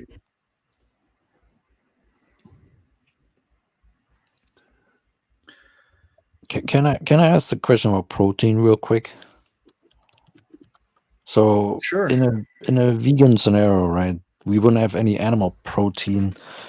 We would be relying on plant protein, yet the only plant protein that I am aware of that has a full complement of amino acids is soybeans. Even though it's a little bit low in methionine, but whatever. But here's the thing about soybeans. There are millions of people who are allergic to soy. So how are these people going to get their amino acids? Well, that would mean that, I mean, that's like if you just have one source of protein. Yeah, but soy is, to my knowledge, it's the only plant protein that's that has a full complement of amino acids. Yeah. Yeah, that doesn't matter because you could just add more proteins together, like more protein foods I together. think that's. I don't think this actually works. I think this has been refuted. Why would it be refuted if you had some proteins that were some protein sources that were low in one type of protein and What would one be a particular protein? amino acid? What's an example of a protein source that you're talking about?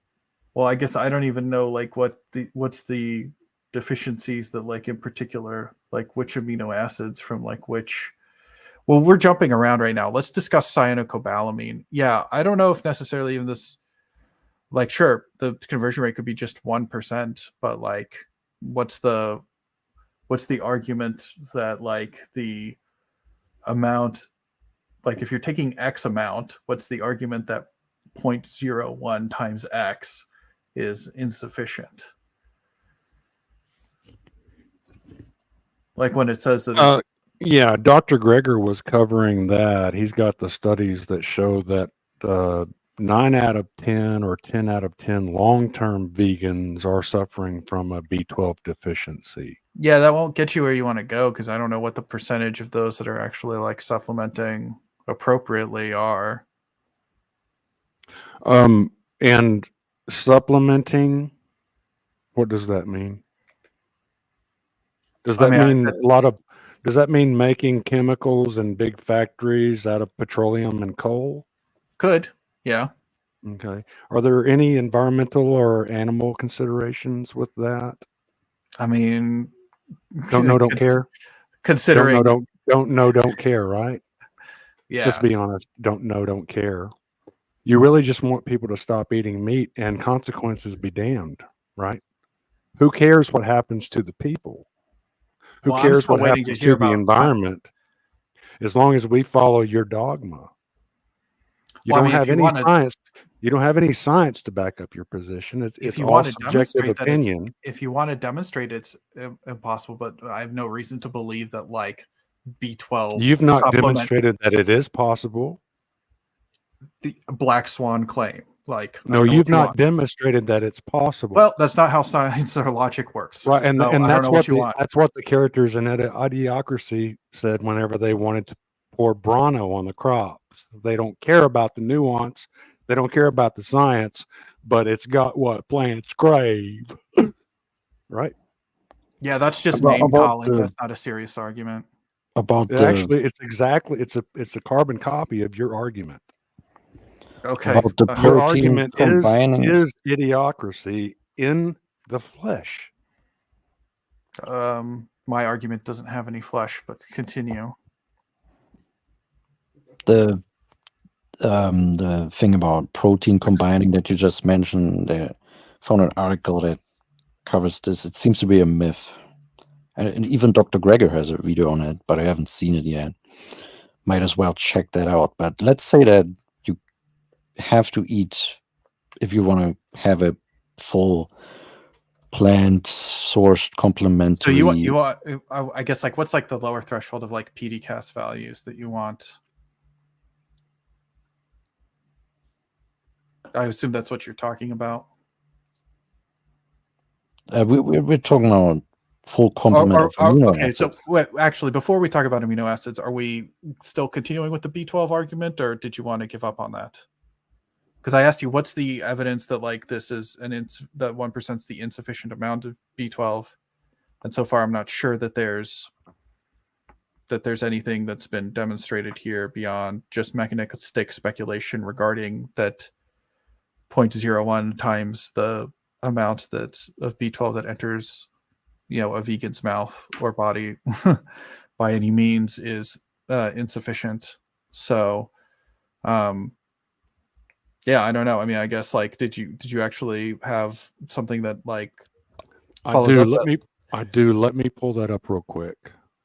Let me pull that up. I don't think you've seen it yet.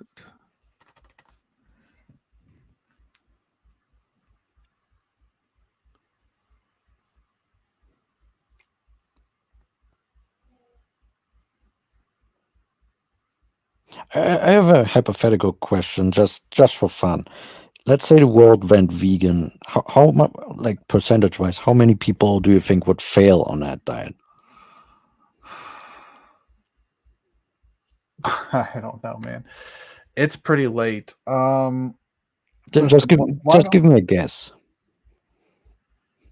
I have no idea. I mean, it looks like about in general. I mean, I guess, well, in terms of like going vegan, like in terms of for the ethics or for like potential health No, benefits or like what? they're just quitting the diet because their health is crashing or they're not feeling comfortable on it anymore. Oh, well, I don't know what feeling comfortable means. I mean, that could be a Yeah, nocebo effect. I mean, look how much we are spending time figuring this shit out.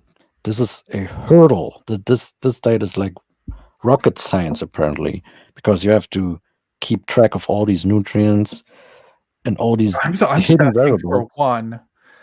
Hey, listen, it's For really one? late. It's I'm asking for one. That's like a demonstration that you can't get enough on a vegan diet, on a diet that's entailed on my ethical position.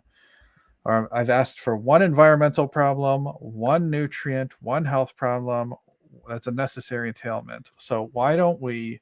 Because this is going on for like 4 hours now, and it's pretty late. And You were complaining earlier because you thought that we weren't going to go long enough for you to make your points. I don't know what that means or has to do with anything. But why don't we So- table I mean, it? Why this don't you whole thing- find the B12 paper that you want? We'll table this discussion for later. But I mean, yeah, this thing would have been shorter if you actually accepted some evidence. Like seriously. Here, hold on a second. Listen. To flexitarians eating a few servings of meat a week, supplementation required.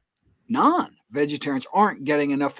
I said supplementation is required. So 9 out of 10 among those eating. So 9 yeah. out of 10 among So those. this is a vegan doctor giving you exactly what you asked me for, which was evidence that vegans are Eating vitamin strictly B12 plant-based, deficient. and 10 out of 10. And what you want to do is say, but that doesn't tell me about supplements. And you can't even tell us how these supplements are manufactured, what kind of animals are killed, what kind of environmental destruction is yeah, caused. that's your what burden kind of proof. human That's your burden of the proof. No. When you can't just say the word supplementation and you go, oh, well, I won. I used that word. No, you have to actually explain what you mean by supplementation. Words mean things, vegan. You have to explain these words. You don't get to just use words and go, well, I said supplementation and all supplements are vegan. So vegan labels define what vegan is. That's not the way it works in the real world. It only works that way What are you when talking you and Nick about? the Nutrivore get together and try Okay. to come up with these dialogue trees so that you can trap people into these bullshit arguments that have absolutely no credibility know. whatsoever. Well, there's no, So despite the fact that we're both everything that named you've Nick, asked we're for not today and related. evidence you've gotten in your lap in spades, and you've denied it and you've rejected it. But I will invite you back to come back on another day to try again. For you to try again, yeah, go ahead. I mean, No, you can try You've got again. my argument. You lost in spades today because every question that you asked was answered. We couldn't even get you to answer any questions like what is a fortified food? Give us an example of a fortified food. And you could not even answer that simple question. Yeah, no, Completely, that's what you do. You always completely get spanked. discredited. You always And get if spanked, you and want then to you come say back and you try to save your reputation, you're welcome to come back and try again. But tonight you failed, and you failed in gargantuan manner. You failed embarrassingly. Okay, sure. I guess that's an interesting perspective. Well, yeah, it is, because you couldn't even tell us what a fortified food is. You're using all of these words like supplement, fortification, and you Not my can't burden of define proof. them. You can't Not my burden of define you cannot define the words that you use. Okay, sure. I can't define the words I use. Anything You else? did not define fortified food, for instance. You also said that your B12 was perfect because you got a serum blood test. And we know now that serum blood tests are bogus. Don't we? I mean, it's possible. I would need to see like what the evidence is regarding like the Well, why don't you look that up? situations. Yeah. And when you finally figure that out, then maybe you can come back on here and do a public service announcement to your fellow vegans and explain to them that their doctor, when they're testing for serum cobalamin, is not telling them the amount of bioactive B12 that's in their bloodstream. All right, cool. And you can let me know of a single impossibility claim that that follows. I can give you one right now. There is no bioactive B12 in any plant food. All right. Silence on that. I'm Silence. sorry. The The audio started playing on another window. What's up? There is What did you say? there is no bioactive B12 in any plant food. Yeah, I asked you for an article, and then you were fishing for a while, and then I was No, like, I'm this going is back. this is just a true statement. It doesn't require a study. We know for a fact that there is no bioactive B12, human bioactive B12 in any plant food. That is a fact that you cannot overcome in any way, form, or fashion. All right, let me know if you find any evidence of that. I just did. I showed you that B12 is No, not that's not what you available. showed. Bioactive B12 is not available in any plant food. All right. You already admitted that. And you said, well, what about fortification? There it goes. That's not a vegan diet. A vegan diet is a plant-based diet. It's a plant diet. It's not about pills. All right, I really do gotta go. If you I'll want see to you guys. promote a pill-based diet, then do that. If you want to promote a vegan diet, which is plants, do that. Pick one or the other. I've had to pee for like the last hour and a half. I'll see you guys. All right. We'll see you next time. All right. Thanks. Yeah. Thank you. Wow. This dude, man. But I already suspected that it would go like this, honestly. Like Well, vegans never want to justify their stupid position. They always want us to justify something that is actually rational and reasonable, and then they reject the evidence. Like, it's a clusterfuck. Seriously.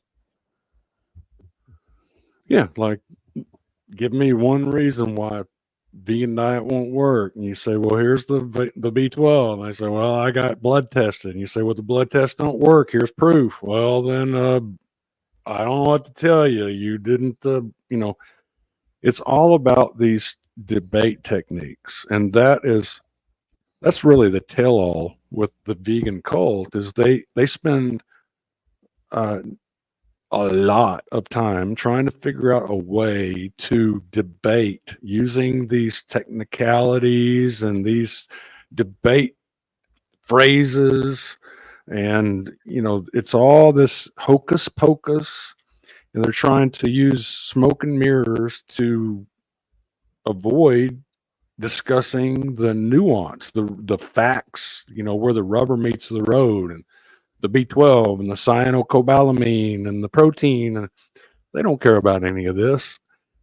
They want, regardless of their inability to admit it readily, they want to legislate a vegan mandate globally, and consequences of that, they could not care less. If it caused a global famine, most vegans, especially the activist species of vegan, are hardcore misanthropes. They hate the human species. They hate human beings. And if a bunch of people died because of famine caused by a vegan mandate, then that's all the more good in their eyes. The hatred for human beings. Who was it that said anywhere that animals are worshipped, human beings will be sacrificed?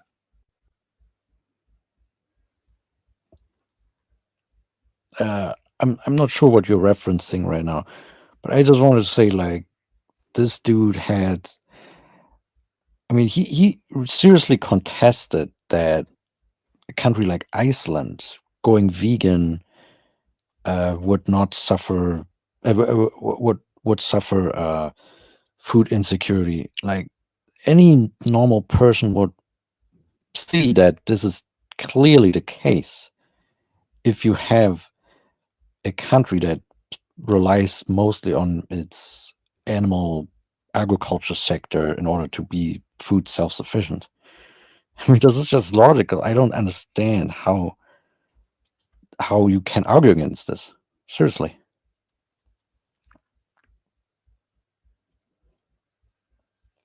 Hello? Yeah. And I mean, he always saying impossible and necessary, like these words.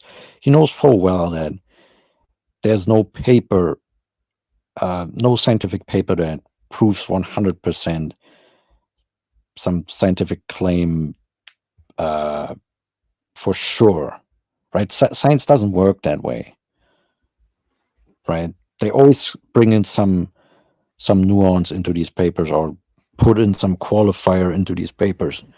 It's not going to be a paper that proves 100% what he wanted us to prove, but we give him pieces of evidence that as a whole make it very clear that vegan diet is not sufficient to meet the nutritional standards of the human species. Yeah, this has become standard practice in the fraudulent peer review process where they're publishing these papers that prove something that's counter to what the UN and the WEF and the vegans are saying, and they'll insert these statements like, you know, we have to consider whether or not fortification might be a remedy for these deficiencies that are inherent in a, and then you look in the paper and there's absolutely no data to support any type of supplementation solution whatsoever. They're just unsupported statements that these scientists are paid to put in there.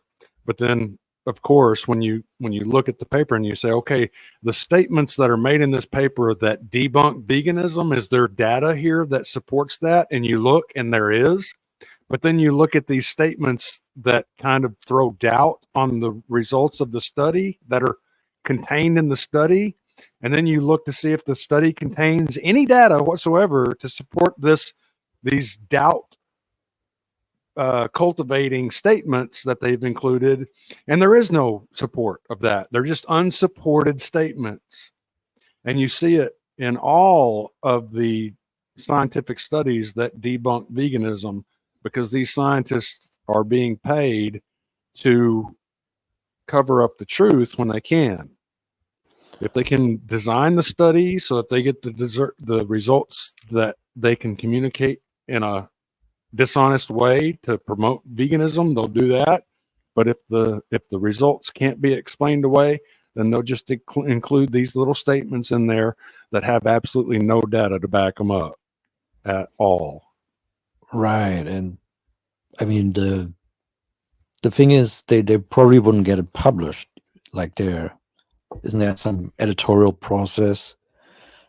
But right, and that's a good point. The editorial process, because that statement that he was hanging on to, he's been doing this long enough that he knows that every study that debunks veganism is going to contain these editorial claims that are not supported in any way by any science provided in the study at all, or in any study.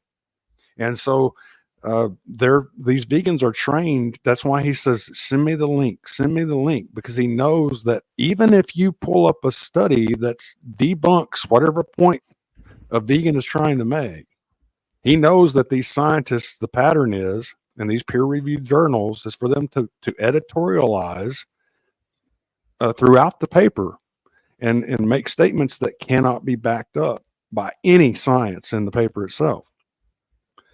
And so that's why he wanted the links, because he knew that he could go in there and find some statement that he could pull out and isolate and try to use that to discredit what the study actually backed up with data.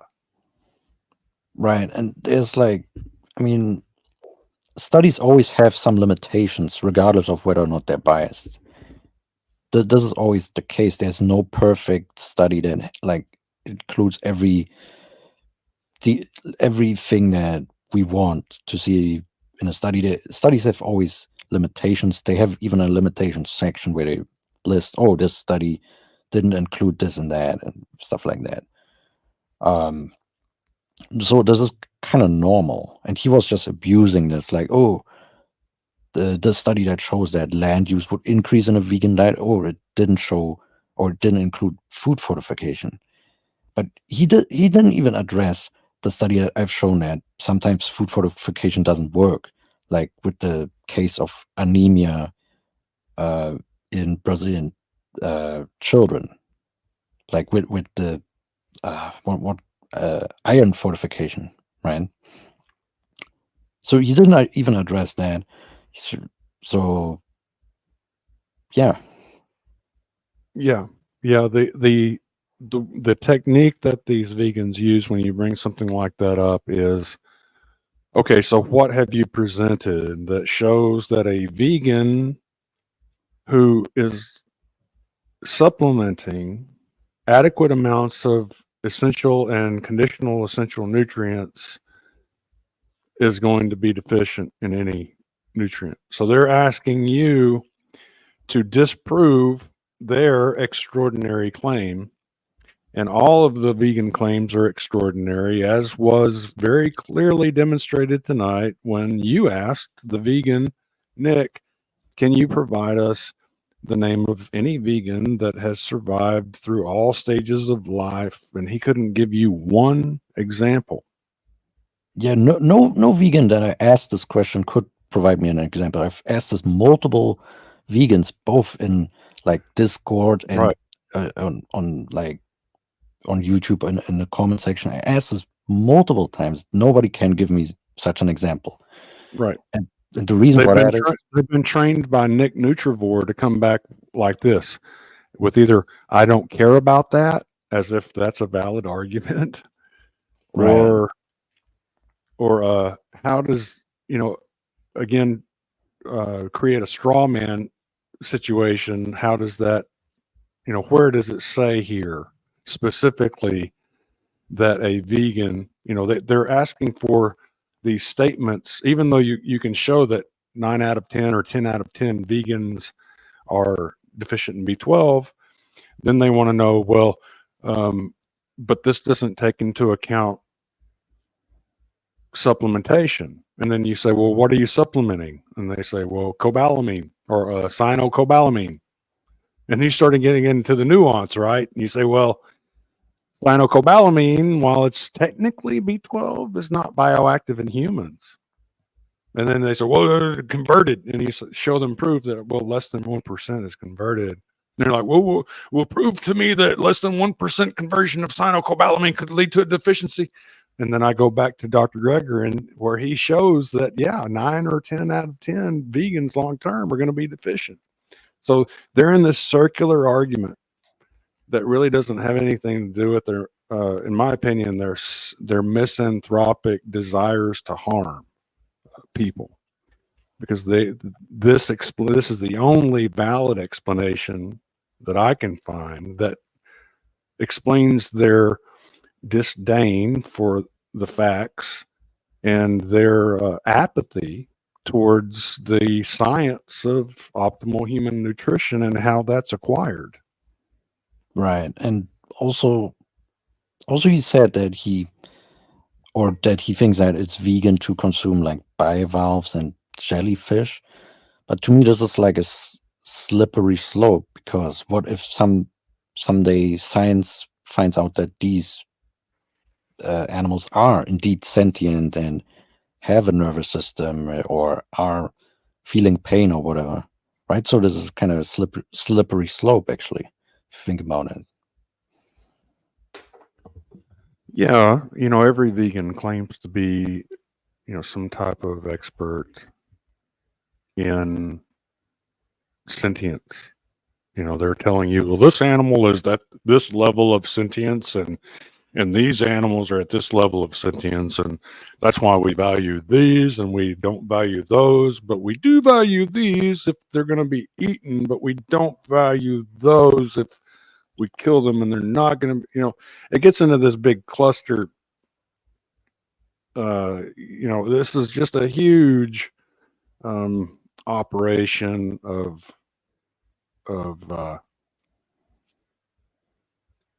misinformation and deceit is what it is. Yeah, and intellectual dishonesty. I mean, how can you be so disingenuous and just reject every single piece of evidence that we provide them? We have thrown, I don't know, 20 studies or so, and also very good arguments. I mean, and I've not even gotten to my argument about soil degradation in full, because the nutrients that are lost in the soil are also going to be lost in the fruits and vegetables and plant foods. So Right.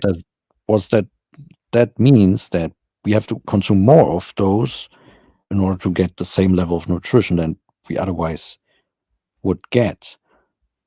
So that means more pesticides have to be applied. That leads to more nutrition loss. That means we have to consume more of those, and it's like a vicious cycle. You know what I mean?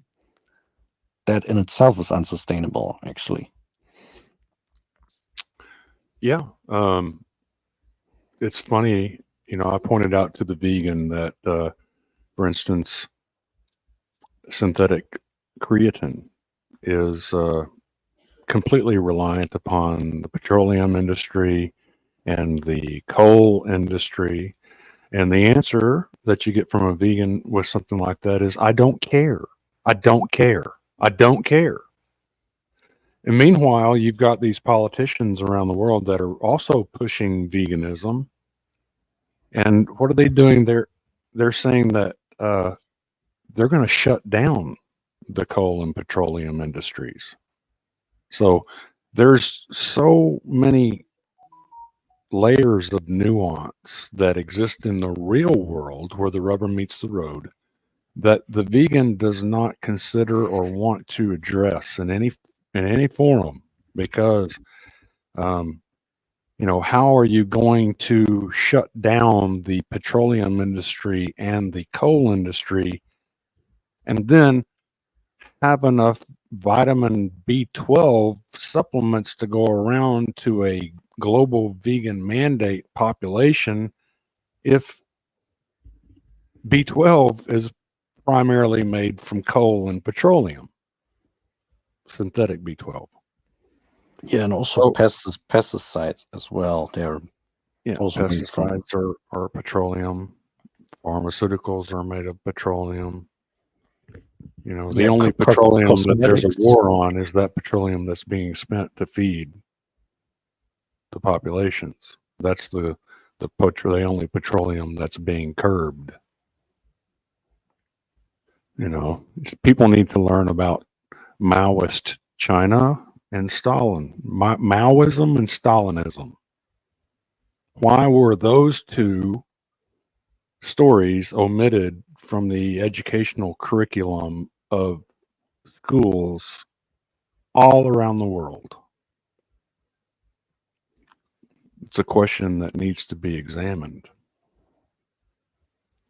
because both of those scenarios coincidentally starved to death millions, 100 million people at a time. I mean, in the case of Mao, his war on sparrows caused an ecological imbalance. That is very interesting. Like when you wipe out one native animal species, that leads to an overpopulation of another species, right? So it brings us back to this vegan argument about culling predators, and it shows that this would be horrible for the environment. Oh yeah. I have seen it firsthand. I've seen jackrabbits overpopulate because of the eradication of local predators. And you get into a situation where they end up starving to death in mass, which is kind of the same scenario that seems to be the direction that they're trying to engineer in veganism, because of its inherent nutritional deficiencies and threat to global food security. Plays right into anyone that had a Maoist or Stalinist agenda. And I don't know if there's been any entities that have been claiming that the human population needs to be decreased. I don't know. Is Bill Gates ever said anything like that, or Klaus Schwab? I'm not sure. But if they have, then that would certainly mirror the same exact blueprint that was carried out by the Maoists and the Stalinists, So I think we need to take a serious look at what is being proposed and what's being carried out. Look at what's happened to the farmers in Holland. What's happening in Germany? There were farmer strikes, but there was then prices raised on meat to shut that down, I think. Yeah, that pretty much happened because they were like not subsidizing the farmers anymore, if I remember correctly. And then they were just, in order to stop these protests, raising taxes on meat or something, or raising the prices, or on even on eggs and other animal products, I think. Yeah. Well, with both Maoism and Stalinism, which again, check your local educational curriculum in your schools, and I bet you that there's little to no mention of these two. Both of them, at the time, there were hundreds of millions of people that died of starvation, but those governments claimed a series of unfortunate events. Historical research since then has proved that no, these famines were engineered. I think the livestock of the kulaks were confiscated, if I remember correctly. That's correct. So again, it plays also into my argument that I brought up about lack of livestock leading to famine, which Nick didn't accept for some reason. By the way, can you see that on screen here that I pulled up? The large-scale drinking water contamination in France? Right. And it says right here, nearly 1/3 of drinking water in France is contaminated with a potentially carcinogenic pesticide. Nearly 1/3. Holy shit! This is crazy. I mean, you want to tell me that this is sustainable? It actually is a perfect segue into something that I need to cover on this channel. I'll talk to you about it behind the scenes so that you can help me present this, or I might just present it to you live so that the rest of the community can be persuaded at the same time. But have you ever heard of something called a hydraulic civilization? No.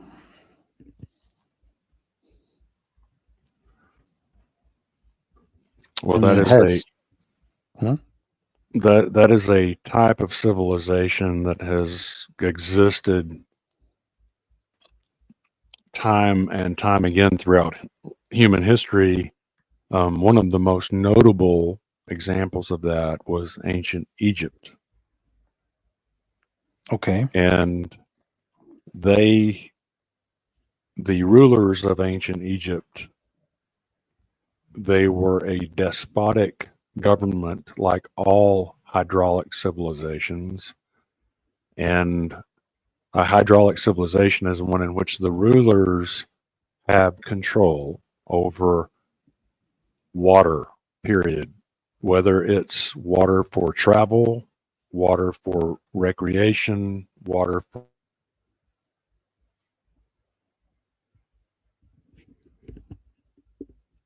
Can I hear you anymore?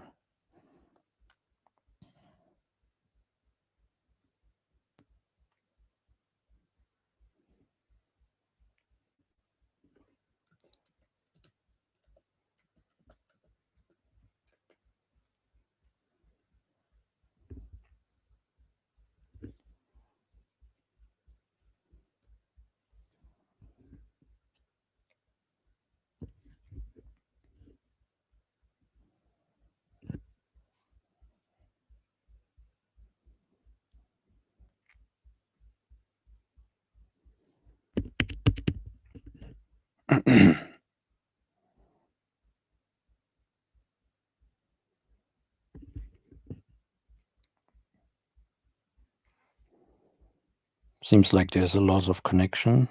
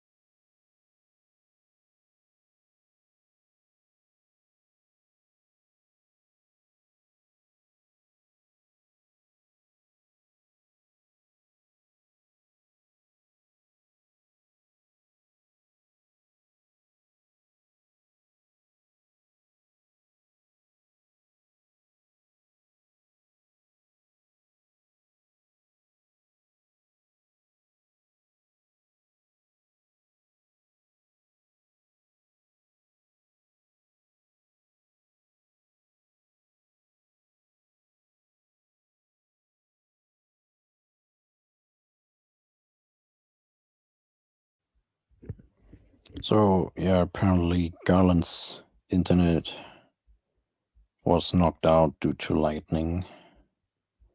So either we wait for him now, I guess.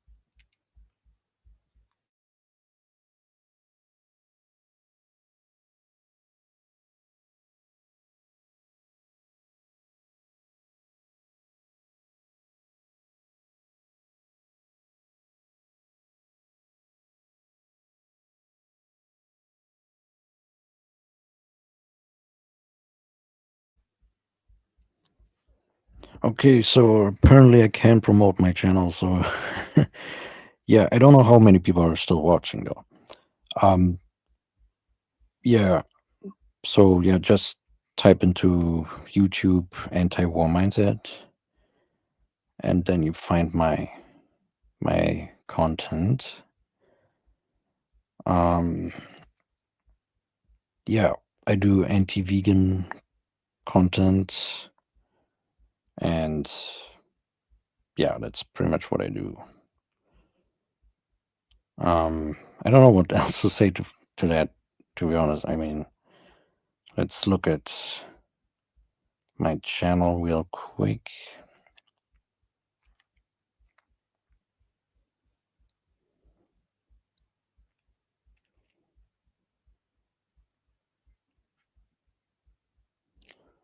So yeah, this is my internet connection is also very slow right now, but yeah, here it is.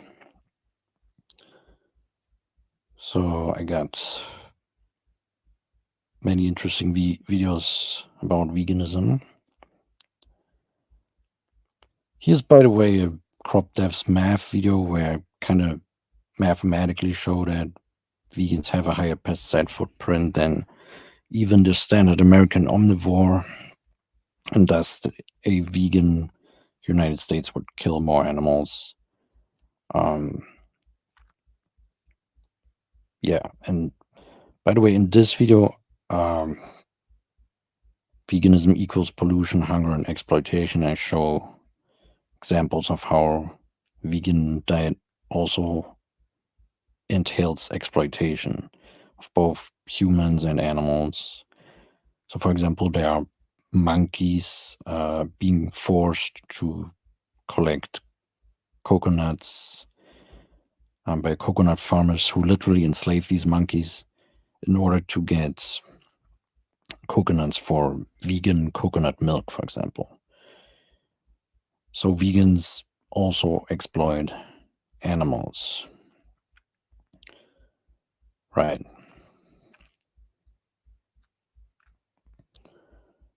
And here I also have this nonsense debunked that animal agriculture is inefficient. It's actually very efficient also when it comes to protein upcycling. We actually get more protein out of the animals than we give them as human edible grains or whatever, which we shouldn't do anyway. But even the standard mainstream livestock industry, even that is protein efficient, and is also efficient in many other ways, actually. But yeah, this is sort of my channel. By the way, this video here, does the Recaptron care about these pigs? this got actually age restricted. So, because apparently the crop deaths that I show in this video, the footage is too brutal for YouTube, even though I got the footage from YouTube. So that's kind of interesting.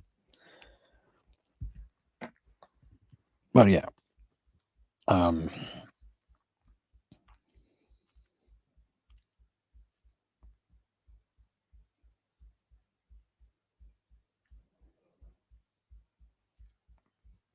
And here I summarized the research on monocropping being increased in the vegan world. I mean, I think the evidence is pretty good for that, actually. You know, I mean, vegans can nitpick these studies all they want. They can, you know, try, oh, this doesn't include supplements, this doesn't include fortification. Overall, the diet is still very deficient, even including that. I mean, come on, you have a diet that lacks 20 nutrients, and that is lacking in bioavailability and having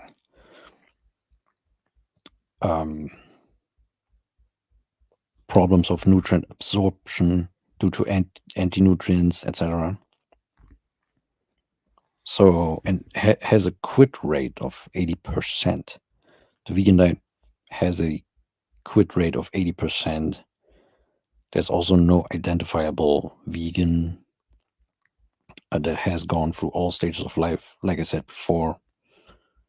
So this diet is just a fad diet. It's literally nothing but a fad diet. There was never a vegan nation. There was never really a vegan tribe or anything like that. You know, it's just a small group of the population trying out this fad diet, quitting. Most quit the diet after like 1 year or so. And like the hardcore vegans quit it maybe after 10 to 20, maybe 30 years, you know, after health crash. So again, this diet is not shown to be sustainable. You know, the vegans always try to put the burden of proof onto us. But again, the status quo of society is that we eat meat and that we have animal agriculture. And if vegans want to abolish that, the burden of proof is on them. That's pretty much all I'm going to say on that.